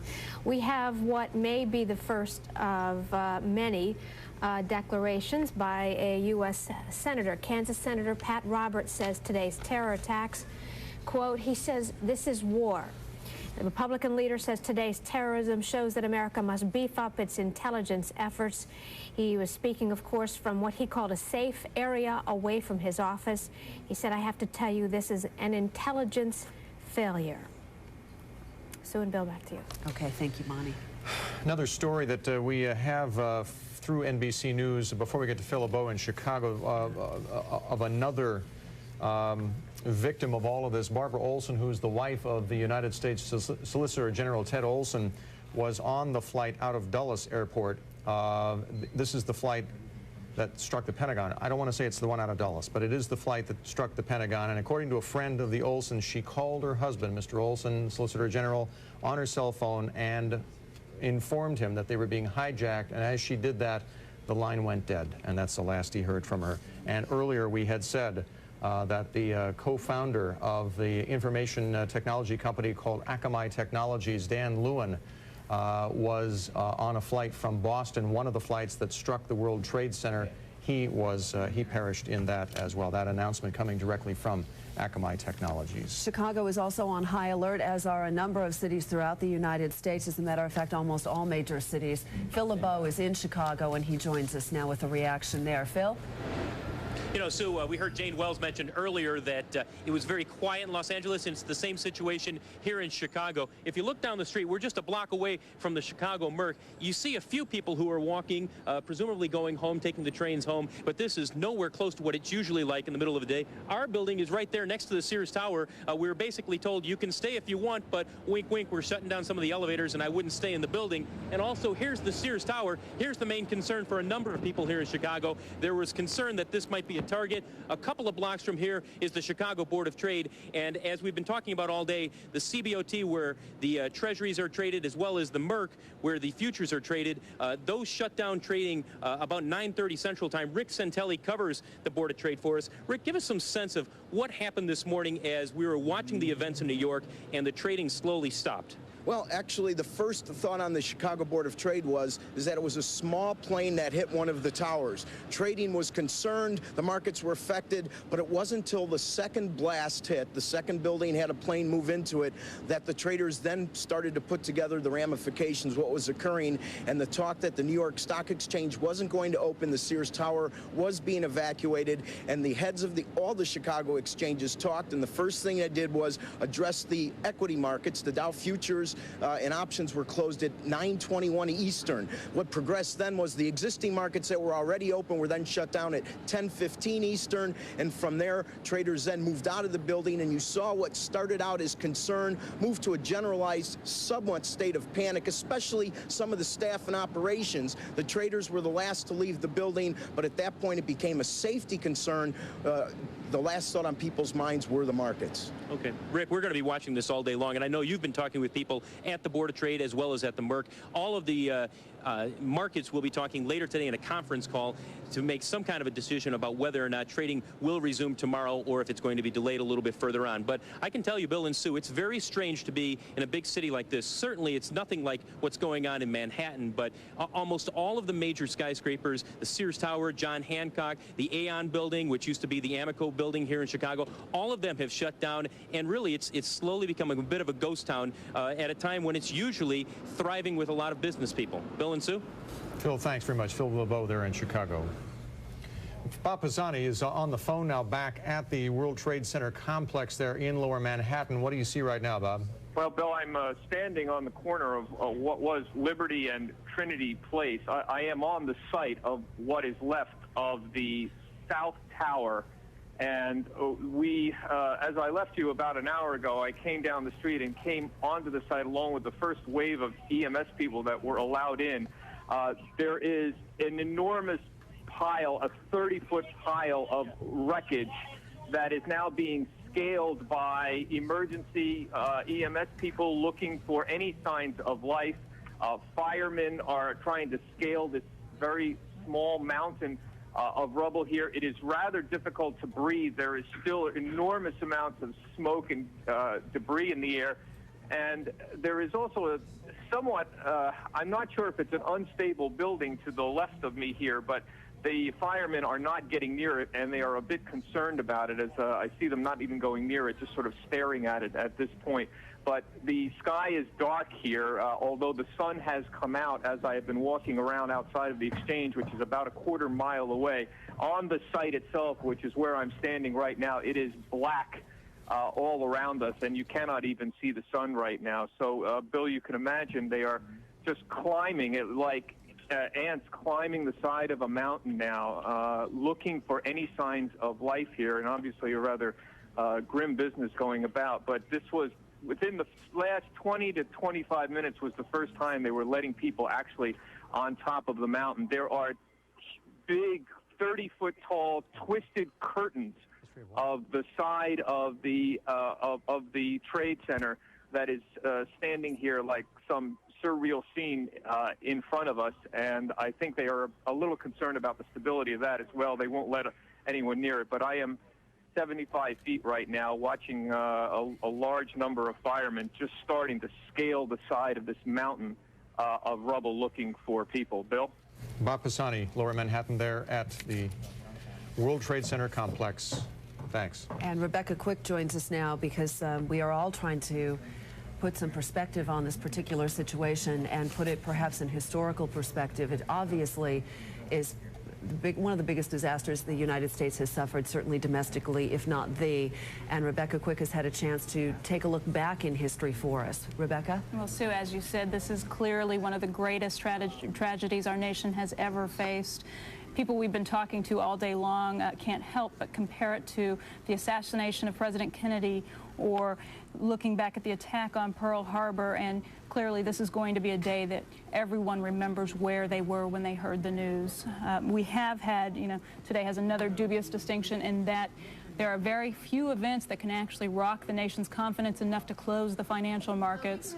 Of course, in our past history, the markets have occasionally been shuttered. Earlier on our air, market historian Brian Taylor was explaining that during World War I, the markets actually closed from August through December of 1914. He said that there was some taking place off of the official markets, and that's why the stock exchange eventually reopened its door. And another time of tragedy, President Kennedy, when he was assassinated, it was a Friday, and on that day the markets experienced a sharp sell-off in the hour or so that it took them to actually shut down the stock exchange. Of course, in those days it took longer to shut down the exchange. But by the time the markets began trading again the following week, President Johnson had been sworn in, the nation was feeling more secure, and stocks rebounded, more than making up for the losses on that previous Friday. Today I spoke with Professor Jeremy Siegel over at the Wharton School of Business. He was saying that he often tells his students about the terror and the panic that was running through the nation during the Cuban Missile Crisis, and that was also running through the financial markets. And when I spoke with him today, he compared today's feelings and today's emotions to just that feeling that he felt at that time. However, he did say that he thinks the markets should reopen again as soon as possible. We all know that uncertainty drives stock prices down, and there is a tremendous amount of uncertainty that is involved here, and shock and disbelief and grief, and clearly this is going to weigh on the markets. I think they should open, though. I think we have to show the rest of the world that we're going to function as normally as possible. Now, the markets, as we've been telling you, will be holding a conference call at 6 p.m. Eastern Time to determine whether there will be trading tomorrow. For the immediate time right now, Sue, though, we're all just focusing on the rescue efforts taking place across the country. Back to you, Sue. All right, Becky, thanks very much. Saw an email from a couple of viewers saying that maybe we all should put out our flags tonight as a little show of unity, if you have one outside the house there. Huh? And if not, find one. Yeah. And put it out. Cuban President Fidel Castro is expected to weigh in. We're getting global reaction, really, to all of this, and Bonnie Barron's going to have more on that for us in just a second. But we are getting global reaction to all of this. The Australian Prime Minister has sent a letter to President Bush expressing his horror with the situation today. That's according to NBC News. In addition to that, Cuban President Fidel Castro is expected to make a statement on his national television tonight about this at about 6 p.m. Eastern Time, which incidentally is when we are going to get a statement, hopefully from the major U.S. stock exchanges. They are going to be holding a conference call, and we will be getting some more details on when trading here in the U.S. will resume. And a reminder that we are still waiting for the FBI to hold its press conference, which should be occurring shortly. As you can imagine, it is a very fluid time, and we are really kind of rolling with the punches as to when the FBI begins its news conference. We will take you there live. And Bonnie Barron's had a chance to get some more details on this afternoon's events. Bonnie? We have a couple of other updates to tell you about. Florida Governor Jeb Bush has declared a state of emergency. Also, Maryland has declared a state of emergency. As Sue just mentioned, Fidel Castro, Cuban president, will be making a statement at 6 p.m. expected to comment on today's events in the United States. And President Bush has now, it's reported to be, he has gone underground into the bunkers at Stratcom, the underground bunkers at Stratcom on Offutt Air Force Base near Omaha, Nebraska, where it is basically a command and control center in case of an attack on the United States. Sue and Bill, back to you. Thank you very much, Bonnie. We're also getting word that the Cuban Foreign Ministry has issued a statement offering its condolences and also medical and humanitarian aid to the United States. And, of course, the Pentagon is also going to be holding a briefing shortly as well. And Hampton Pearson is in Washington. He's been following the situation there at the Pentagon, which, of course, also was hit by a terrorist attack earlier this morning. Hampton, what's the latest? Situation at the Pentagon. The last official we heard a short while ago was from Admiral Craig Quigley, who talked about the fact that indeed confirming what we all knew, but making it, as they say, official, that yes, in fact, acknowledged it was a plane that in fact hit a portion of the Pentagon. Much of the efforts, as you might expect, devoted to fighting the fire and getting the injured to the hospital. We have had no updated statistics, if you will, on either fatalities or injuries. The most current numbers we have specifically regarding the Pentagon, 26 basically injured folks being treated at hospitals in Northern Virginia. Also here in the nation's capital, both Virginia's Governor Jim Gilmore and Anthony Williams, the mayor of the District of Columbia, have in fact declared states of emergency. I can tell you, having stepped outside a short while ago, what began this morning as utter chaos, gridlock in terms of traffic and everything else, now the nation's capital is very much like you would find it on a Saturday or Sunday afternoon, basically a semi-ghost town. All major federal buildings, in fact, have been closed. People sit home. Much of the congressional leadership is not at the Capitol. One of the many buildings closed. The White House shut down. Treasury, State, you name it. It's a whole different scene here. Of course, as you just mentioned, President Bush left Florida this morning, has not returned to the nation's capital, stopping briefly in Louisiana for a statement, then moving on, as you mentioned, to that very secure facility outside Omaha, Nebraska. It's basically a very deep, isolated underground bunker type arrangement there.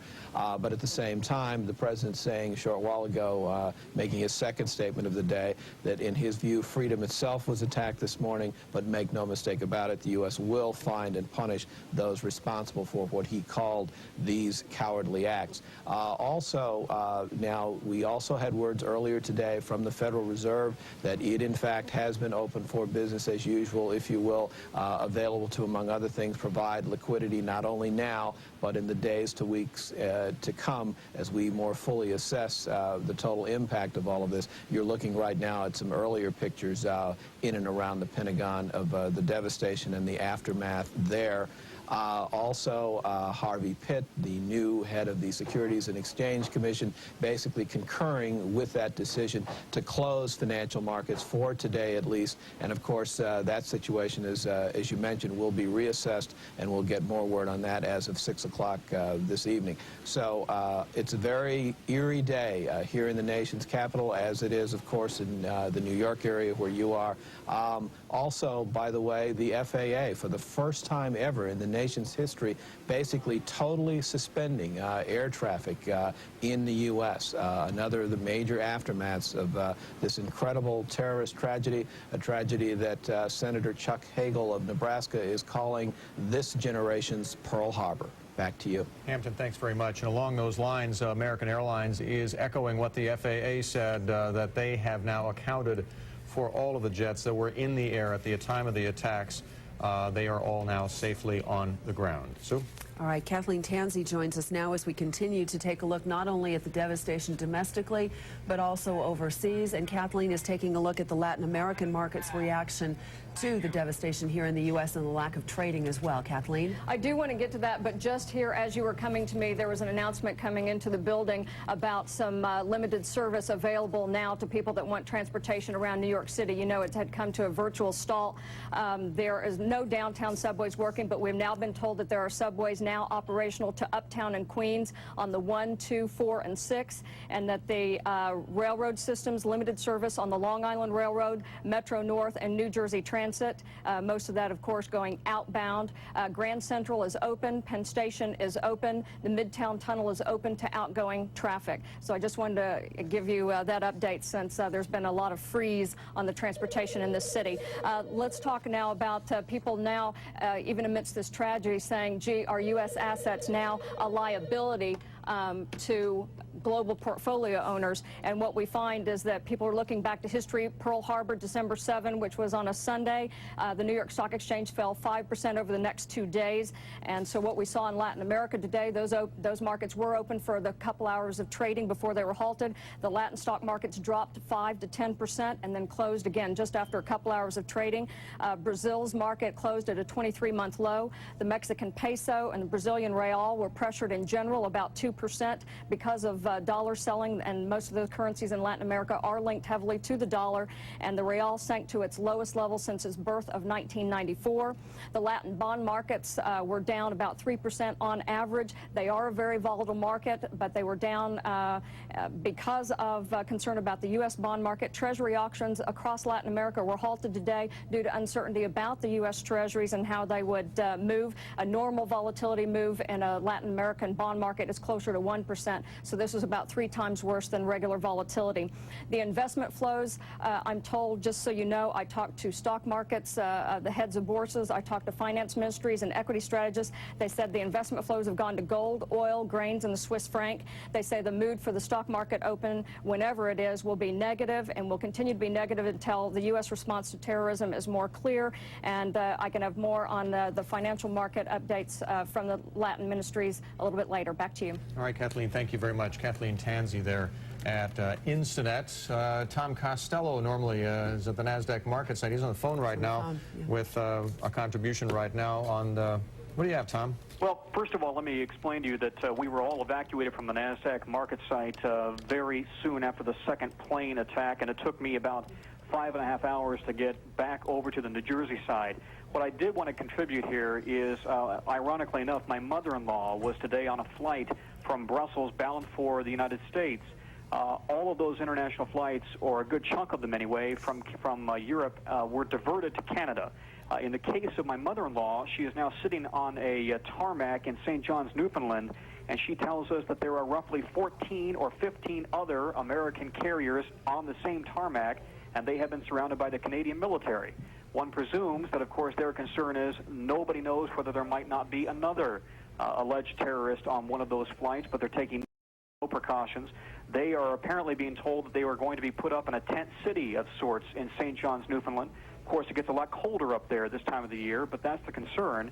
And she tells us, don't worry, right now I'm sitting on the plane with a glass of water, but we're also understanding that no planes will be allowed into the United States for at least another 24 hours or so. Tom, that's good to hear. Always good to hear any happy news at that point. She Thanks. might need something a little stronger than a glass of water, however, by I the time all of mentioned this is over. I mentioned earlier that American Airlines had announced that it had accounted for all of the jets that were in the air at the time of the attacks earlier today. They're also saying they have now canceled all flights until at least noon tomorrow. Right. And that, of course, could change as time warrants. We're going to go back across to Leslie LaRoche, who is in London and has been following the rather vehement reaction to the downside that some of the European markets have had to the situation here in the U.S. Leslie, what's the latest over there tonight? Thank you very much. So, yeah, these markets stayed open through this disaster, and we saw some very, very sharp selling across the region. We have the FTSE closing down 5.7%. Basically, nearly $100 billion were wiped off of the FTSE today. It was the biggest one-day closing point loss since the crash of October 1987. We had stunned investors selling shares basically in a panic mode. We did try to talk to some traders here. Many of them said they could not talk. They were not allowed to speak to the press because they did not know if their colleagues in the U.S. were safe and sound. I mean, for example, Credit Suisse has offices in the World Trade Center. Commerce Bank and the big German bank, Deutsche Bank, have offices in the World Trade Center, so they can't talk to us today. In the other markets, the DAX, there was a bomb threat that closed and evacuated the Deutsche Börse late in the afternoon. That turned out to be a hoax, but during the trading session, the DAX was down in crash territory. It was down 11%. It finished out the day down 8.5% lower, down 400 points. This is the biggest one-day loss over on the DAX. Basically, it was the insurers that bore the brunt of the selling. Not surprising. These are worries about claims to come. We had Swiss Re, the reinsurer, down 17%. Allianz down 14%. We also had a substantial amount of selling in the air carriers, and this is because of the perception of the fears of flight safety. So we had the likes of British Airways down 12 and 13% on the day. Now, in terms of what's to come tomorrow, the London Stock Exchange, as we know now, that this could change, but that the FTSE is expected to open for business. We don't yet know the Euronext, a combination of the Paris, Brussels, and Amsterdam bourses. We don't know if they will open. The DAX is considering whether to open. Some of your earlier reporters were talking about where did the money go. There's been a real flight to safety out of the U.S. dollar. We've seen the dollar plunging 2% against the euro today. The Swissy gaining on that, and we do know that the ECB is ready to provide liquidity, and we do understand that Alan Greenspan is still in Switzerland. We'll leave it there for now. We'll talk to you in a while. Soon, Bill, back to you. And actually, Leslie, the U.S. Fed here has said it is ready to provide any liquidity that is needed, and all of the Fed presidents around the country have repeated that same statement. Leslie LaRoche, thank you so much, Leslie. Various lawmakers have been weighing in today with their response. Senator Joseph Biden of Delaware is the latest. He says, among other things, he just is champing at the bit to get the Senate back into session. He said at a news conference, in his words, the first thing that we should do is be visible. He said there's no need to close schools. He said while this will be remembered as a day of infamy, the terrorists win when we do anything to change our way of life. Biden and some others said they hope the Congress can go back into session tomorrow. Consuelo Mack, more on the price of oil, which often will move at times like this, and indeed it has today. And it sure did today, as we just heard from Leslie, Bill, that the price of oil, Brent crude in London, soared today, as did oil stocks in London as well. And joining us is Tom Petrie. He is president and partner of Petrie Partman in Denver. It's an energy research firm. And Tom, I know you were evacuated from your offices earlier in Denver, but the price of oil did surge. What are the implications of this terrorist attack on the markets, and specifically the energy markets? Hello, Consuelo. Well, it really is a situation where it's very early to make judgments, but it was referred earlier today as a second Pearl Harbor, and clearly, just as Pearl Harbor was an end of innocence for the U.S. at that time and brought us into World War II, I believe this is an end of innocence with respect to the terrorist threat coming to the continental United States. In that respect, it's a powerful blow to American consumer psyche, and as a result, I think it's very important that OPEC said today that they would continue to supply oil to meet the world's needs.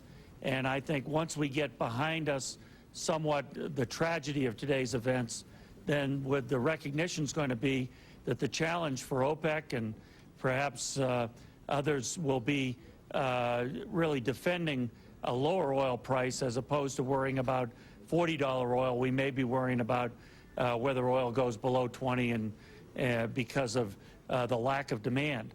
You know, it's an extreme example, but airplanes weren't flying today, and that's just one example of the lack of consumption that comes when the consumer pulls in its horns. You know, Tom, do you think as I say, go ahead. Do you think this is going to have a lasting impact then on consumer psychology and therefore basically on the economy, that in fact it could cause the economy to slow down even more than it has both here and possibly globally? Nothing's certain at this point, but that's certainly a possibility that I'm worried about. Joe Biden spoke a few minutes ago about the importance of being able to continue as much as possible business as usual, but it will be unrealistic in my mind to expect all business to continue as usual. And I do believe that this will be a blow that does have an impact on lifestyles and consumer patterns.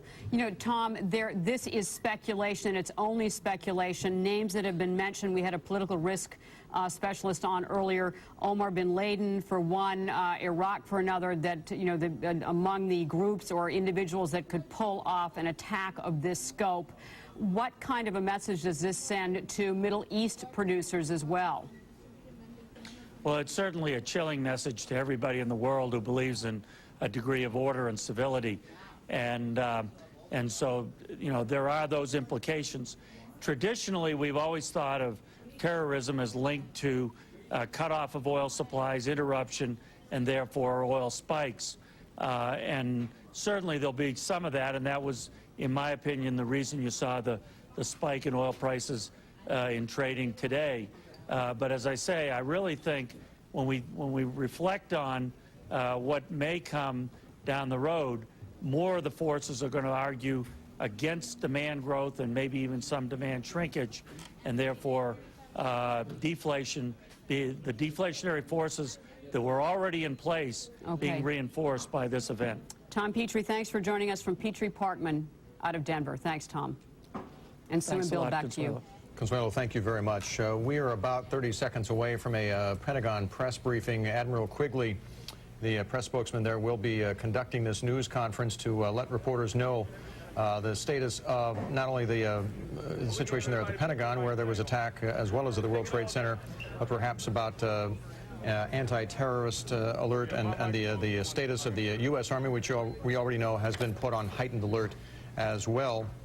And of course, it's no surprise that it's outdoors that they're holding this news conference here. Yes, and also we are awaiting the FBI's news conference. Sometimes they coordinate these events so that they do not overlap, particularly in this particular situation where so much news has occurred today. Obviously, we will be hearing from Admiral Craig Quigley in just a short while. Then we'll be going to the FBI news presser in just a short while as well. And Maria Bartiromo and Bob Pisani are both on Wall Street, in different locations on Wall Street. Bob Pisani was right at the World Trade Center just a short while ago, but Maria Bartiromo has been down at the NYSE. And Maria, I understand they've moved people into the new trading area of the NYSE, those who are left on Wall Street, correct? That's right, Sue. Right now I am on the floor, but I walked out a few minutes ago. And the truth is I actually am having a hard time breathing regularly after having been outside for the last 15 minutes. I've been wearing one of these respirator caps, as are everyone who is actually outside. And there aren't many people outside. The streets are empty except for police officers and FBI agents. The dust on the floor is about this high. It is incredibly thick. I've been told by sources down here that it's unlikely that we will see trading resume tomorrow. As you know, at 6 p.m., the New York Stock Exchange and Dick Grasso will be hosting a call to discuss the possibility of trading tomorrow. One source that I spoke with earlier speculated to me that even if we were to see trading, we probably would only see it in partial groups, maybe the S&P 500, but he said that was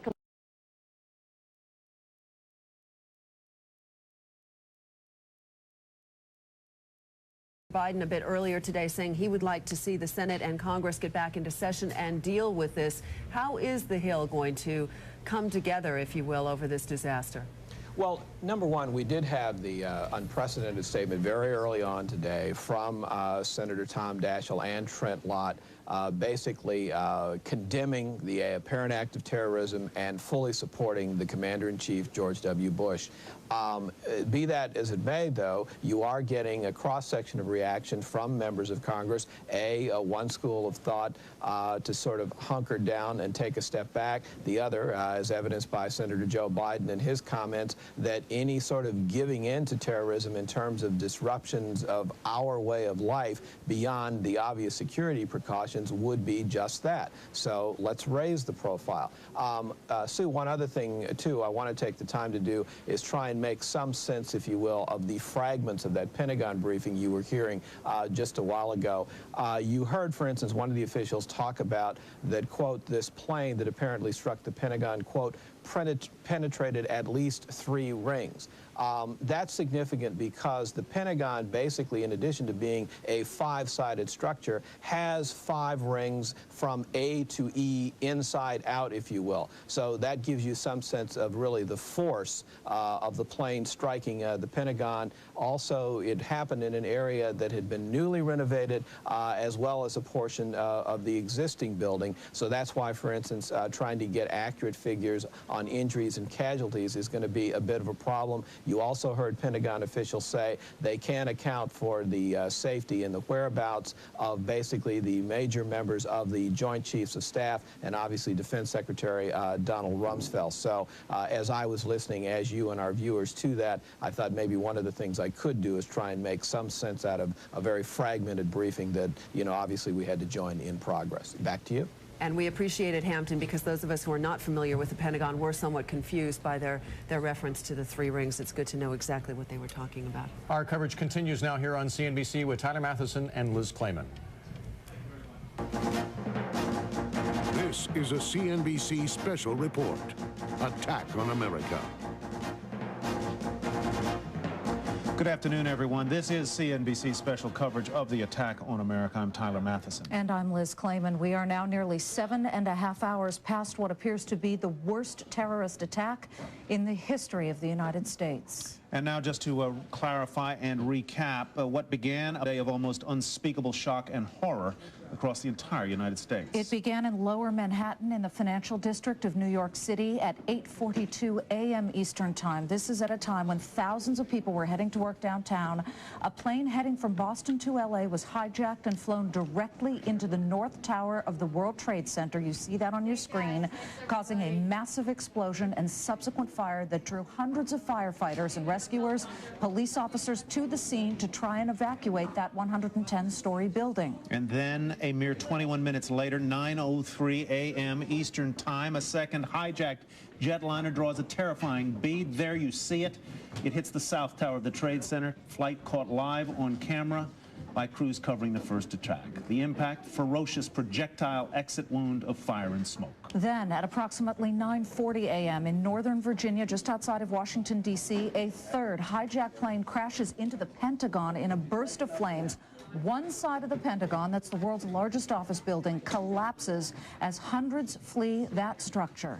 And then a half hour later, approximately 9:59 a.m., the South Tower of the World Trade Center collapses in an explosion of concrete, steel, glass, and humanity. 110 stories fall as one. The building, weakened by the impact of that first jet, can no longer support its weight. So as people are rushing there to try and help those who are trying to escape, rescuers attempting to save those trapped in the second tower, it too collapses just a half hour later in a rain of concrete and steel spreading for blocks, showering down debris on the streets of Lower Manhattan below. The entire tip of Lower Manhattan engulfed in smoke and dust, all buildings obscured by the disaster. We're talking about a total of 425,000 cubic yards of concrete, 200,000 tons of steel, 43,000 windows totaling 600,000 square feet of glass. You can only imagine all of the people who are down below either trying to flee the area anyway, escape, or at least the rescuers trying to help those who were trying to leave. We must also mention that in a separate but apparently related crash, a fourth hijacked plane, a Boeing 757, crashed in western Pennsylvania this morning just southeast of Pittsburgh. In just the airplane crashes alone, the dead total 266. Michelle Caruso-Cabrera has been following the events of the day.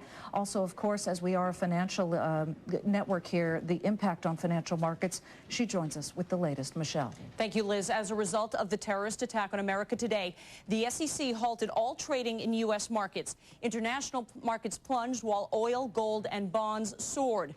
It is unlikely the U.S. markets will reopen tomorrow. There will be a conference call 2 hours from now to decide just that. Part of the issue, the lack of infrastructure resulting from the bombing. Morgan Stanley Dean Witter had a very large office in the towers at the World Trade Center. Cantor and Fitzgerald's headquarters are at the top of the North Tower. Oppenheimer Funds had 5 floors in the South Tower. Across the street at the World Trade Center was the New York Mercantile Exchange, where oil, gold, and futures contracts are traded. Very unlikely they can return there tomorrow as well. Bank of America, Deutsche Bank also have offices in that area. Keefe, Bruyette & Woods, a small firm which covers the financial industry, also has offices in the towers. International markets plunged in the wake of the news. Frankfurt's DAX 30 dropped 9%, its biggest one-day drop ever. The Paris CAC fell 7.4%, London's FTSE 5.7%, Stockholm's market plunging 7.5%, and in Amsterdam the AEX fell 7%, Milan's MIB 30 dropped 7.8%, and the Toronto Stock Exchange plunged 4% before trading was halted. Brent crude, however, surged today more than $3 to $30.65 a barrel. That is a 12% gain. The fear is that hostilities resulting from this terrorist attack will curtail the supply of oil. Spot gold climbed to $290 an ounce. Unlike a futures contract, spot gold is for delivery right now. People chasing the hard commodity to have it on hand because it is seen as stable in times of chaos. Also in the search for safety, Treasury surged, especially short-term notes. And there are expectations for a massive short covering rally in the natural gas market once that reopens here.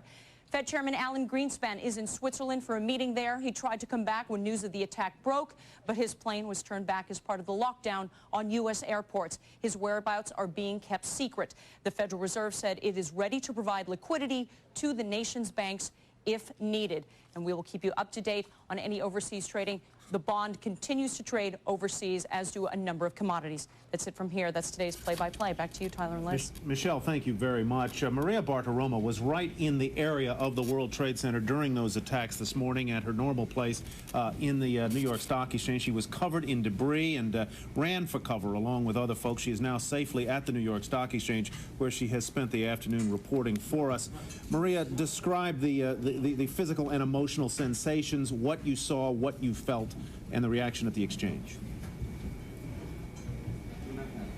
We don't have Maria Bartiromo, I'm sorry to say. Well, of course, the big aspect here politically is that President Bush is very much involved. He's watching this very closely. He was about to participate in an event in Sarasota, Florida, when that first attack occurred this morning. He made a brief statement in Florida. Then he headed right to an Air Force base in Louisiana and has now, Hampton Pearson, I understand, moved to a Strategic Air Command in Omaha, Nebraska.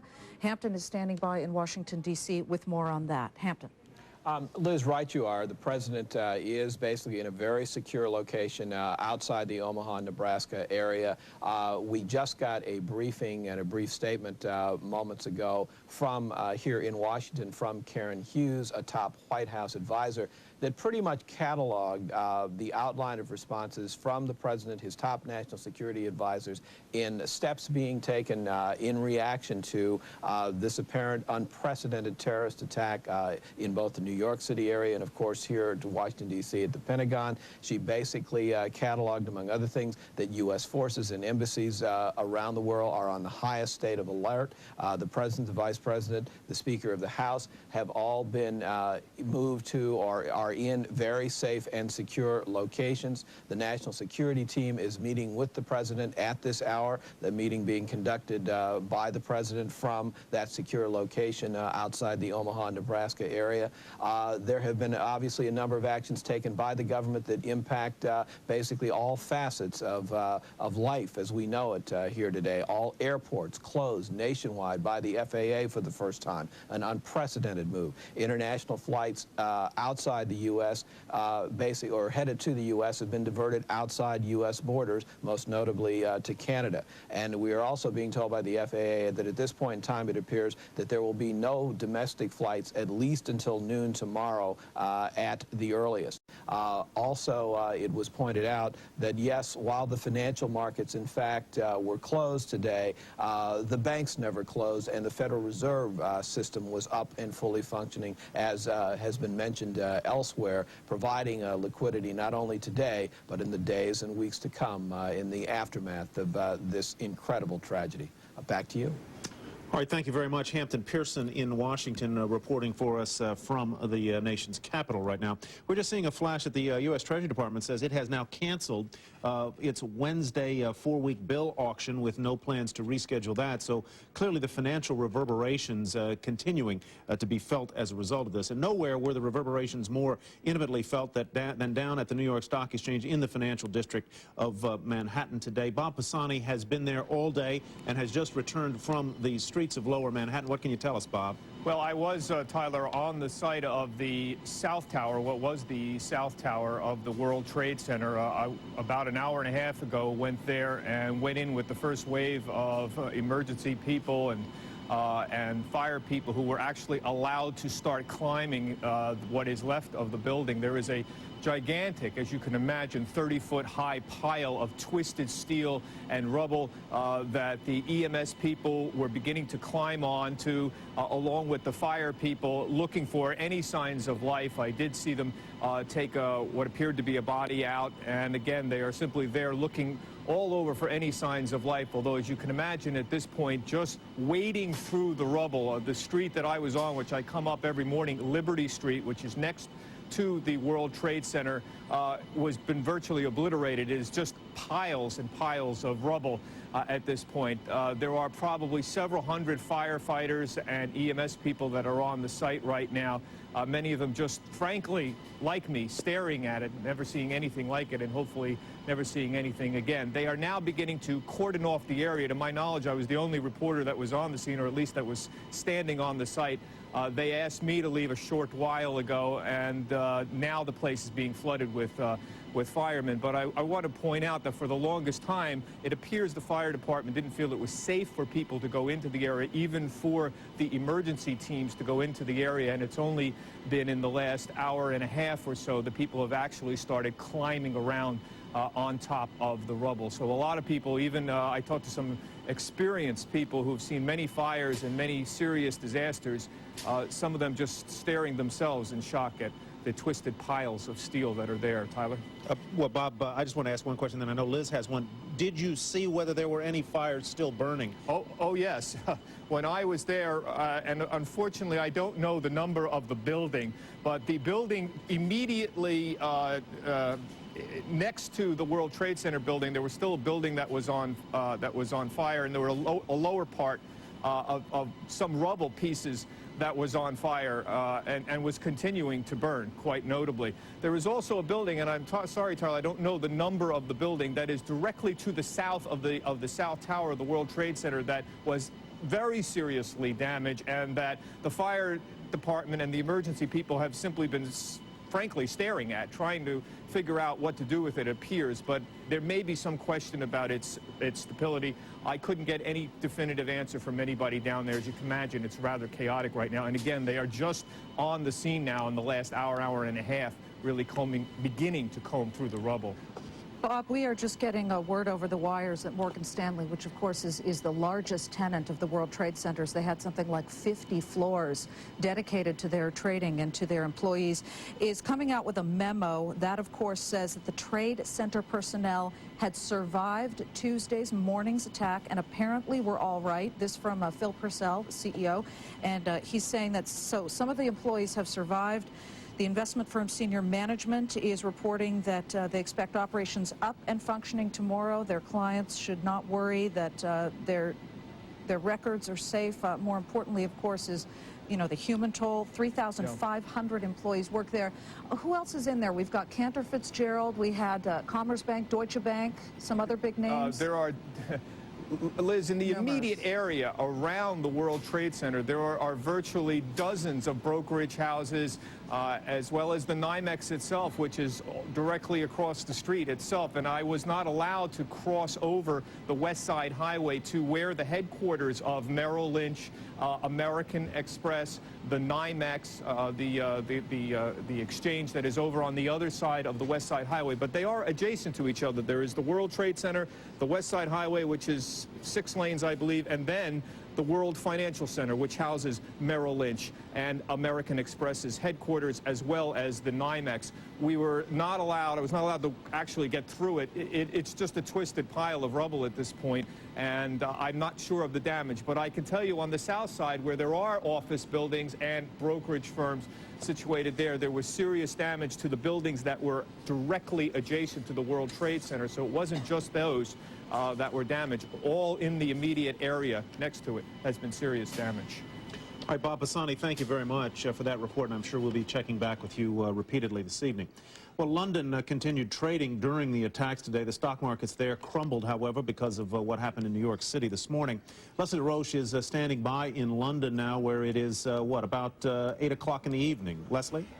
It is 8 o'clock local time here in London, Tyler. We did have the bourses, the major markets across Europe stayed open through this tragedy, and we saw sharp waves of selling, not surprisingly. We did have the FTSE closing down 5.7% lower, its biggest point loss since the October '87 crash. A massive $98 billion wiped off of this market cap today. Only 3 stocks climbed. Those were BP, Shell, and Defense System, BAE. Over in Frankfurt, there was a bomb scare at the Deutsche Börse. It was evacuated. We did have the DAX, though, trade through that problem. It turned out to be a hoax, but the DAX lost a massive 396 points today. Really, the brunt of the selling was seen in the insurance sector. That's in anticipation of the claims to come. We also have British Airways down 21% today, a sample of some of the fears, the flying fears that we can expect in the flying public. I also want to tell you a little bit about what's what's happening in sort of a general and the political scope here in Europe. All of the streets around U.S. embassies in Europe are being closed. All of the Frankfurt skyscrapers were evacuated earlier today. There are recommendations that those stay closed through tomorrow. Tony Blair, Prime Minister, coming out today saying that London is on high alert. The airport's increased security. There's a bit of a no-fly zone over London. That has been widened. There will be no private or civil aircrafts allowed over London. Financial institutions have been advised of security measures, and I think, and probably what sums it up best, is we had word that Queen Elizabeth is watching developments in growing disbelief and total shock. Leave it there for now. We'll bring you an update later. Back to you. Thank you very much, Leslie LaRoche. Of course, as we mentioned, you know, the human toll is the most important thing, and Rudy Giuliani has been, the mayor of New York, has been coming out with some numbers about 1,500 people wounded at Liberty Park, and of course, hundreds and hundreds have been sent to area hospitals. We just wanted to mention that, and as the numbers come in, we'll bring them to you. In the meantime, we want to just shift a little bit to the markets here. Darby Mullaney has been in Midtown Manhattan at our bureau there. Darby, the conference call, 6 p.m. with markets and regulators to decide what will happen tomorrow, although we're hearing reports that most likely trading will not resume, at least at the New York Stock Exchange. Indeed. We're still waiting to hear official word as to when exactly the markets will reopen and if it will happen tomorrow. A conference call is scheduled for 6 p.m. Eastern time tonight. We should get some kind of indication then. The Securities and Exchange Commission ordered the markets closed for today, and as we were talking about earlier, several top financial firms have offices in what was the Twin Tower complex. Morgan Stanley, perhaps the biggest tenant. A spokesperson at Morgan Stanley earlier today told us that as opposed to what the wires are saying, that they had 50 floors in the complex, that they actually had 22 floors in number 2 World Trade Center and 3 floors in another building in the complex, number 5 World Trade Center. You all were reading a press release from Morgan Stanley that just came out earlier saying that they'll be back in business tomorrow, and that many of the staff members, if not all of them, survived, if I heard you correctly. We were told that they would issue a press release at 5 o'clock Eastern time. In any case, we're following up on that. Mary Thompson will have more on that later. The other firms in the Twin Towers include Credit Suisse Group, Germany's Commerzbank, Deutsche Bank, Thomson Financial, and Cantor Fitzgerald. I put in a call to Cantor Fitzgerald to the Connecticut office to see if we could get any information from there. My source there was not available, and the person who answered the phone said that Cantor Fitzgerald was not going to be issuing any comments right now. And I would have to say that the person on the phone did seem understandably very upset. So we're awaiting word from them to see